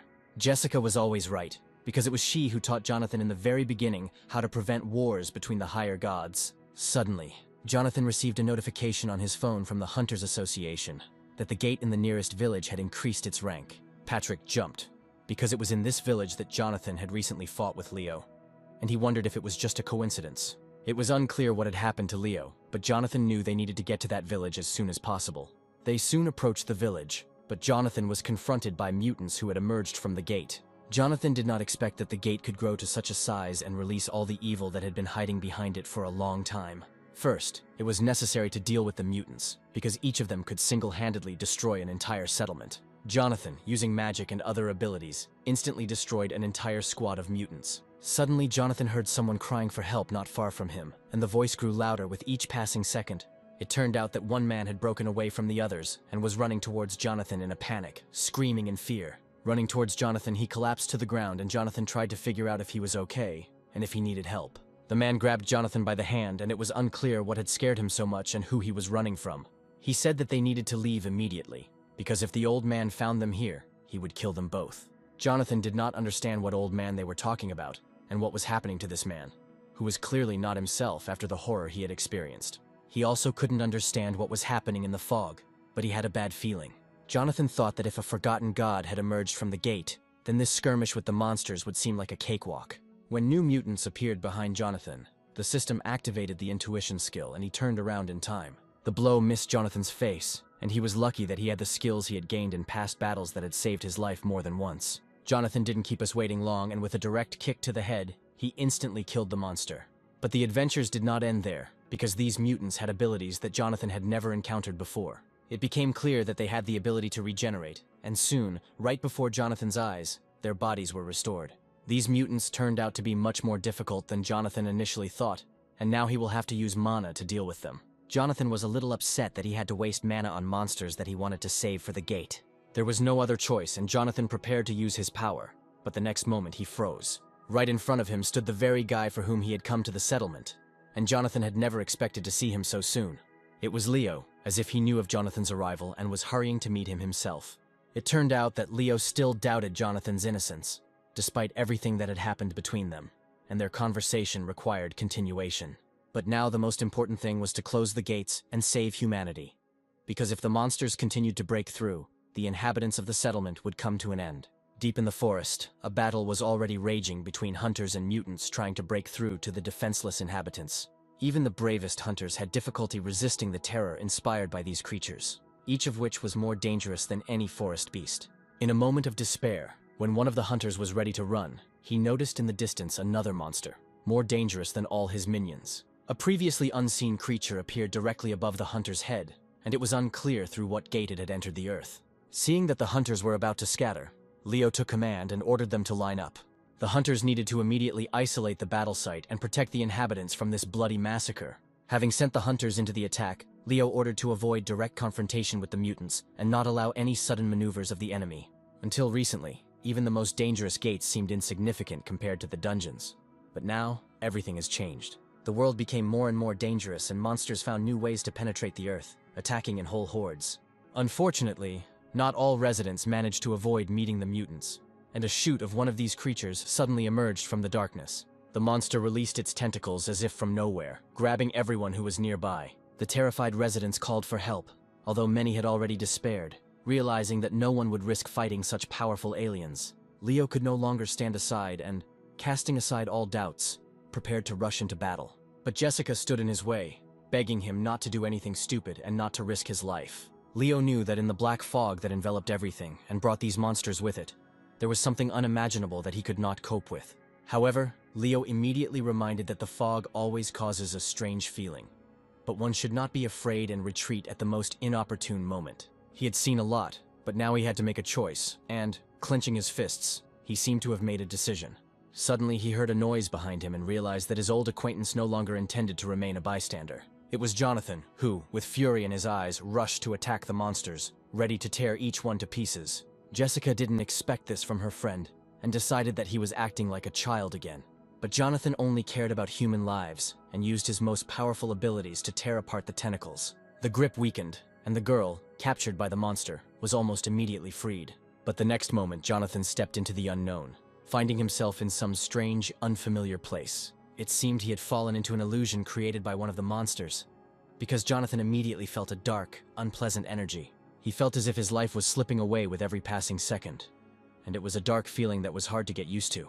A monster appeared before him, who had been waiting for him here for a long time, waiting for the right moment to use his magic. The mutant, looking at the guy, was perplexed as to who had advised him to come here and why he had decided that he could defeat such a strong creature as he. Jonathan's intuition warned him of mortal danger, and anyone in his place would have frozen in a daze, not knowing what to do. But the mutant didn't give him time to think and immediately attacked, showing who was the boss. Only now did Jonathan realize that in front of him was the same old woman that the young hunter had recently told him about. They hadn't even started fighting yet, but Jonathan already felt the incredible danger coming from the monster. Confident in its own strength, the old woman, wanting to prove her power again, directed her long tentacles towards Jonathan, intending to pierce him through and through. When the tentacles almost touched the guy's face, for a moment it seemed that he would not be able to dodge the attack, but everyone who knew Jonathan knew that he was not so easy to kill, and he cut the disgusting appendage a second before it touched. Jonathan's agility impressed the mutant, because the old woman had never encountered such resistance, usually immediately turning everyone into her next victim. But this guy fought as if he had encountered similar monsters many times before and was ready to accept the challenge. It was time to use the abilities Jonathan had been saving for just such a moment, trying to conserve his strength. The old woman gave him no respite, and Jonathan barely had time to fend off her barrage of attacks with his sword. The worst thing was that in this dimension, everything was subject to the will of the old woman, and her tentacles were sticking out from under the ground under Jonathan's feet. Tentacles burst forth from the depths of this space and wrapped around Jonathan's body from head to toe, completely restricting his movements. And then the omnipresent tentacles dragged Jonathan towards the old woman, who was still standing in the same place. Jonathan's look said that he would never give up, and the old woman realized that he was truly different from others. But now she was eager to see this guy's true face, and she wasn't going to delay it. To his horror, Jonathan saw the faces of all the people killed by the old woman, as if imprisoned in her captivity, and heard their death cries. In a hoarse voice, the old woman said that all these people had beautiful faces, and among them were her favorites in the collection. She couldn't wait to see the guy's dying expression, so she could add Jonathan's face to her collection. The system immediately warned the guy that right now he was being enveloped in animal fear, which meant that his strength would soon also decrease. The monster was already very close, smelling the scent of a new victim, anticipating the long-awaited dinner. Suddenly, she extended her disgusting, bony, dead hand towards the guy, and Jonathan realized that these could be the last seconds of his life. It was impossible to let that bastard kill him so easily after all the hardships Jonathan had gone through. And then a smile appeared on his face, the blue glow of the system notification informing him that Jonathan's application for the new vacancy had been accepted. The guy recently applied for a part-time job, and now the system is ready to move him to the location of that part-time job, which was Jonathan's backup plan. The old woman laughed, admitting that Jonathan was smarter than all the previous hunters she had ever encountered. But she warned that it would not be possible to escape, because the monster had been dealing with people for centuries, and had seen many cunning hunters. Ever since the old woman set foot on this earth, death had been so close that it eventually merged with it. The next moment, the evil old woman opened her black mouth and ordered the guy to show his true face, in which she longed to see the fear of death. But the guy suddenly smiled, although his whole face was covered in sweat and he could hardly contain his fear. It was clear that Jonathan was not going to give up and was ready to look death itself in the eye. Now that his Hellfire skill was ready to activate, the boy asked the system to grant him a powerful power. It seems that the old woman underestimated this young man, because he was not only smart, but also possessed magic available only to the gods. Before her eyes, hellish flames began to flare up, capable of destroying many mutants, and this old woman was no exception. Taking cover behind the tentacles, she warned that at this rate, he would burn not only her, but himself as well. However, this made the battle even more interesting, and it seemed that she was ready to accept the challenge and show everything she was capable of. All this time, as usual, she was trying to scare her victim to death, waiting for the guy to give up. But instead of giving up, he rose to his feet and gripped the hilt of his Excalibur even tighter. Looking her straight in the eyes and raising his sword, he again warned her that she would have to kill him to take his face. After all, if this creature in the guise of an evil old woman gets out, the entire settlement will be destroyed. And Jonathan could not allow this. Therefore, even at the cost of his own life, he was ready to destroy her, even if he himself had to follow her. It seemed like only he could stop this monster, and now, using his new skill, he flew straight at her. For the old woman, this was a serious challenge, and she was interested to see how it would end. Stretching out a bony hand, wrapped in obedient tentacles, she declared that soon he would be beating in despair. And then she released all her tentacles into him, which instantly pierced the guy's body, and it became clear that it was not for nothing that all the hunters were afraid of this old woman. Blood gushed from Jonathan's mouth, and for a moment he was ready to accept death. Coming closer to him, the old woman ordered him to look at her in order to take Jonathan's face and add it to her collection. But suddenly, a bright pink beam fell on Jonathan. All this time, someone was watching the fight and decided to intervene. It turned out that Alice had been waiting for Jonathan for a long time for a part-time job, and after he stayed too long, she came to him herself. Using the ability of the blooming pink spring, she directed magic at the old woman, and her tentacles instantly stopped obeying her. This monster knew Alice very well, but the main question was what this girl was doing here. Alice calmly replied that today's youth had completely lost respect, and even after responding to the vacancy, the guy did not show up on time. It was precisely because Jonathan was supposed to show up for his part-time job at this hour that Alice was so worried about him that she decided to go and look for him herself. It seemed that this girl tried to ruin her business again, and the monster was furious. She directed her tentacles at the girl, although she understood perfectly well that such a cheap trick was unlikely to kill Alice. The girl looked at her calmly, realizing that she would have to use a skill that would forever rid her of encounters with this evil grandmother. Flower petals never fall for more than 10 days, but it will take Alice no more than a minute to get rid of the old woman. After all, who would she be if she simply watched as this evil creature disrupted the normal flow of things and, time after time, appropriated people's faces?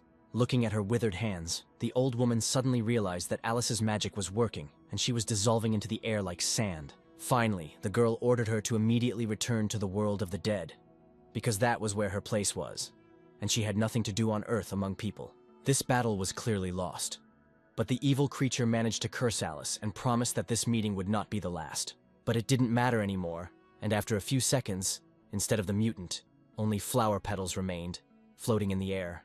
Brushing off her words, the girl was ready to meet again, but after she sent the old woman to the world of the dead, this meeting was unlikely to take place. Suddenly turning around sharply, she realized that because of this stupid, grumpy grandmother, she had completely forgotten about Jonathan, for whom she had come here.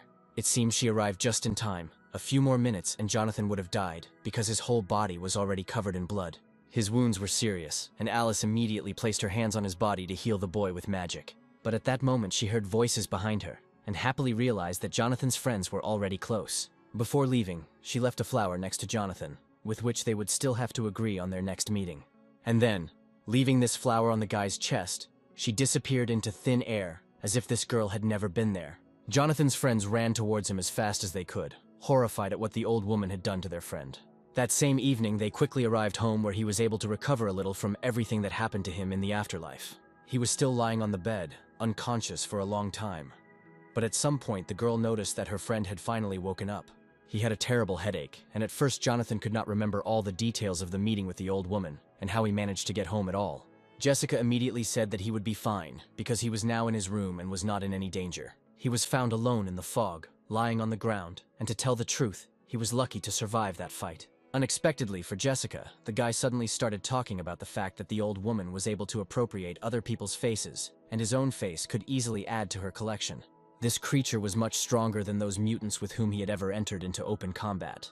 Yes, this forgotten goddess was comparable in strength to the highest deity, and in her danger she surpassed many gods from Olympus itself. Having entered into open combat with her, the guy greatly overestimated his capabilities and could have paid for it with his life. Imagine Jessica's surprise when she learned that the old woman was even able to break the window of her side job. The girl couldn't believe that this old woman's strength was enough to destroy the system window, and besides, how could they now receive information about new vacancies?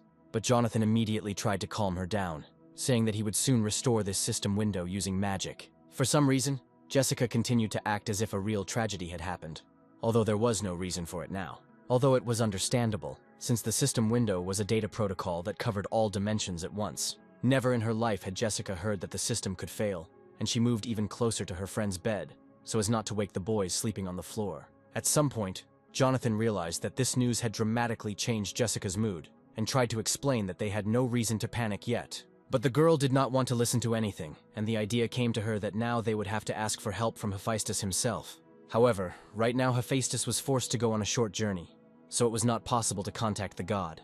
At that moment, Jonathan suddenly heard a quiet voice coming from the very flower Alice had left on his chest. This voice sounded so clear, as if the girl was still somewhere nearby, although there was no one else in the room except the boys. It turned out that Alice left Jonathan her message, in which she asked the guy to help her in her work, and in return, was ready to reward him with a new ability. Yes, it was an interesting way of communication, because the plant was able to record thoughts, and then transmit them directly to any person. She suggested discussing all the details of the new job in person during a meeting, and asked him to be present at the moment of her movement in space. And then, throughout the entire apartment of this multi-story building, a bright pink light suddenly lit up, which could not be confused with anything other than magic. A moment later, they found themselves in a green clearing somewhere high in the mountains, and at first tried to figure out where they were. Adele had never been to such places before, and wanted first of all to find out if they were in any danger. But it seemed there was nothing to worry about, because the next second a familiar female voice was heard behind Jonathan calling his name. It was the same girl who left a flower on the boy's chest, and was now finally able to see him again. Jonathan was immediately enveloped by that warm feeling that he had first felt at the moment of their first meeting. And this energy could only belong to a light deity. Besides, she easily dealt with that evil old woman, which meant her strength exceeded even that of that powerful monster. But for some reason Patrick, as usual, was not in the mood, and thought that this little girl was just wasting their time.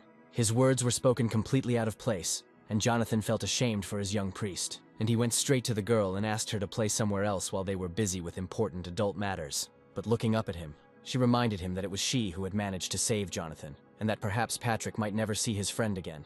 Jonathan quickly ran up to Patrick and, grabbing him by the head, immediately apologized to Alice, saying that this young man was simply not in the mood today. It seemed that only now did Adele realize that this little girl really was a true goddess, and she responded by being surprised at how quickly these children, whom she remembered as very tiny, had grown up. But now there was no time to waste on long greetings, so Alice suggested that they get to work quickly. After all, in her magical garden were the souls of children who were yet to be born, and Jonathan and his friends had to water all these flowers in the meadow. Adele was delighted with this kind of work, and dreamed that such tasks would be encountered as often as possible. However, the same could not be said about Patrick, who continued to behave in the same way and believed that the work was completely useless. But the girl had already prepared a huge jug, which each of the boys had to take to fill it to the top with water.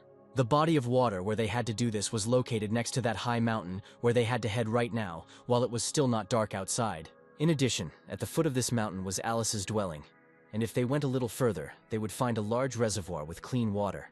Patrick knew that this task would be much more difficult, because now they would have to climb to the very top of this mountain. Towards evening, they finally completed the task and, having filled their jugs to the top, watered all the flowers in this magical garden. The whole group was so tired that some of the guys collapsed with their entire bodies on the ground, unable to even move. At first, Jonathan thought that watering the flowers would be the easiest job he ever had to do, but now he realized that he had been very wrong. Alice, watching everything from a tree branch, reminded that in this world, everything has its reason. She added that repairing such a complex mechanism as the system window requires a certain amount of effort. Seeing that the main thing had already been done, Alice asked Jonathan to follow her and not lag behind. By evening, when the sky was strewn with stars, they reached the dimension where Jonathan was supposed to find answers to his questions. Jonathan climbed the steep stairs carefully, as it was easy to trip in the dark, just as Alice had warned. On the way, Alice once again emphasized the importance of watering the garden of unborn souls, because today they cleanse the souls of children who will soon be born. Jonathan, however, did not understand the connection between watering the garden and fixing the system window, and Alice's words seemed mysterious to him. Alice continued to explain that karma is the sum of all a person's actions, and that today Jonathan had greatly improved his, and this would benefit him in the future. Once upstairs, Alice hurried Jonathan, who had noticeably fallen behind and was in danger of missing something important. Having reached the pond that Alice had spoken of, Jonathan realized that the water in it was not simple, but filled with magic. Alice, laughing, suggested that Jonathan plunge completely into this magical reservoir and feel its power himself. Jonathan, approaching the shore, was ready to swim, but was a little afraid that this adventure could be dangerous. Having dispelled his doubts, Alice suddenly pushed Jonathan into the water so that he would not hesitate. Jonathan closed his eyes for a moment, anticipating a meeting with the unknown, and experiencing the same fear as during that meeting with the old woman. Opening his eyes, Jonathan realized that he was already in a different place, not where he and Alice had come. Looking around, he saw that this place was strikingly similar to where he had already been. Everything around was built from familiar puzzles, and even the sky seemed painfully familiar. Magic petals from Alice's garden floated in the air, and their presence here seemed mysterious. Having carefully examined one of the petals, Jonathan guessed that Alice's garden was not accidentally called the Garden of Unborn Souls, and, probably, each petal contains a human soul. The petal, like a pure child's soul, shone with white light, but Jonathan did not understand why it was here. Suddenly he noticed a puzzle piece in front of him that was glowing just like the petals. Jonathan realized that the puzzles were starting to come together into a single picture. But what was the guy supposed to find out in this strange place? The next moment he saw something incredible and suddenly felt like a little child. In front of him stood Alice, who seemed to be able to be in 2 dimensions at once, and she clearly had something to say. A flower from her garden appeared in Alice's hands, which she wanted to give to Jonathan, so that he could maintain contact with all the creatures of this world. It turned out that this flower contained the energy of beings from 3,000 worlds. And now this valuable relic belonged to Jonathan. Jonathan could hardly believe what was happening, because Alice really kept her promise and thanked him for helping with watering the garden. He was, however, worried about whether he was even worthy of such a valuable gift that this kind girl had bestowed upon him. Alice responded by patting Jonathan on the head and telling him not to worry about anything. Looking into Alice's face, Jonathan felt his connection with her weakening, her touch becoming less and less noticeable. The next moment, he opened his eyes and found himself in the same dimension he had been in a few minutes ago. Alice stood over him, happy that he had woken up, because she had already begun to worry. Jonathan had been lying on the cold ground for too long. It was getting dark outside, and it was time for them to go back. Turning to Alice, Jonathan told her about his dream, which seemed amazingly real, and he couldn't understand where he had been all this time. Alice answered mysteriously that she didn't understand what he was talking about, and that now was not the time for talking, but that she needed to check the system window. It turned out that while Jonathan was in another dimension, Alice had already fixed the system window, and now it was working properly. Moreover, Jonathan gained new abilities, and remembered his past lives, lived thousands of years ago. It turned out that in his vision, he saw events from one of his past lives, and he wanted to know more about it. However, of all the memories of the past, only one fragment was available to Jonathan. The rest remained hidden. To Alice's surprise, Jonathan began to thank her profusely, which briefly caught her off guard. Bowing low, he said that Alice had saved his life and fixed the system window and that he owed her an unpayable debt. Looking at Jonathan with a smile, Alice realized that the boy she met many years ago had become a real man. However, she believed that she had simply done her job, and Jonathan did not need to thank her so much. Alice wanted to give Jonathan something else important, and reminded him that they needed to get back quickly. But first, she decided to treat Jonathan to some delicious tea with a floral aroma, a cup of which he was already holding in his hands. Alice explained that this was not ordinary tea, but a decoction of herbs that grow only in the afterlife. This tea was supposed to help Jonathan overcome his fear, and after taking a sip, he realized that it was the most delicious tea he had ever tasted. Jonathan immediately felt a new, previously unknown force awakening within him. But it seemed that this power was not enough, and even the thought of meeting the Dark Reaper still filled him with horror. Adele also wanted to try the flower tea, and Alice, without refusing her, poured her some more of the drink. And then she sadly said that she understood Jonathan perfectly well, but the power of tea might not be enough for his main fight. Alas, even a large amount of tea does not enhance its magical effect, and Jonathan will have to do everything else himself, without the help of healing drinks. There was nothing more she could do to help him, but Jonathan immediately reassured the girl, saying that she had already helped him a lot. Unexpectedly, at that moment, he heard a system notification about a new vacancy for part-time work. The advert was about fighting Medusa, and Jonathan thought that if this part-time job would increase his courage level, then this was exactly what he needed. Just as he was about to respond to the ad and agree to the part-time job, Jessica suddenly grabbed him by the ear. She didn't seem to like the idea of fighting Medusa, and she realized that Jonathan had been taking on any job he could get lately. You'd have to be a complete idiot to agree to something like that, and Jessica was willing to do anything to dissuade Jonathan from this idea. After all, if he thinks he has become immortal, he is very much mistaken, because a couple of extra holes in his body will not just heal. Besides, Jonathan should have thought not only about himself, but also about those who cared about him, because the guys would never forgive themselves if they let him go to this dangerous part-time job. The guy had to listen to a hail of accusations. His face was covered in sweat, and he had only one thing left to do. Jonathan fell to his knees in front of Jessica and asked for forgiveness for all the bad things he had done in his life, saying that he was terribly guilty. The guy still thought that the vacancy was not bad, but only if he had sufficient training could he agree to this job. Suddenly, Jessica changed her mind and explained that only 3 things were needed to fight Medusa. First of all, he must obtain the sandals of Hermes in order to reach the island, which is impossible to reach without this relic. In addition, you will need a helmet of invisibility to quietly approach Medusa and have time to strike with Excalibur. And finally, the guy needs a mirror shield so he doesn't look Medusa straight in the eye during the battle and get petrified by her gaze. Unexpectedly, Adele said that she could easily get all these things and that Jessica could trust her completely. It was a great answer. But Jessica added that the place where Hermes' sandals are now is always short of people to work part-time, so they could send someone else there. Most likely, Jonathan will have to go for the sandals, taking his faithful priest Patrick with him, so that it will be easier for the 2 of them to find them. Soon they found themselves in a place where thousands of letters were flying everywhere, and the messengers were busy with work. Looking up, Patrick was surprised at how many letters were in one place, and could not figure out who they were all intended for. And then Jonathan, looking up, saw one of the senior messengers, who had been waiting for them for a long time and was glad to see them. It was a very young messenger in the same sandals that Jessica had spoken of, and he joyfully greeted the new workers. The young man immediately warned that it was not easy to work in the Hermes Postal Service and, in addition, they had to obey their boss in everything, which was now him. Jonathan replied that they enjoyed hard work, so there was no need to worry. But if the young man doesn't mind, Jonathan would like to immediately receive Hermes' sandals as payment, since it was for them that they agreed to do this part-time job. The messenger immediately agreed and suggested that they immediately begin work. of which there was more than enough in this place for everyone. A second later, a whole mountain of letters towered over the guys, which they had to send to different addresses. That same day, they went to the Colosseum, where Jonathan was to fight Ares in a training fight that his opponent still remembered. He greeted Jonathan cheerfully, but expressed dissatisfaction with the fact that he had not contacted him since their last meeting. Ares immediately offered him another duel, but Jonathan replied that he had no strength left, and that his priest Patrick could fight Ares instead. That same evening, Jonathan set out on his first mission, which was to deliver a letter to his old enemy. With a smile on his face, he greeted the owner of these dark places and handed him a letter. Handing over the envelope, he asked for a signature to confirm receipt so that he could report to his superiors. But before he could hand over the letter, it caught fire right in his hands, because Hades could not believe that this scoundrel had risked coming to him in person. At that moment, Persephone appeared behind Hades, knowing how this meeting would end if she was not there. Besides, the letter was meant for her, so she said with a smile that she wouldn't mind seeing this messenger. The friends worked all day and delivered more letters than any other messenger could have sent in a lifetime.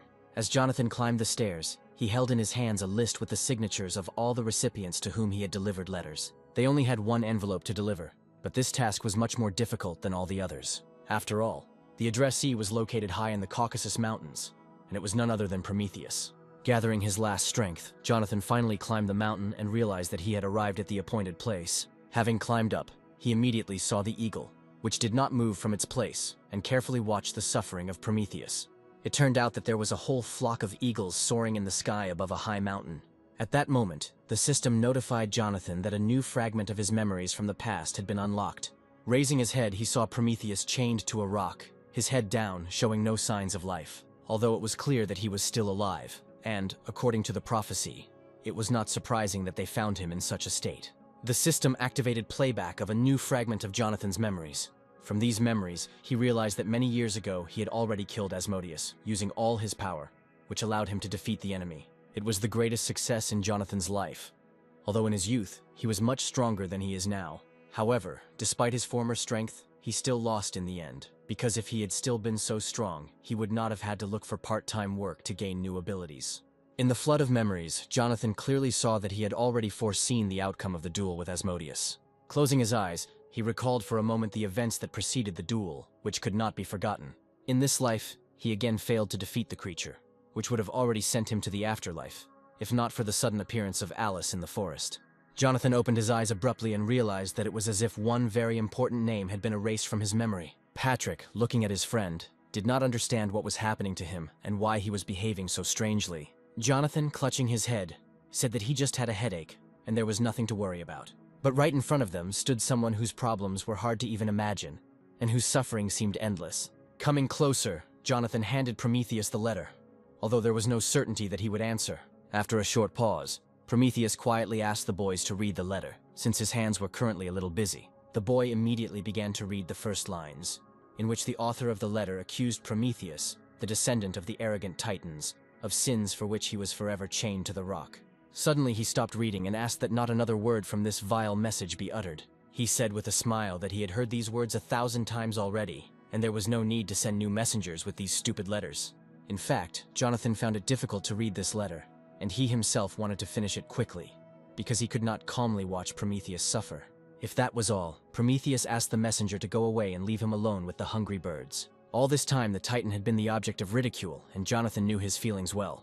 And then Jonathan realized that only he could free the unfortunate man, and, stretching out his hand, used his magic. Prometheus, not understanding the boy's plan, asked Jonathan what would happen after using magic. It turned out that the guy first wanted to heal the Titan's wounds, which had already begun to fester and could lead to serious problems. But Prometheus was doomed to eternal torment, so the messenger did not understand what the point of this was. Jonathan knew that Prometheus was the god of prophecy, who did everything for the good of humanity, and for this was doomed to eternal pain and humiliation. After finishing the regeneration, the guy said that this was all he could do for Prometheus. For a while, the Titan looked at the strange messenger, whom he had never seen before, and tried to understand who he really was. Jonathan seemed to him like some kind of crazy lower god, but the guy said that he was not afraid of the wrath of other gods for his actions. Yes, this was an unusual messenger, and it was obvious that he was only here for his part-time job. Before leaving, the guy introduced himself and said that, although he had not yet reached a high level, he had already become a god of swords. At this point, Patrick couldn't take it anymore, and loudly declared that it was time for them to leave since the job was done. Jonathan felt a little ashamed of his friend and told Prometheus that he was still too young. But Patrick was right about one thing, because even in a world where gods and people coexist, it is dangerous for a weak person to be. Realizing that Jonathan meant him when he spoke of weak people, Patrick began to protest furiously again. But Jonathan's patience snapped, and he gave his young priest Patrick a good slap on the back of the head. In the end, Jonathan told his priest everything that had accumulated in him over the past weeks, because Patrick was causing him too much trouble. Prometheus listened in amazement to the stream of curses that the two showered upon each other right before his eyes. It was strange for him to see such communication between a god and his priest, because many years ago he had not seen anything like it. And suddenly, Prometheus said that if the girl he still remembered were born now, she would be treated exactly the same way as Jonathan and Patrick. Realizing that the Titan meant Pandora, the guy immediately asked about it, and the Titan was surprised that the messenger knew this name. But it was unclear how he knew this girl, because she lived a very long time ago, and Jonathan could not have met her in this life. However, the story of Pandora was widely known, and legends were made about it, so there was nothing surprising about this. Suddenly, Patrick said that he had heard about Pandora's box, and Prometheus asked him to tell him what he had missed while he was chained to the rock. If they know anything about this, the Titan would be grateful if they could explain it to him briefly. This was not difficult for Jonathan, and he immediately told her that Pandora had divine beauty, and the gods generously gifted her with various talents. However, this girl had been very curious all her life, and it was this excessive curiosity that caused the terrible disaster. Of course, Prometheus was deeply in love with her, but unfortunately, she did not pay attention to all his prophecies. It turned out that the Titan knew much more than Jonathan, and the guy asked him to tell him everything he knew about Pandora. Only now did Prometheus realize that the young god had helped him only for the sake of prophecies. Jonathan would be lying if he said he wasn't interested, but he didn't help the Titan out of self-interest. Yes, this guy was eloquent, and such a confident answer brought a slight smile to Prometheus's face. And then he began his story about how his flesh had been torn to pieces 1,000 times and had grown back together again. And after all these endless years of suffering, he was so tired that now he just wanted to share his story with the guys. The guys froze, listening to the prophecies of the formidable Titan, intended specifically for them, and remained on the top of the cliff for a long time, remembering his every word. When Jonathan returned, he was beaming with satisfaction after a hard job for which he was to be rewarded. Patrick reminded Jonathan that they had come too far and could have used teleportation. He was right, because the journey turned out to be exhausting, although Jonathan did get a valuable trophy, which were those very sandals of Hermes. In addition, Jonathan unlocked some memories and heard prophecies from Prometheus himself, although he was not able to make out all the words. Pandora was the mysterious girl from ancient mythology, and the real Pandora's box, which carried chaos, had not yet been opened. Jonathan turned to Patrick and said that he had urgent matters to attend to, expressing the hope that his priest would not do anything stupid in his absence. It seemed like this guy really needed to be kept under close watch, constantly reminding him to be prudent. When Patrick was left alone, he suddenly heard a loud female voice in the distance, and tried to understand what was happening. It turned out that 2 mutants surrounded a little girl, accusing her of stealing and intending to punish her. A girl named Ella said that the letters belonged to her, and that she urgently needed them now. The mutant reminded Ella of the warning about the consequences of stealing, and declared his readiness to carry out the punishment. Patrick, already about to leave, threw out a last phrase about how people and gods are similar in many ways. The monster did not like this remark, and he sternly warned that this little brat should not dare to make fun of him. But he said it in vain, and Patrick, turning to him, realized that he would not be able to keep the promise he had given to Jonathan. He had promised Jonathan not to seek adventure, but he could not stand the insults of this boor. Just as Patrick was about to draw his sword, he remembered Jonathan, who would definitely not approve of such a reaction. With difficulty suppressing his anger inside, Patrick decided to leave and avoid new problems. But the mutant shouted after him that only a coward runs away at the most inopportune moment. This was the last straw, and Patrick rushed into the attack, swinging his magic sword. The mutants had no chance against the experienced swordsman, and Patrick quickly dealt with them. Standing over his fallen opponents, Patrick warned that he had not fought at full strength, and that they should thank him for remaining alive. However, one of the mutants had a whistle in his hands, with which he wanted to notify the others. The mutant understood that a crowd of his friends would immediately come running to the signal and tear Patrick to pieces. Indeed, Patrick soon found himself surrounded by mutants, and even his masterful swordsmanship was unlikely to save him. The mutant continued his tirade about how the young gods had completely let themselves go, and that it was high time to teach Patrick a lesson. Patrick tried not to show it, but he knew his troubles were just beginning. At that moment, when he was already preparing for battle, Jonathan appeared behind him. He, of course, would not abandon his priest in trouble, but he was angry at Patrick for yet another adventure. Patrick immediately explained that he could not remain indifferent when he saw mutants bullying a defenseless girl. After listening to Patrick, Jonathan realized that in his place, he would have done the same, and that he shouldn't blame only the priest. But one of the mutants, not agreeing with this turn of events, rushed to attack both guys. Jonathan easily repelled the monster's weak attack, which he could have blocked even blindfolded. He didn't want to fight and suggested that the mutant forget about the incident, promising to deal with Patrick himself. But the mutant, urged on by his friends, rejected Jonathan's generous offer and was ready to fight. All the monsters pounced on Jonathan at once, wanting to take over with numbers in this fight with a low-level god. And Jonathan, closing his eyes, only sighed heavily, realizing that he could no longer avoid a big fight. He activated one of his abilities, and all the mutants flew in different directions. The instigator of the conflict was thrown to the other end of the room, and he did not understand where Jonathan got such power from. It seems that only now the mutant realized that Jonathan is the very god about whom legends are already being composed. One of the mutants shouted that Jonathan had fought Hades himself, and they shouldn't have angered him. Jonathan was already ready to join the fight, but he was suddenly stopped by the girl. Realizing that this was the only way to stop Jonathan, the girl threw a handful of dust in his face, which affected the guy instantly. Jonathan clearly didn't expect this, and was speechless for a few seconds. But then he attacked the girl screaming, despite her explanations that she had no other choice. Jonathan recalled that Patrick helped the girl, although she replied that she did not ask for any help. Jonathan found it strange that low-level gods would allow themselves to treat a girl named Ella, who was known to everyone on Olympus, in this way. At first, Jonathan, not hearing the name, continued his angry tirade, but then suddenly stopped. After all, only now, when he learned her name, the guy had to believe that in front of him was the very goddess with whom they had been communicating for a long time through the system window. Jonathan realized that Ella was the very employer from whom he had been receiving system notifications about part-time work. It turned out that she herself had long wanted to meet him in person, and the guy could not understand why she needed it. Then she suddenly offered Jonathan another interesting part-time job that no one knew about yet. The guy was worried about how she knew about all his previous part-time jobs, since he hadn't been looking for new ones for a long time. Due to the large crowd of people around, she suggested moving to a more secluded place for conversation. They found a cozy place where they could calmly discuss the details of their new part-time job. During the conversation, Jonathan realized that Ella was a fortune teller and therefore knew everything in advance. He had recently met Prometheus and was now surprised by the abundance of profits in the world. In order not to waste time, the girl suggested getting straight to the point. The essence of the new job was to catch and kill Medusa, a task that only the most experienced hunter could accomplish.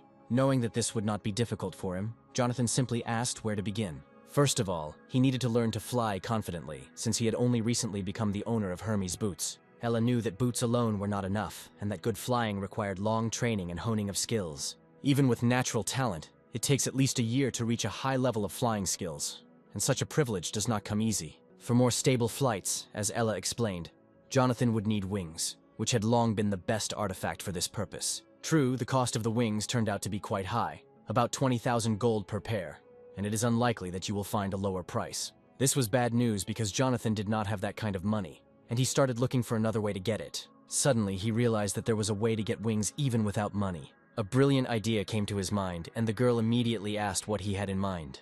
Jonathan said he intended to pay for the wings in Ella's name, hoping to fly as well as she did. She did not object, but warned that her name was not of much value, since she was not the most famous god on Olympus. Despite this, there was nothing to lose, and Jonathan opened his system window to bring the idea to life. Luckily, the idea worked, and within a few minutes Jonathan was happily floating in the air.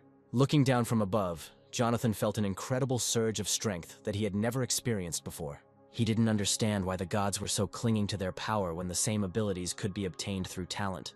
The first part of the plan had been successfully completed, and they had to move on to the next stage without delay. Watching Jonathan from the ground, Ella was pleased with how easy it was for him to fly. Even though he was only making his first attempts, his turns in the sky gave the impression that he had mastered this flying skill all his life. Only now Ella was finally convinced of the truth of the rumors about the new god and his exceptional talent. Without turning around, she suddenly asked Jessica if she shared her opinion, or if she would argue again, as she usually did. Jessica was surprised that Ella noticed her, even though she had crept up completely silently. Turning around, Jessica admitted that she had felt her presence for a long time and was glad to be able to look her in the eye. Ella, it turned out, was ready for this meeting and was not at all like the other gods Jessica had met. Jessica had a unique ability to remember everyone she had met over her many lives. However, in this world, not all the names were known to her yet, and Ella was one of those gods that she encountered for the first time. Unexpectedly, Even after her presence was revealed, Jessica continued her attack, intending to fight Ella. Jessica threw her foot forward, knocking Ella off her feet and causing her to lose her balance and almost fall onto the grass. Jessica immediately launched a powerful blow with her magic blade, but Ella, remaining calm, dodged it. With a few deft movements, Ella found herself at a distance from her opponent and watched her. Jessica was not going to give up and, deciding to take advantage of her opponent's proximity, she resumed her attack. Ella continued to deflect each attack with such ease, as if she could do it forever. It seemed as if Ella not only foresaw events, but also knew Jessica's every next move. Rumors of Ella's strength circulated throughout Olympus, but it was only in real combat that Jessica was able to appreciate her power.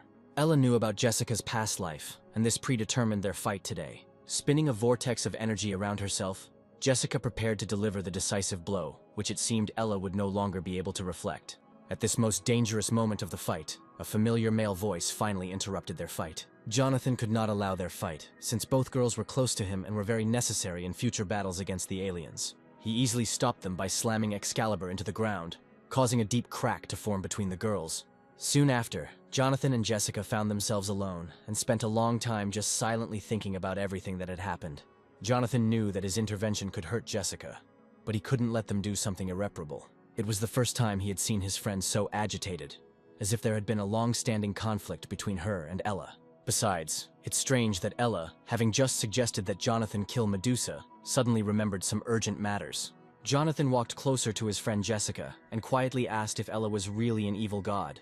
To his surprise, Jessica, who had never met the girl, still decided to attack her. This was not at all like Jessica, who usually talked everyone out of fighting and separated rivals. The guy understood that Jessica was not telling him something, and wanted to hear the truth so as not to remain an outside observer of her problem. But Jessica continued to stand there with the same expression on her face, and it was clear that something was seriously bothering her. At some point, the guy realized that he was interfering in her personal affairs in vain, and perhaps he should leave her alone with her thoughts. His main task now was to overcome his fear, so that the next time he met a mutant like the old woman, he would not retreat. He told Jessica that she needed to deal with her fear now, because it would be much harder in the future. Jonathan had to take this part-time job from Ella, and the girl understood that he was right in many ways. He couldn't turn down the part-time job just because Jessica suspected something about Ella. Finally, the guy asked her directly if she was okay, and if she needed help. But she said everything was fine and swiped at the system notification window to get new items. And then Jonathan realized that he had become the owner of an invisibility helmet and a mirror shield, with the help of which he could cope with Medusa Gorgon. Jessica suddenly became cheerful and said with a smile that she would look forward to him getting home from his part-time job. At home, that same day, the girl spent some time remembering her meeting in that forest that day. While trying to find information about the girl, Jessica realized that she knew almost nothing about her, and it seemed strange to her how she was able to contact Jonathan. Lying on the soft bed, she stared at the ceiling for a long time, going over the events of the day in her head. She seemed to be beginning to suspect that this new feeling in her heart was jealousy of Jonathan's new girlfriend. Perhaps if Persephone were here now, she would say that it was love and would start pestering Jessica with these nonsense. Jessica still convinced herself that she had attacked Ella only because she feared for her life and Jonathan's. Although, if you think about it, only a year had passed since she met Jonathan, and during this time she simply could not fall in love with him. But right now it felt like their relationship had been going on forever, and she knew this guy as well as she knew herself.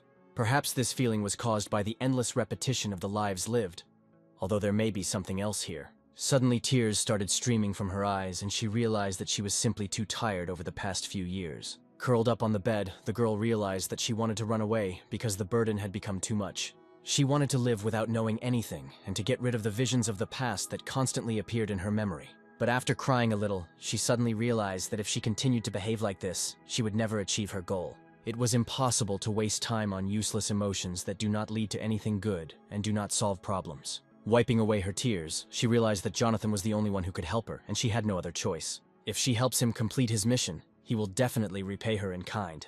And if he agrees to do what she asks, she will finally be able to close her eyes and drown in infinity. Meanwhile, Jonathan, noticeably tired from wandering through the dense forest, was already walking towards Medusa's lair. He was accompanied by Ella, who walked ahead, looking around carefully and prepared for any danger. It was unclear why they moved here, because they could have immediately ended up in the lair of Medusa the Gorgon. However, Ella had already warned that they needed to hide their presence in the forest as much as possible, so it was better to go on foot. Jonathan still deserved a short rest, so he asked to stop and rest for at least a short time. But the girl didn't want to listen. saying that Jonathan was constantly faking and she was used to it. However, there was no point in resting now, because their goal, for which they had come to these green thickets, appeared in the distance. In the thickest part of the forest, they saw a girl with green hair, her back turned to them, who was most likely Medusa. With a short gesture, Ella told Jonathan to waste no time and attack before Medusa noticed them. The speed with which the boy rushed into the attack surprised even Ella, who herself was quite a dexterous fighter. A second later, he was already standing next to the girl, ready to do what he came to this forest for. With one sweeping movement, he chopped her body off, and it was clear that she would not survive. Of course, he felt sorry, but circumstances forced Jonathan to use cruelty even towards this girl. He stood there for a while longer, realizing that a second blow would no longer be necessary. Suddenly, Ella shouted loudly from afar for Jonathan to get out of there immediately because his life was in danger. The guy didn't immediately understand her words and loudly asked why she didn't come closer. Imagine his surprise when another mutant appeared next to him, who was the main mistress of the forest and their true goal. It turned out that Medusa had two sisters, and Jonathan saw the oldest of them in front of him right now. And then, looking up, he realized that everything was much more serious than it seemed, and speed alone would not be enough. Marianne stared at him, and there was such horror in her eyes that anyone who dared to look at her would immediately freeze in fear. But a second later, Marianne realized that the guy had disappeared, having slipped away in some incredible way. Of course, this infuriated her. She could almost taste the prey, anticipating a hearty dinner. At that moment, the middle sister came up to her from behind, hearing her loud screams. Like everyone in their family, Zara was a mutant who had recently awakened from a long hibernation. The older sister abruptly declared that now was not the time to sleep, because a stranger had snuck into their lair and was hiding somewhere nearby. It was clear from Zara's expression that she didn't believe a word her sister said, who in their right mind would go into their lair. However, Marianne continued to insist, and Zara gradually began to understand that her sister was telling the truth. With her ability, Zara could verify Marianne's words. No living creature could hide from her special gaze. Having activated the ability and caught Jonathan's thermal spectrum, she immediately understood where he was hiding and prepared to catch up with the sly one. Realizing that he had been exposed, Jonathan realized the futility of his invisibility mode against this monster's magic. Now that capture seemed inevitable, it was necessary to escape from this damned place. He immediately activated his fast-running skill and rushed away, hoping to escape.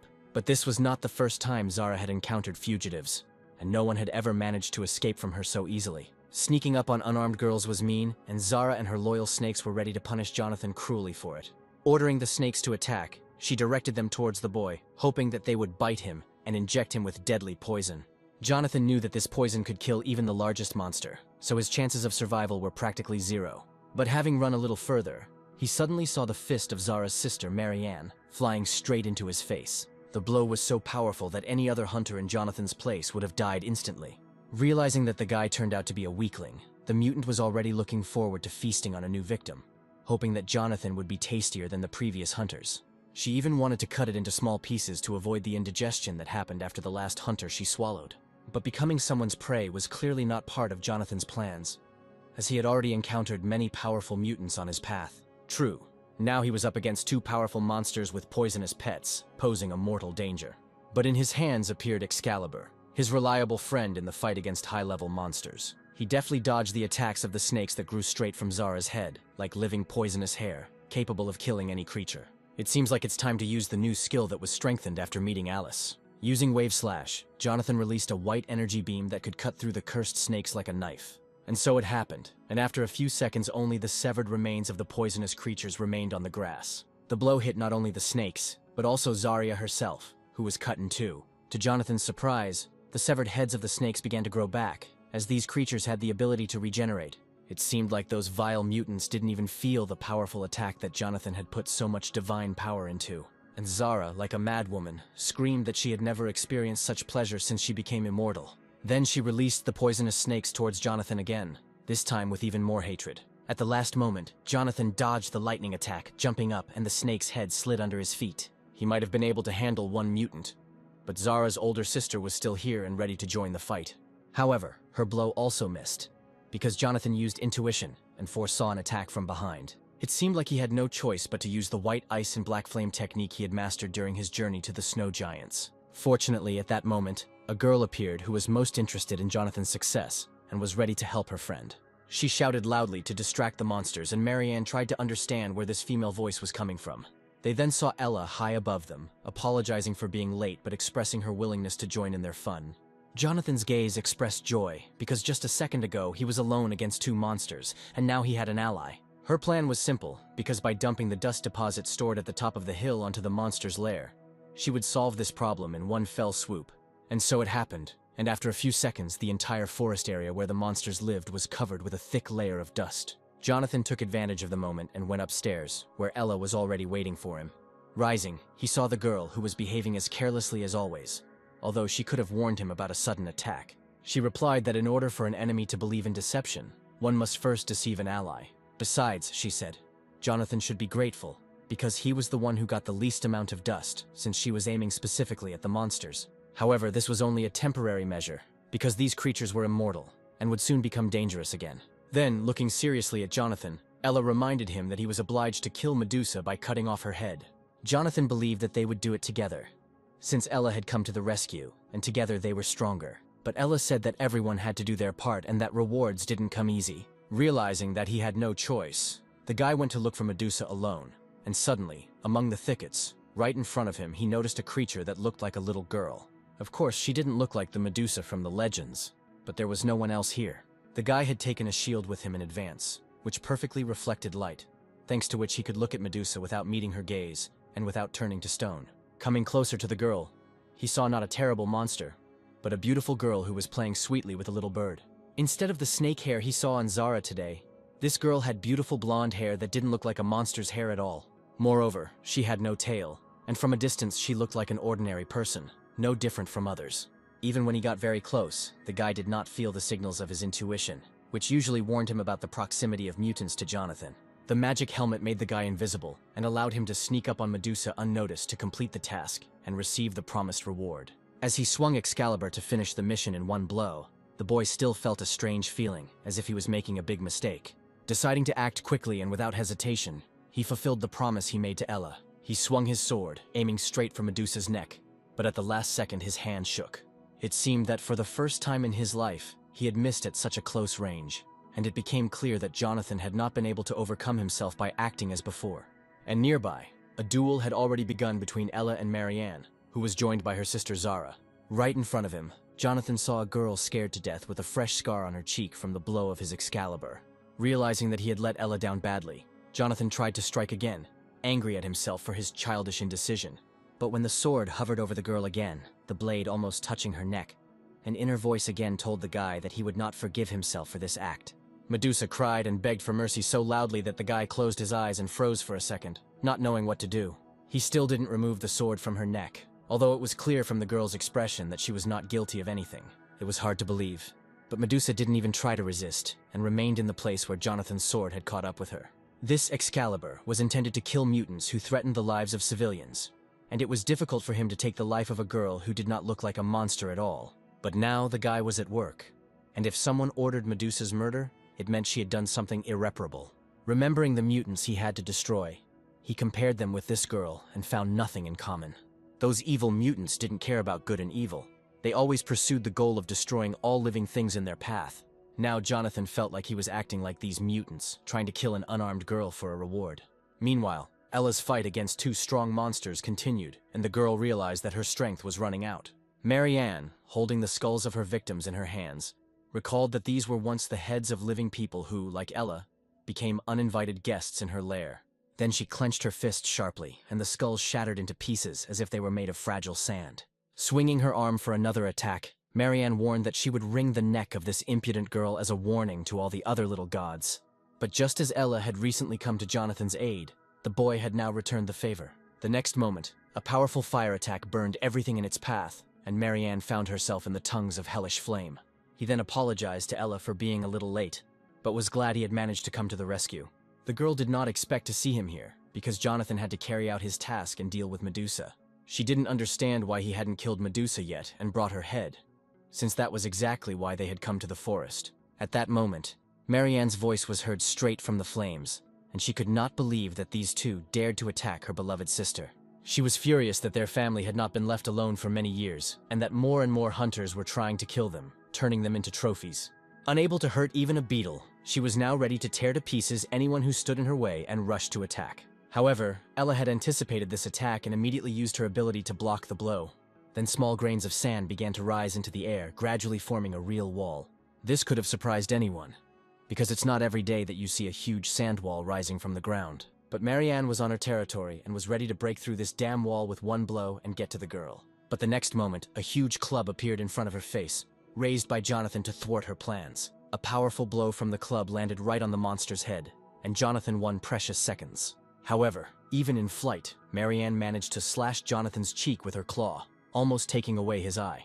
Turning to him, she mockingly said that in such a serious fight, trading magic for a simple club was a cheap trick that would not kill her. Indeed, attacking an immortal being with a club seemed pointless, and Marianne was confident of her advantage. However, the next blow of the club made her doubt, because despite her immortality, she felt pain, like any other creature. If you rely only on immortality, you will have to endure endless attacks and unbearable pain. At that moment, a furious scream was heard from Zara, who could not calmly watch her beloved older sister being beaten. She immediately set her poisonous pets on Jonathan, hoping that the snake bites would silence him forever. Jonathan was getting pretty fed up with the poisonous snakeheads that were useless to chop off because they grew back after a few minutes. He couldn't understand where they got such regeneration from and how to end their annoying attacks. At this rate, Jonathan's stamina will soon run out because his powers, even a divine gift, are not infinite and require time to recover. Realizing that a different approach was needed, this time he decided to use a magic arrow. Jonathan stretched his hand forward and began to create magical daggers in the air, intending to combine them into a powerful bladed weapon. With each passing second, there were more and more daggers, and he hoped that a volley from them would destroy the poisonous snakes forever, depriving them of the ability to regenerate.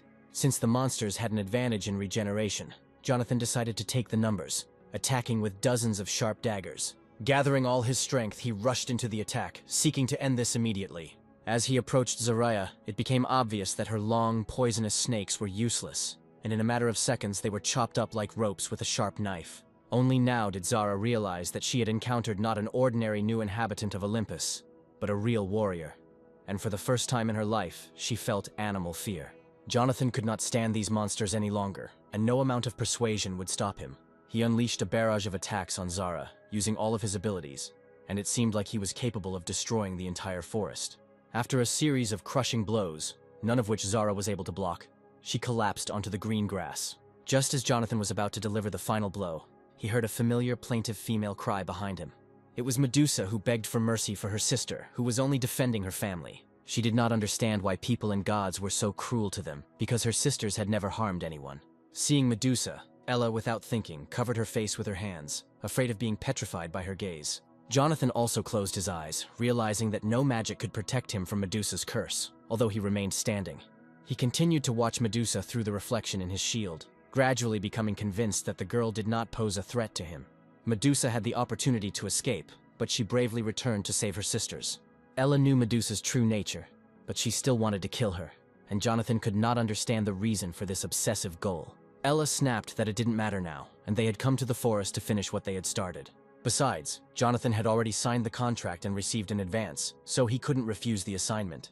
Of course, there was some truth in her words. But Jonathan decided to ask one more important question. He asked Medusa if only people turned to stone from her gaze, and she replied that her ability worked on any living creature. However, the little bird on her shoulder did not turn to stone, even though Medusa was looking straight at it. The jellyfish did not know the answer to this question. She picked up the bird as a chick when it fell from the tree. Jonathan wanted to continue asking questions, but suddenly realized that Ella had hidden important details of the mission from him from the very beginning. Medusa continued her story about how the frightened chick bit her finger when she picked it up. Ella was starting to feel sick of this sweet talk, and she sharply reminded them that they had not come to the monster's lair for chatter. She stated that Jonathan needed to overcome his fear and kill Medusa to receive the reward he deserved. The baton was still in his hand. The guy clutched it tightly, confident in his every decision. Suddenly, the girl again saw an object flying at her head and thought that she could not avoid death. The poor girl's whole life flashed before her eyes, and she remembered that terrible day when she had to walk in chains through the crowd that hated her. When Medusa passed by, everyone whispered that she had been caught the previous evening in the Temple of Athena with Poseidon, where they had committed various indecencies. They thought that this sweet girl she pretended to be had cleverly fooled everyone. Appearing before Athena, she listened to dirty accusations of indecent behavior in her temple. In response, the girl swore that she had done nothing of the sort, and that she and Poseidon were simply talking.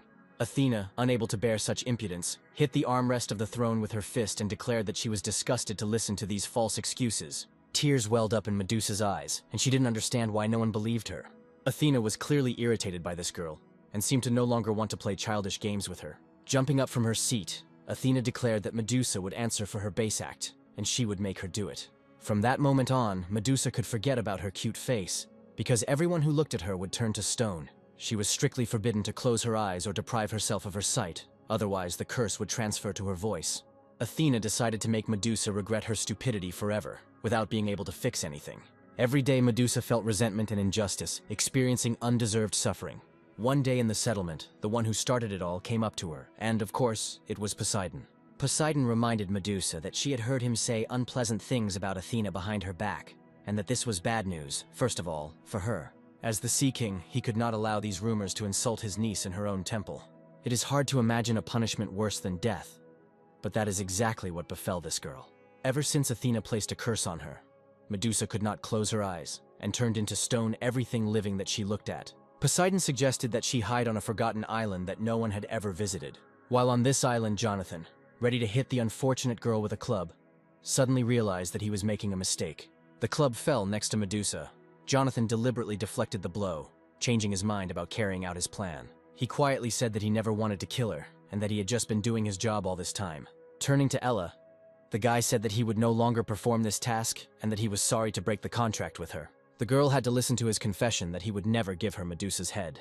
Jumping up from her seat, the girl launched into an accusation against the man who had recently signed a contract with her. The guy reminded that you can't kill someone for your own benefit, because this is the fate of evil monsters and the devil himself. Clutching her head, the girl realized that she had lost the performer almost at the moment when the job was done.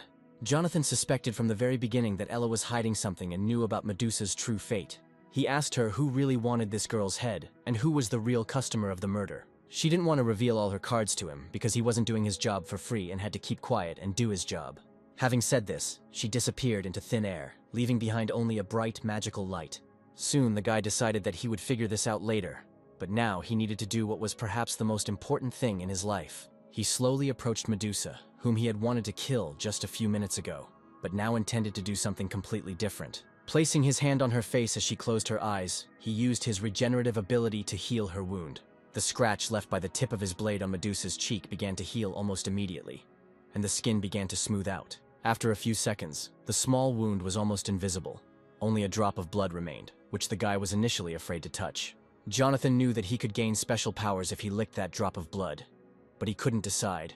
Medusa continued to sit on the grass with her eyes closed, trying to figure out when she would be able to open them. Having decided to take a desperate step, the guy brushed away a drop of blood and prepared to feel the new abilities in action. Smiling, he realized that he could now look Medusa straight in the face, and, even after drinking her blood, would not turn to stone. The girl began to slowly open her eyes, not yet knowing that Jonathan had acquired a new ability and could now look at her fearlessly. Opening her eyes, she suddenly realized that for the first time in many years, she was looking directly into the face of someone who had not turned to stone under her gaze. Jonathan looked at her blue eyes with a smile, which did not at all resemble the eyes of an evil monster. He imagined Medusa's eyes as red and terrible, but this girl's eyes were beautiful, like those of an angel. He had unraveled the secret of the curse, and was now ready to share this rare knowledge with Medusa. Without listening to him to the end, the girl burst into tears of happiness, because she terribly missed his simple look and was tired of her endless loneliness. The guy, of course, tried to calm her down, realizing that such a curse could drive anyone crazy. Now all that was left for them to do was to lift the curse that Athena had placed on Medusa in her temple. The next day, Jonathan was already far from this place, preparing to meet Jessica, who had made a date in a strange place. Having waited his turn, the guy finally heard an invitation to go to the 32nd room, where the recently built sauna was located. In the newly renovated part of the dungeon, a special sauna was equipped for all high-level hunters, and now the entrance was always open for Jonathan as well. This place was a place where one could quickly restore mana and heal wounds, so Jonathan was eager to see for himself the wonderful properties of the sauna. Opening the door and going inside, he saw a man he did not expect to meet at all. It was Leo, who for some reason was still here and had also come to the sauna at someone's invitation. Without looking up, Leo immediately recognized Jonathan and was clearly not pleased by his presence. As Jonathan passed by, he couldn't understand why Leo would wear a mask even in the sauna, when at least here he could take it off for a while. Instead of greeting, Leo said that 3 days ago there had been another gate breach, which had killed dozens of people. The guy didn't understand how Jonathan could calmly relax in the sauna, because such a high-level hunter like him should be busy with this incident. However, there were many terrible things happening in the world, and Jonathan could not be everywhere where tragedy occurred. At that moment, a voice came from the loudspeaker, inviting Ella to go into the same room where Jonathan and Leo were. Unsuspecting, the girl entered the room and for the first few seconds did not notice the familiar guys. Jonathan was very surprised by her appearance, because it couldn't be a simple coincidence that the three of them were in the same room. Leo also couldn't believe his eyes when he saw Ella and even jumped up from his seat, trying to understand whether it was an accident or someone's plan. Leo couldn't believe that his sister was alive, because he had been looking for her for a long time, but she hadn't contacted him.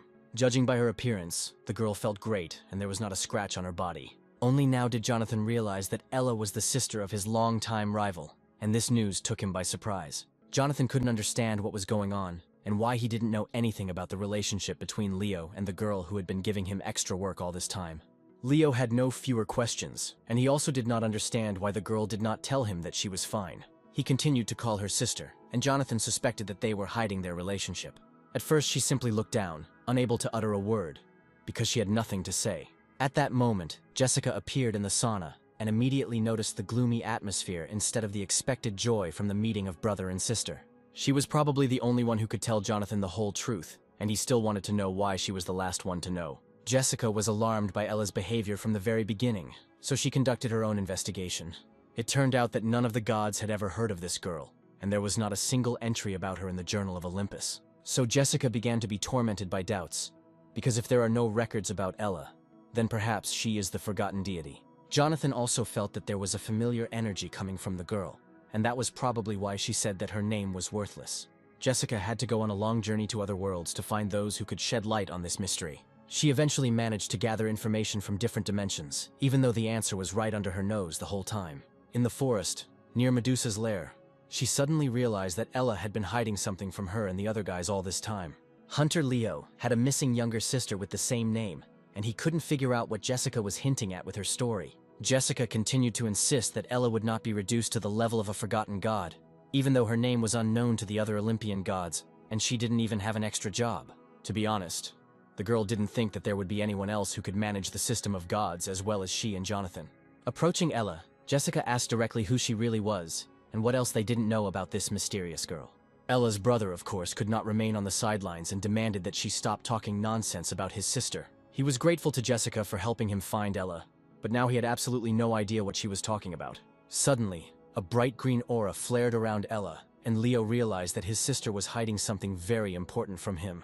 Leo could hardly believe that his little sister, whom he had known all his life, possessed such powerful energy. Without turning to face her brother, Ella asked him to come home, as if she were saying goodbye to him forever. Leo realized that Ella had used movement magic and began to dissolve into the air, teleporting to another space. After sending her brother to another dimension, Ella was finally ready to admit everything Jessica had said. Jessica had done a great job of conducting the undercover investigation, but Ella said with a sneer that she hadn't expected such a high rating for her abilities. However, noticing the worry in Jessica's eyes, Ella approached her and said that the system could be controlled by other people besides her.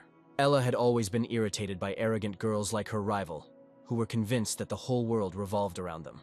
Lightly pushing Jessica with her shoulder, Ella headed towards the man who interested her much more. Walking up to Charlie and looking him straight in the eye, Ella declared that it was he she wanted to talk to first.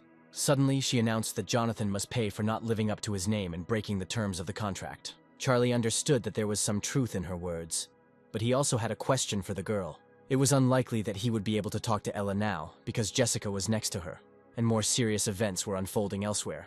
After all, new gates opened over the city, and its inhabitants once again found themselves in mortal danger. Ella could easily move to the gate, and the next moment the sand began to rise under her feet. It was obvious that Ella was heading to the very epicenter where these giant interdimensional gates had opened. She suggested that Charlie change places and talk where no one would disturb them.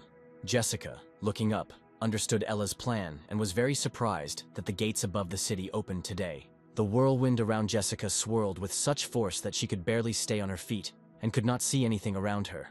A moment later, the same magic that Ella had used to transport herself and Jonathan to another space poured out of the open gate onto the ground. The guy didn't understand why Ella did this and why she left Jessica in that dimension without taking her with her. Moreover, Ella walked through the gates so easily as if she knew about their appearance in advance. Ella de repente admitió que solía pensar que Jonathan era un dios disfrazado de hombre, pero ahora su opinión había cambiado. Jonathan turned out to be not just a stone at the bottom of the river, but a useful person for her, capable of playing an important role in her life. Up until this point, Ella and Jonathan had a wonderful relationship, but no matter how special the stone is, it will never change the course of the river at the bottom of which it lies. Ella then stated that something had happened that should never have happened, something she had no idea about. Looking at Jonathan, she asked him directly how he managed to escape the prophecy, and who he really was. Jonathan heard about the prophecy once again, and repeated that he was just an ordinary man who had recently accidentally become a lesser god. But everyone knew that a human was incapable of controlling the system, which meant Jonathan continued to lie to its face. Jonathan realized that they were not here by accident, because Ella had specially created a protective dome around them so that he could not escape. Although there was nothing like this in the prophecy, Ella decided to slightly change the scenario predetermined by the higher gods. Suddenly, she raised a huge magical clot above her head to solve the problem created by Jonathan's appearance once and for all. She was ready to use her destructive magic, which Jonathan, being in the dome, would not be able to resist. But her plan was not destined to come true, because all this time Jonathan had a loyal friend next to him, ready to protect him from any trouble. It was Jessica who rushed after them once the movement magic wore off and she could use her power again. Such a straightforward attack as Ella used would hardly have worked on a girl who had lived many lives and seen everything in the world. Ella just snorted contemptuously in response, repeating that she hated arrogant girls, and if Jessica was asking for a fight, she would gladly switch her attention to her. She had no intention of getting involved with this guy at first, but Jonathan himself started the conflict. Her intentions remained unclear, but Ella used such powerful magic as if she had been preparing for this fight for a long time. And then Jessica realized with horror that the protective barrier protecting them from the local mutants had shattered into pieces. Jessica thought that this girl was completely crazy for deciding to feed them alive to a horde of hungry monsters. Jessica was tired of Jonathan's lies, because she knew for sure that the guy was hiding many more secrets about his origin. She wanted them all to die here and now, because there was already a horde of mutants hanging over them, ready to tear them apart. There were so many aliens that even a whole team of high-level hunters couldn't handle even half of them. For the first few seconds, the young people, frozen with horror, simply looked at the approaching crowd of mutants. Jessica screamed in despair at Ella that she had done something irreparable and, apparently, did not fully understand how it would all end. After all, if all the mutants from the demon world flooded onto Earth, its inhabitants would not have a single chance of survival. Now no one but them could stop these monsters, and Jessica decided to first deal with the one who summoned them from the underworld. It was Ella. It was her magic that opened the way for these creatures. And now she was ready to prevent her rival from somehow correcting the situation. Jessica ran towards Ella at top speed, clutching the magic blade tightly in her hand. In just a moment, she rushed past Ella, managing to inflict a deep wound on her. Ella had not missed a single blow for a long time, and now for the first time in a long time she felt real pain. But suddenly she smiled, noting that Jessica had noticeably increased her speed over the past couple of days. Now was not the time for talking, and Jessica threatened to cut Ella's throat if she did not answer her questions immediately. The main question was why Ella had summoned these mutants and what she was going to do next. Jessica found it strange that she still hadn't figured out Ella's plan, since even Jonathan was beginning to guess her true origins. Ella gritó fuerte que el mundo no sería salvado aunque Jessica matara a su hermana en este momento. Jessica was probably familiar with this situation, and had probably experienced the consequences of opening a gate that would release legions of demons. These words really resonated in Jessica's soul, and she asked again who Ella really was. If Ella was sent by the Demon King himself, then all this time she was the culprit of all the troubles that made Jessica shed tears for so many nights. Suddenly, Ella used her ability and looked into her opponent's eyes with a hypnotic gaze, trying to confuse her. Apparently, she wanted to use her magic to temporarily deprive Jessica of her ability to resist and deliver the decisive blow. Under the influence of hypnosis, Jessica fell to the ground, unable to utter a word. Her worst nightmare, which had haunted her for many years, immediately appeared before her eyes. She saw again the ruins that the city had become, and it was precisely the vision that often haunted her dreams. It was hard to accept, but it seemed like she was about to fail and die again, only to be reborn and continue this endless cycle. Perhaps this is her destiny, and she should no longer resist what is destined from above. At some point, Jessica stopped resisting and simply waited for the fatal blow from Ella. But at that moment, on the sand where Jonathan had stood, there remained only a trace of the powerful push with which he had risen into the air. After all, it was Ella who taught Jonathan the technique of flight in the forest, and now he seemed ready to use it against her. Clenching his fist, he reminded her that she was deeply mistaken, and that it was time to answer for her actions. He stood between Jessica and Ella, making it clear that he would not allow his friend to come to harm. Jonathan reminded Ella that cities and countries were built by people over centuries, and she had no right to destroy all of this. The world order could not collapse from one attempt of a weak girl who could not even cope with Medusa. Many monsters that seem like messengers of death are simply protecting their territories, just like the Frost Giant King does. Jessica remembered how they had recently found a third priest for Jonathan, and now the power of the Giant King was available to the boy in the fight against the new threat. Approaching the girl, the guy made it clear that he would not leave her, although he needed a little help from her. Jessica was the only one who could handle the arrogant girl while Jonathan searched for the gate core to destroy it. She was shackled by doubts and fears, preventing her from expressing her deepest abilities. Jonathan took the girl's hand, helping her up as she wiped away her tears and tried to pull herself together. Smiling suddenly, she told Jonathan that he could trust her completely, since her previous fears had been dispelled. Jonathan somehow got into this territory, and Ella didn't understand how he managed to do it. But that wasn't the main problem, because Jessica looked at her with such a look that there was no question of a friendly conversation. Feeling the icy breath of death, Ella, not wanting to give up, rushed after her rival. The deadly battle between Jessica and Ella, which had been brewing for a long time, could now not be stopped. Jessica, confident in her abilities, was ready to demonstrate all the power she had accumulated. The sharp blow of the blade made Ella realize with horror that she would not be able to dodge it. The girl fell to the ground and blood immediately began to flow from her neck, where the blow had landed. She relied on magic and hypnosis, unaware that Jessica had long been superior to her in all magical disciplines. Clutching her bleeding wound, the girl looked furiously at her rival, realizing that she should have been killed earlier. Jessica gave her one last chance to survive if she revealed her identity and purpose. Ella dijo con una sonrisa que la vida era solo una apuesta para ella, y solo un idiota no entendía eso. She stated that Jessica would never be able to kill her, but she decided to try anyway. Ella looked her in the eye boldly and said that she would not even resist, waiting for her opponent to make the next move. Jessica heard the system notification that the Eye of the Abyss was watching them, and realized that it was the fear of the abyss that had always paralyzed her. Holding the wound that was soaking her clothes with blood, the girl continued to say with a smile that she had asked for it, and had to see everything with her own eyes. An ominous dark vortex swirled around Ella, and she declared in a hoarse voice that she was the chosen one of the Earth Goddess. It seems that she was the one who was supposed to destroy this world, bring chaos, destroy humanity, and revive life anew. The evil that Jessica desperately tried to destroy will now rise again, just as it did thousands of years ago. Suddenly her appearance changed, and the wound on her neck healed as if the blow had never happened.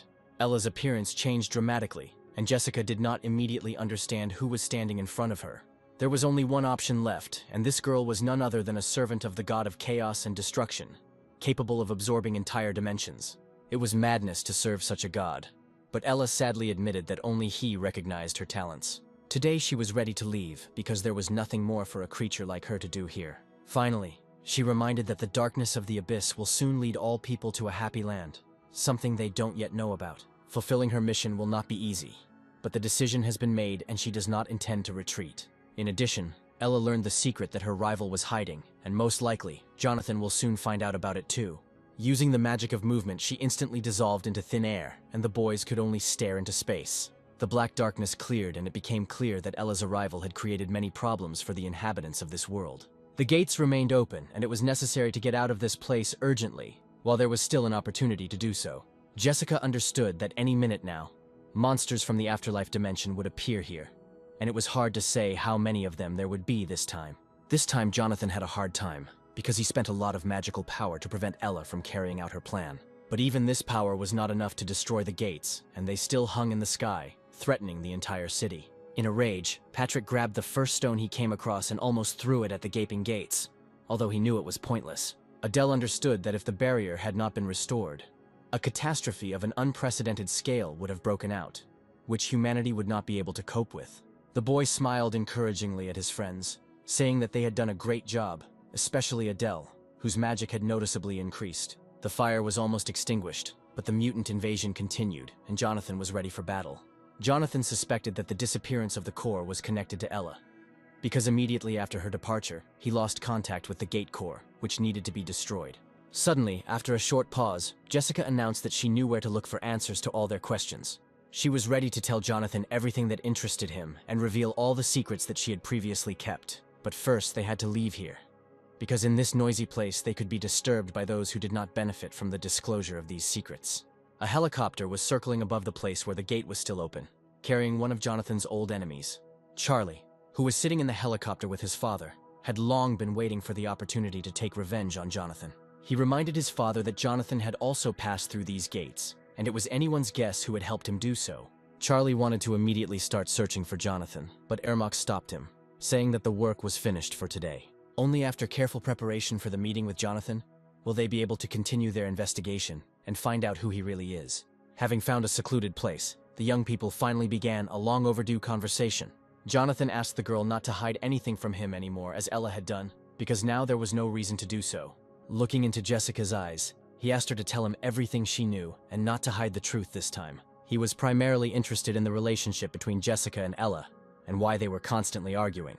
A green leaf from a tree appeared in Jessica's hands, created like all living things on Earth by the goddess of the Earth. Jonathan was horrified to hear the truth that Jessica was the first child born on Earth and was reborn almost 2,000 times. She had been through so many reincarnations that she had lost count, and her connection to this planet was much deeper than Jonathan could have imagined.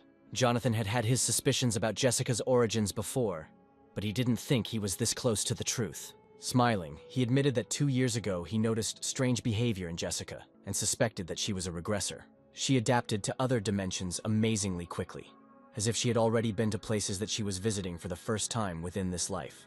That's why Jonathan thought Jessica was a regressor, hiding it from everyone. Jonathan's last phrase made Jessica think, because the reasons why she hid the truth were not entirely clear even to her.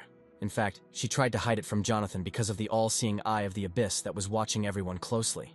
Jonathan was surprised to learn that this was the same warning that constantly appeared in the system window when entering the abyss. It is the eye of the abyss that creates the gate and causes the destruction of the world that the demon has chosen as its next target. Ella served the minion of chaos, using the gullible Jessica to her advantage, who believed her lies. It is unknown how Ella knew about Jessica's past, but it is clear that she had the gift of foresight and had access to information about all living beings on Earth. Most likely, the god of chaos already knew about everything, and now he only had to choose the moment for his destructive attack. Perhaps the young people had one last chance to fix everything, but it is unclear whether Jonathan will be able to help Jessica. Of course, Jonathan smiled and said he was willing to help and asked what Jessica's plan was. They were obliged to protect people, even if it did not help repel the attack of the god of chaos. Jessica immediately liked this approach, and she realized with a smile that she had found a true friend and ally. With Jonathan around, all her worries seemed like nothing, and she was ready to use her magic to make him stronger. Jessica handed Jonathan a bottle of magic potion that he had already drunk once, but probably forgot about it. Jonathan looked at the bottle for a moment, trying to figure out what power it would give him. Jessica recalled that in his past life, as a lesser god, Jonathan fought Neptune and drank this potion before the battle. Jonathan began to remember something similar in his visions of a past life, but he could not reconstruct the full picture. After taking a sip of the potion, he felt no effect, and vital information about his past remained inaccessible. Jessica reassured him, explaining that it was a secret weapon against chaos that worked gradually. She prepared this potion especially for Jonathan, because now he was able to fulfill his destiny. The barriers they usually used against monsters were only a temporary measure, and would not help against a chaos god. Jonathan realized with annoyance that everything was happening too quickly, and that he would not have time to rest before the main battle of his life. Right now, he needed to gather the remaining priests, and Jessica decided to send him on a new mission. A moment later, Jonathan found himself in the desert, surrounded by quicksand and pyramids on the horizon. He was to work as a courier again, but these parcels were very different from those on Earth. The first person Jonathan met at this place was the senior courier, who was clearly unhappy with their meeting. Arthur, that was the courier's name, was angry that he had once again been given a newbie whose training would require a lot of time. But before entrusting the newbie with the job, experienced courier Arthur wanted to give him one important piece of advice that would help him earn a ton of money. Hearing this advice, Jonathan was silent for a moment, wondering whether he should reveal his true nature to Arthur. Arthur, noticing Jonathan's hesitation, urged him on, as he was explaining the important fundamentals of their difficult work. Suddenly, looking closely at Jonathan, Arthur realized that this was no ordinary courier.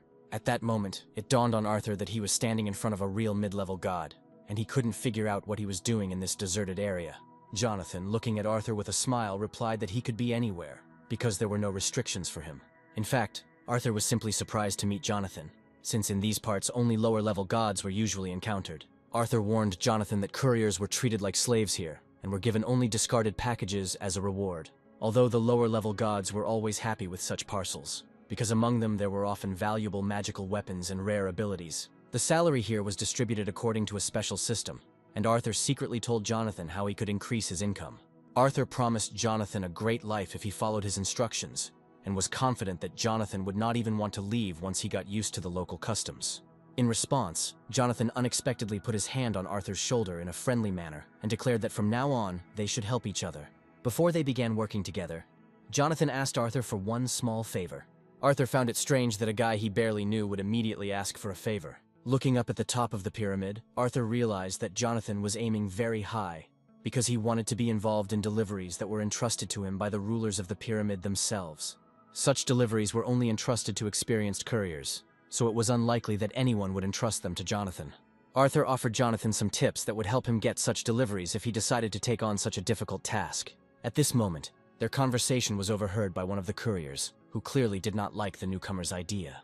The guy was waiting for an answer from him, and in such a situation the courier would hardly be able to refuse. Urged on by the other couriers, Arthur was forced to agree to Jonathan's proposal, as there was no time left to think. First of all, they had to unload the huge mountain of parcels that had already accumulated. Jonathan knew the job would be tough, but he had no idea that so many items had come from Hermes' post office. As he began work, Arthur warned Jonathan that if he lifted even one parcel incorrectly, he could destroy the entire pyramid of boxes. Judging by the look on Jonathan's face, he himself could teach anyone how to handle parcels, and Arthur's advice was of no use to him. Unlike Jonathan, Patrick was not as experienced and had already made mistakes, almost causing the entire mountain of boxes to collapse. Patrick was angry that Jonathan was always dumping the hardest work on him, forcing him to work without any benefit for him. But all the other priestesses of Jonathan were busy, and the king of the frost giants who could help was guarding the open gates. Adele and Jessica, who have high resistance to magic, went in search of the fifth priest and also could not help Patrick. So instead of an angry tirade, Patrick should have picked up what he dropped and not thrown a tantrum. Otherwise, he would have to work until he had paid for the damage to the damaged packages, which Jonathan would have to pay for him. Patrick resisted for a long time, and even threatened to complain about Jonathan to senior management. But all his threats were in vain. By the end of the day, they had finally finished the job, and Patrick had done it flawlessly for the first time. Arthur smiled and congratulated Jonathan and his assistant on successfully completing their first task, and praised them for their excellent work. As a reward, he gave Jonathan a medallion, one of the sacred relics that could protect its owner in case of danger. This artifact, which could store packages, was needed to enter the pyramid, where Jonathan planned to get a more profitable job. Arthur asked Jonathan again if everything would be okay once he received the valuable artifact, but Jonathan assured him that he could rest easy. Taking the sacred relic in his hands, Jonathan immediately felt the powerful magic emanating from it. Like a vacuum cleaner, he easily sucked into his new magical artifact all the parcels that were piled up next to him like a wall. The preparations were complete, and now it was time to begin the main part of the mission. Unlike the Greek gods, who preferred to live on Olympus, Egyptian deities usually lived in pyramids like this one. From a distance, the pyramid seemed huge, and Jonathan guessed that up close it would look smaller than from the other end of the desert. However, when he approached the wall of the pyramid, Jonathan became convinced that Arthur had not lied, and that the pyramid was indeed taller than all the structures in the world. All that remained was to figure out how to open the door and get inside, although the answer to this question was obvious. After all, Jonathan now had a new magical item and that magical phrase that he said when he took the artifact in his hands. At that very moment, a bright yellow light flashed in front of them, and the boys realized that the gate had opened. Finding themselves in front of a huge warehouse where hundreds of people were working, the guys realized that they had come to the right place. But in order to pass through the hall, they had to face a guard who blocked their path. The guard sternly declared that they were not allowed to pass, and that he would guard the entrance from all uninvited guests. Jonathan was puzzled because he was just a courier delivering parcels and should be a welcome guest in the pyramid. The guard reminded him that the pyramid was a sanctuary of the gods and pharaohs, and Jonathan's companion must sacrifice his own hand so that they could enter. The boy objected that Patrick, his personal priest, was supposed to help him with the work.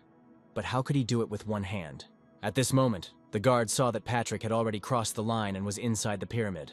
A huge guard's paw appeared above Patrick, about to carry out his threat and take the hand of the unfortunate priest. The guard reminded that there are no exceptions to the rule, and the guy will have to say goodbye to his hand. Patrick had experienced a lot during his travels with Jonathan, but this was the first time he had felt such horror. Everyone who knew Jonathan knew that he would not allow this monster to deal with his loyal priest. The next second, Jonathan found himself above the guard and delivered an unexpected blow, landing gracefully on the stone floor. Jonathan promised to personally deal with this sudden problem. Seeing how easily the boy fought, The guard realized that before him was an average, and perhaps even a supreme deity. But now the guy was in the guise of a simple courier, and still dared to challenge the guardian of the pyramid, thereby earning punishment. The guard was filled with anger, and Jonathan's attack did not convince him to let the guy through. There was rage in his eyes, because no courier had ever dared to contradict him before, let alone engage in battle. But, as we know, Jonathan was not an ordinary courier, and none of the guys working here could have delivered such a masterful blow. The guard didn't have time to understand what had happened, as his body began to move on its own, and at some point, he found himself right at Jonathan's feet, like his faithful dog. And just as a faithful dog does not bite its owner, so the guard should have met Jonathan at the very gate, and not snapped and rushed into battle. The guard had no idea that this guy had once managed to tame Cerberus himself, so he dealt with this dog in no time. In addition, the guard's wagging tail clearly showed that the magic had worked 100%. The guy, of course, understood that it was not easy for the guard, but with a smile he threatened him with all kinds of humiliation if he did not immediately answer the question and obey his commands. He would never agree to become some boy's dog, so the guard agreed to help him with this mission. Soon they were carefully descending the stone steps of the staircase, because in the darkness almost nothing could be seen. Below, a guard pointed to a passage and confirmed that this was the very path to the top of the pyramid. The guy was surprised that the entrance to the top was underground, but the guard immediately explained that this road leads to the abode of the Sphinx. Raising his head, the guard pointed to the complex mechanisms of the labyrinth, the structure of which changed every day, and therefore it was impossible to pass without special permission. Jonathan finally reached the place where he could complete the task and receive the long-awaited reward. Suddenly, a bright light flashed in front of Jonathan, the same as when he entered the pyramid, and he realized that he was in the most sacred place. Before them stood a huge living statue with a head. But the voices that were coming from, Jonathan realized, were coming from somewhere behind it. Suddenly a voice was heard warning that in order to get what he wanted, the guy needed to guess a riddle. The creature hiding behind the huge stone head immediately noted the guy's confidence, but warned that everything would not be so simple. 3 cats appeared in front of Jonathan, and putting their names together, he realized that the Sphinx was in front of him. Jonathan was surprised that the Sphinx to which he had asked his guard to be taken turned out to be each of these 3 cats, which meant that he was already there. The guy easily agreed to complete this simple task and solve the riddles, in which Patrick would certainly help him. The first task was not as difficult as the following ones, because Sphinx decided to start with a little warm-up. The task tested Jonathan's mathematical knowledge, and the Sphinx drew something on the stone wall of the pyramid. A strange puzzle appeared on the wall, consisting of several solved examples, except for the last one, the solution to which Jonathan had to find. The Sphinx warned that no more than 3 minutes, and not a second more were given to solve the puzzle. He then announced the start of the countdown and cheerfully advised the guy to hurry up. If Jonathan doesn't make it in time, then he himself must guess what will happen to him. Jonathan suddenly felt a strange sensation, as if his head was suddenly ringing. Could it really be another hypnosis magic? In any other situation, he would have simply left this place. But now everything had to go according to plan, so all that was left was to solve this problem. Looking at the puzzle, Jonathan realized that he couldn't solve it in 3 minutes, and that a little more time was needed to solve it. The system, as luck would have it, also refused to give the correct answer. But Jonathan had one last ace up his sleeve. Meanwhile, the Sphinx lazily reminded the guy that he only had 5 seconds left to solve this problem. The strange cats began a countdown, anticipating how they would feast on Jonathan, because he would probably not find an answer. But suddenly the guy named the exact number that the puzzle should end with. The Sphinx seemed to have seen for the first time a man solve this most difficult problem in just 3 minutes. Jonathan's secret was simple, because his new friend Arthur was a real genius in mathematics, and quickly suggested the correct answer through the system window. Now it was the cat's turn to fulfill their part of the deal, and tell the guy everything he needed. However, the Sphinx declared that the first puzzle was just a light warm-up, and now it was time for the next task. There were 3 Sphinxes in the room, which meant the guy had to answer 3 questions. The Sphinxes seemed to be enjoying themselves as they watched the boy risk his life in their lair trying to solve their riddles. Suddenly, a huge magical sword flared up right above Jonathan, hinting at a new test. At that very moment, one of the cats thought sarcastically that since Jonathan had coped with the math problem, this challenge was definitely beyond his capabilities. The cats clearly intended to win this little battle by cunning, forcing the boy to stumble at the most crucial moment. Suddenly, the Sphinx threw the sword at Jonathan's feet, barking at him to grip the hilt tighter. Looking at the cat's gloating face, Jonathan realized that the Sphinx had not intended to explain anything from the very beginning, but was just waiting for the moment to feast on him after the failure of the task. As Jonathan raised his sword, he heard a riddle about how to divide 3 combined objects of equal mass into 2 equal parts. This was the same strange riddle that the Sphinx had asked Jonathan. But the boy already knew the answer to this simple question for him.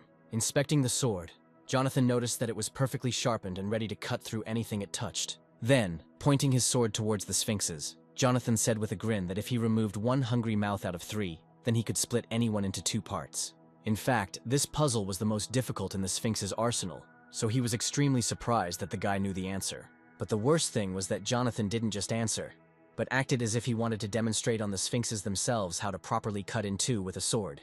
At this point, the cats realized that their time for riddles was over, and now they had to figure out what to do with this cheeky guy. The energy emanating from Jonathan's next ability was so powerful that Patrick collapsed to the ground, even though he knew he was in no danger. Jonathan, smiling, turned to the Sphinx and asked whether he accepted this answer or would continue his silly games. He added that he had already put up with their stupid antics for too long and there was no point in teasing him at such a moment. Jonathan was not wrong, and these Egyptian cats did indeed attack him, even after he answered all their riddles. Even the correct answers did not satisfy them, because from the very beginning they were pursuing their insidious goal. The Sphinx jumped up to Jonathan and swung at him with a paw that in an instant became larger than itself. With his claws outstretched, the Sphinx prepared to tear apart the impudent boy who dared to challenge his will in his own lair. The main rule was that if a person gave the correct answer, the Sphinxes were obliged to fulfill his request, even if they did not like it.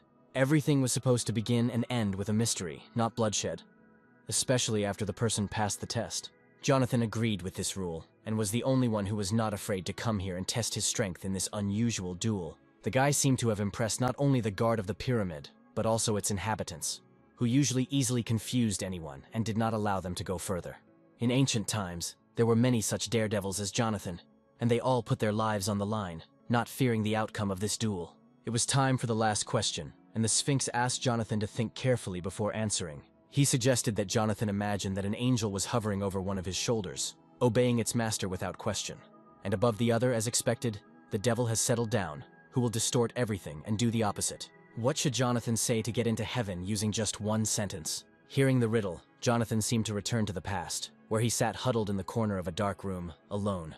A stranger suddenly came out of the darkness and asked him why he was crying. The boy asked to leave him alone and not pretend that he was concerned about the fate of such a talentless person. The stranger replied with a smile that this was not so, and that Jonathan was greatly mistaken in considering himself of no use to anyone.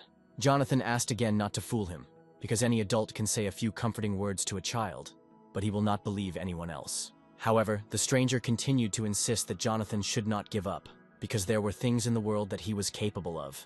He added that in his past everything was exactly the same, and those around him considered him untalented, not paying any attention to him.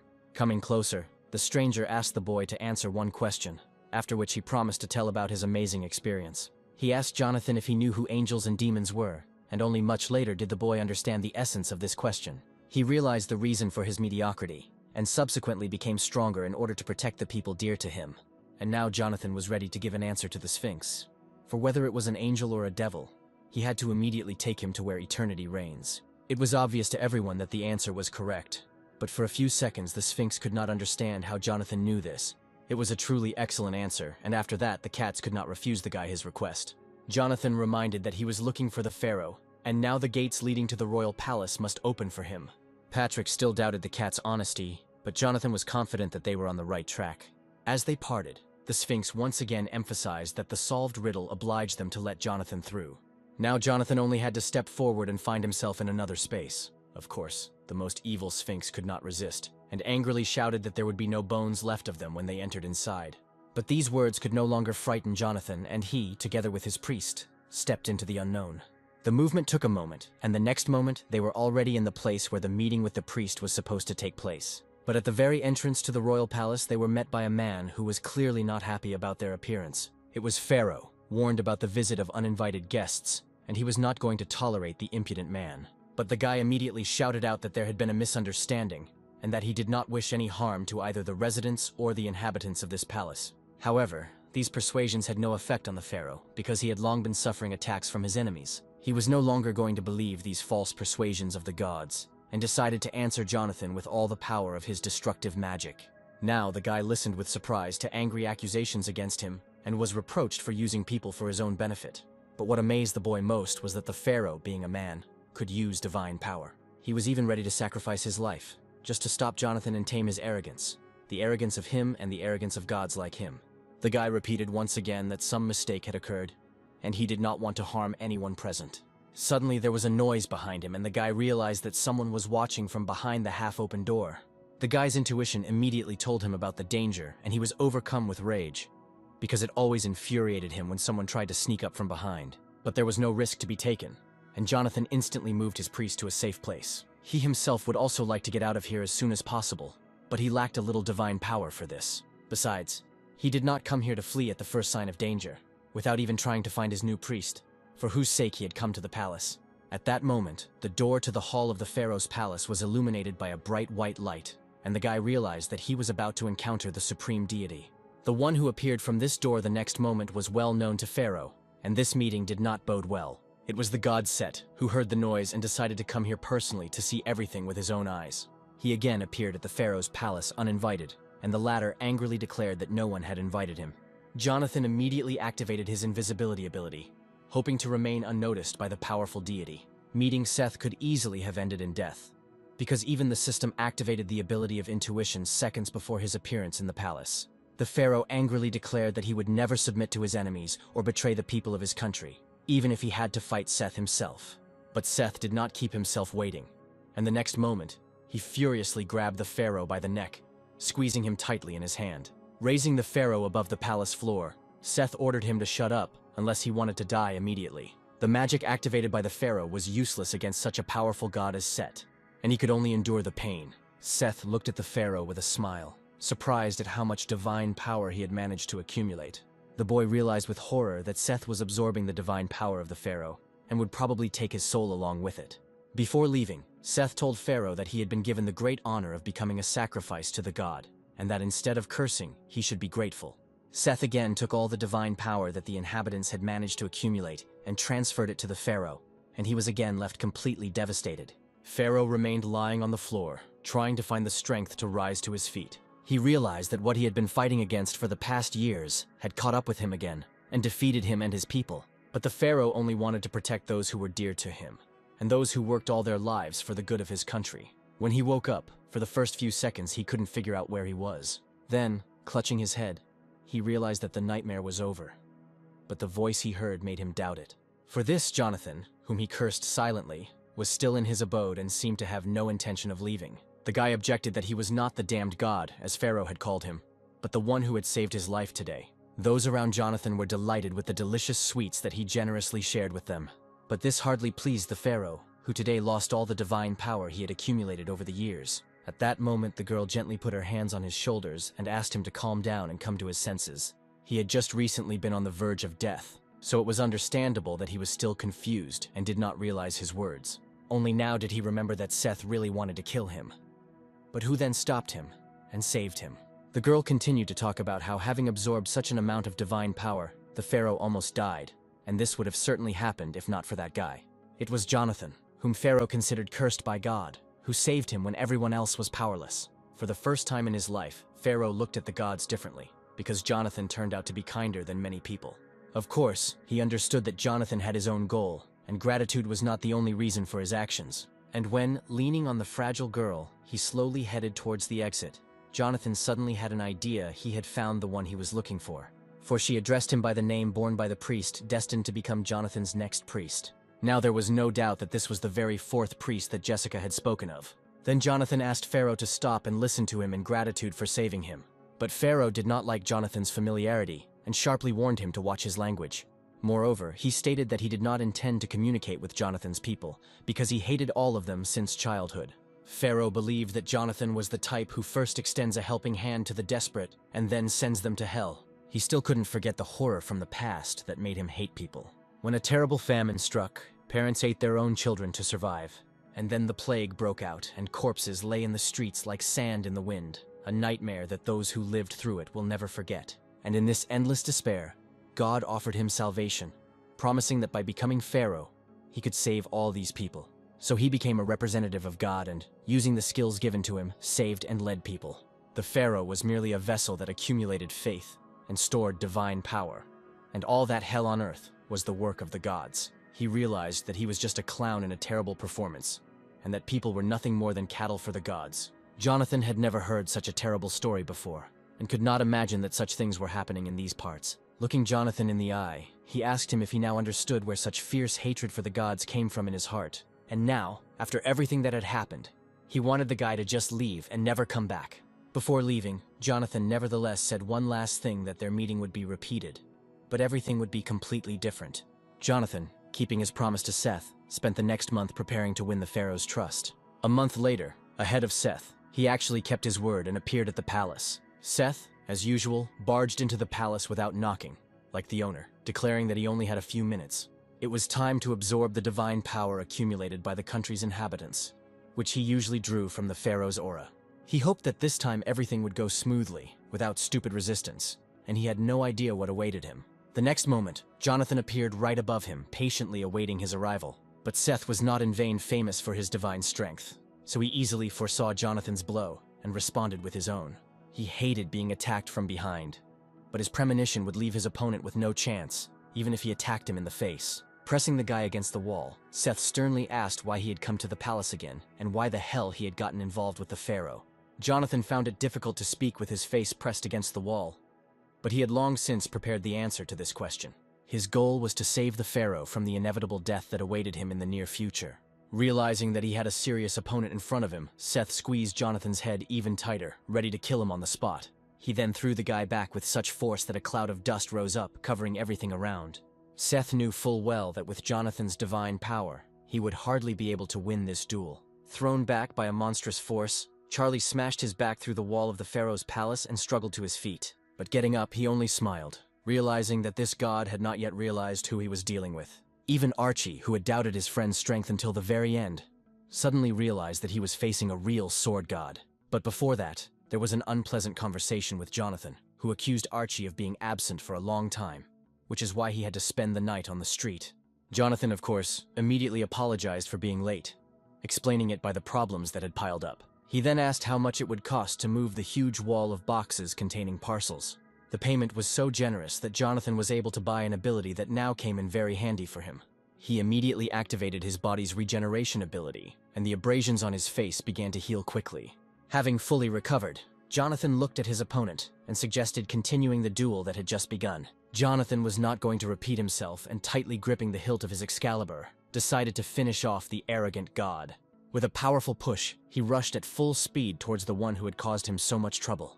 In reality, the guy only wanted Seth to let the pharaohs go and stop stealing their divine power. The next swing of the sword was so fast that it almost grazed Seth's chest, who was not used to such speed. It was hard to believe that a low-level god like Jonathan dared to attack him without fear of dying. Seth had assumed from the start that Jonathan would try to save everyone in the palace and had prepared his own surprise. Noticing the old man in the distance, Seth extended his hand towards him, wanting to make Jonathan regret his decision. Seth was too close to the old man, and Jonathan simply did not have time to react and protect the poor man. The god's huge hand was already squeezing the old man's head, and it was unclear what he had in mind. The next second, Seth threw the old man straight at Jonathan, ordering him to take this worthless thing away since he was so dear to him. But suddenly Jonathan felt that the old man in his arms became weightless, as if his body began to dissolve into the air. But what happened to him? Right before Jonathan's eyes, the old man began to crumble like sand as Seth used his divine power. Seth continued to taunt Jonathan with a smile. As he had just missed his chance to hit him, he still considered the pharaohs to be cattle, confident that none of them would dare to change the structure of his pyramid. Now everyone in the palace became his victims, and the evil god turned his most powerful weapon on the pharaoh's children. The boy did not have time to react, because he did not have the ability to resist such a powerful deity. Jonathan couldn't stand aside and rushed forward, standing between Seth and the boy, ready to take the blow. Seth couldn't believe that this god had decided to protect some people who probably also wanted him dead and wouldn't appreciate his kindness. He considered it wrong to give hope to these pathetic creatures, believing that this only made life more difficult for both the gods and the people themselves. Turning around, Jonathan realized that Seth had taken not only the boy hostage, but also all the other servants of the pharaoh. All those who did not manage to take cover were bound by magical chains, and their lives were in mortal danger. The evil god saw nothing wrong with breaking his own rules, considering himself the only master. It was a terrible sight. But all the servants who had recently served the pharaoh faithfully, one after another, turned into sand. But Seth was wrong about one thing, because Jonathan was exactly the kind of god who was ready to sacrifice his life to save people. He didn't care whether a person was talented or not. He was ready to do anything for the happiness of this world. These words only made Seth laugh, because it was the first time in his life he had heard such nonsense. But if Jonathan was going to continue to protect these fools, he was going to face a force he had never encountered before. Seth attacked Jonathan again, this time intending to show him what he was capable of. The blow was truly powerful, and Jonathan only managed to thrust his Excalibur forward at the last moment. Then, turning his attention to the remaining servants in the palace, Seth directed the magical chains with sharp tips at one of the girls. Jonathan wanted to rush to her defense, but Seth was much faster than he expected. The next second, Jonathan again received a strong blow to the face, which clearly could not go unnoticed. The impact, like a hammer blow, sent Jonathan flying backwards, blood gushing from his mouth. Seth seemed to be enjoying fighting Jonathan more and more, as he had long hated the upstarts who had recently become young gods. Without wasting any time, he approached his victim and delivered a series of monstrous blows that could kill anyone. Jonathan continued to fight back heroically, although it was clear that he was at his limit. Without outside help, he would hardly have been able to cope with such an opponent. But at that very moment, the pharaoh appeared in the palace. Never in his life had he seen a battle between two gods, one of whom was on the side of people. Suddenly, Eleanor appeared behind him, deciding to give him all her divine power so that the pharaoh could enter the battle and help Jonathan. The pharaoh understood perfectly well that after this Eleanor would die, that this step meant certain death for her. But Eleanor said with a smile that she knew herself very well and would never forgive herself if she acted differently. She had little divine power left, and after Seth's magic, her body slowly turned into sand. Suddenly, an old man who had also met with Seth, and whose days were also numbered, placed his hand on Pharaoh's shoulder. He said with a smile that he had lived a long and happy life, and therefore would do the same as this beautiful girl. As a result, everyone present in the hall gave their divine power to the pharaoh, thereby signing their own death warrant. The boy burst into tears, realizing that these people had sacrificed themselves for his great mission. He clenched his fist, deciding that he would never lose after such a sacrifice and would not give his life away too cheaply. Eleanor asked him not to cry and promised her friend that they would meet in the afterlife. She had already tasted the glory and wealth of earthly life, and after wandering for thousands of years, she found true love. Having experienced all the joys of life, she was ready to move on, leaving behind all her past regrets. Just before her death, she promised Pharaoh that their shared happiness would return to them when the days of their bitter sorrow had passed. And a second later, all that was left of her was a mountain of sand, and the entire hall, recently filled with Pharaoh's servants, was covered with the same sand. Meanwhile, the fight between Jonathan and Seth continued, and the guy realized that he might not survive this fight. With each passing minute, the enemy became stronger, and Jonathan's divine energy was depleted. Seth also got it in this fight, but he had no doubts about his victory and was ready to fight to the end. He wanted to finish off Jonathan so that he would no longer interfere with his plans and get under his feet. At that moment, someone appeared in the hall who could not forgive Seth for the suffering he had caused him and his people. The pharaoh, endowed with the divine energy of all the inhabitants of the palace, struck such a powerful blow that clouds of dust covered the entire hall for a long time. Even the stone ceiling of the palace was covered with cracks, as if from cannonballs, and threatened to collapse at any second. Seth remained where he was, realizing that Pharaoh was no longer the easy prey he had become accustomed to seeing in his person. The pharaoh approached Seth and angrily asked him how it felt to fall from the top of the pyramid of which he was so proud. Seth couldn't believe that this man dared to raise his hand against him and use divine power that could kill him. With this, Seth crossed the line and the pharaoh was obliged to take revenge, and their duel today was to be the last. Jonathan saw the power of the pharaoh and was amazed at his might, which had remained hidden from everyone all this time. For Seth it was all over, and Pharaoh knew perfectly well how their fight today would end. He loudly declared that this place would become Seth's grave, and that he would not be able to escape his predetermined fate. Seth believed that only the pharaoh was to blame for the pyramid being filled with blood, because he himself was ready to turn every inhabitant of this country into sand. Suddenly, 3 sphinxes appeared in front of Seth, who were not going to let him go. Standing up and heading towards his opponent, Seth asked the sphinxes not to interfere, because he was very busy. Suddenly he heard a loud sound behind him and an angry cat hiss, which made it clear that the sphinxes were serious. The sphinx immediately rushed to attack, knowing that Seth was now more vulnerable than ever before. For the first time, these creatures dared to attack him, and Seth wondered if they really didn't value their lives that much. The Sphinx felt that the loss of divine power had made Seth weaker, and now he would definitely be able to stop him. The Sphinx asked Seth the same riddle he had given Jonathan, giving him only 30 seconds to think about it. He warned that if Seth did not respond, he would remain in the pyramid until it turned back to sand. And 30 seconds later, everyone saw how the pyramid began to collapse, and Seth was still inside. It was hard to believe that Seth had received no guarantees when he entered the pyramid, since, as Jonathan reminded him, the pharaohs had imprisoned him on the lower level of that gigantic structure. Many residents were saddened by the loss of their only source of income, since delivering packages from the pyramid allowed them to support their families. Jonathan's mission was complete, and Arthur was a little sad to part with him. However, he has earned so much money that his sadness will probably quickly pass the moment the guy starts spending this money. Taking off his glasses, Jonathan reminded him that he had not given him divine power so that he could take everything for himself and offer to divide the spoils fairly. Arthur immediately agreed to share and did not mind giving something else to his new friend if Jonathan took a liking to an interesting artifact. This answer suited Jonathan, because among the artifacts there was something interesting for him, which in the future could help in the fight against aliens. Suddenly in the distance, Jonathan saw Pharaoh sitting alone on top of a sandy hill. Approaching him, Jonathan proposed to build a separate tomb for the pharaohs after the destruction of the pyramid. But Pharaoh was no longer connected to this land, and by scattering his ashes to the wind, the souls of the dead would gain freedom. All his life, Pharaoh strove to liberate himself and his people, but he suffered irreparable losses. Life goes on no matter what, and if they ever meet again, Pharaoh promises to repay Jonathan with kindness. Despite Pharaoh's initial distrust, Jonathan saved his life, which means he should treat this guy completely differently. The pharaoh would like to stay with Jonathan forever and repay his loyalty by becoming his loyal priest, if Jonathan does not mind. In fact, this is exactly why Jonathan took on this job, which means his mission can be considered accomplished. Returning to Earth after being initiated into the fourth priesthood of Jonathan, Pharaoh was finally able to relax a little. Having set foot on his native land, he felt as if he had been absent for 1,000 years and was madly missing the earthly air. Most of all, he wanted to get home as quickly as possible and eat a portion of delicious chicken. But on the way, he met Ermak, who had been looking for him for a long time.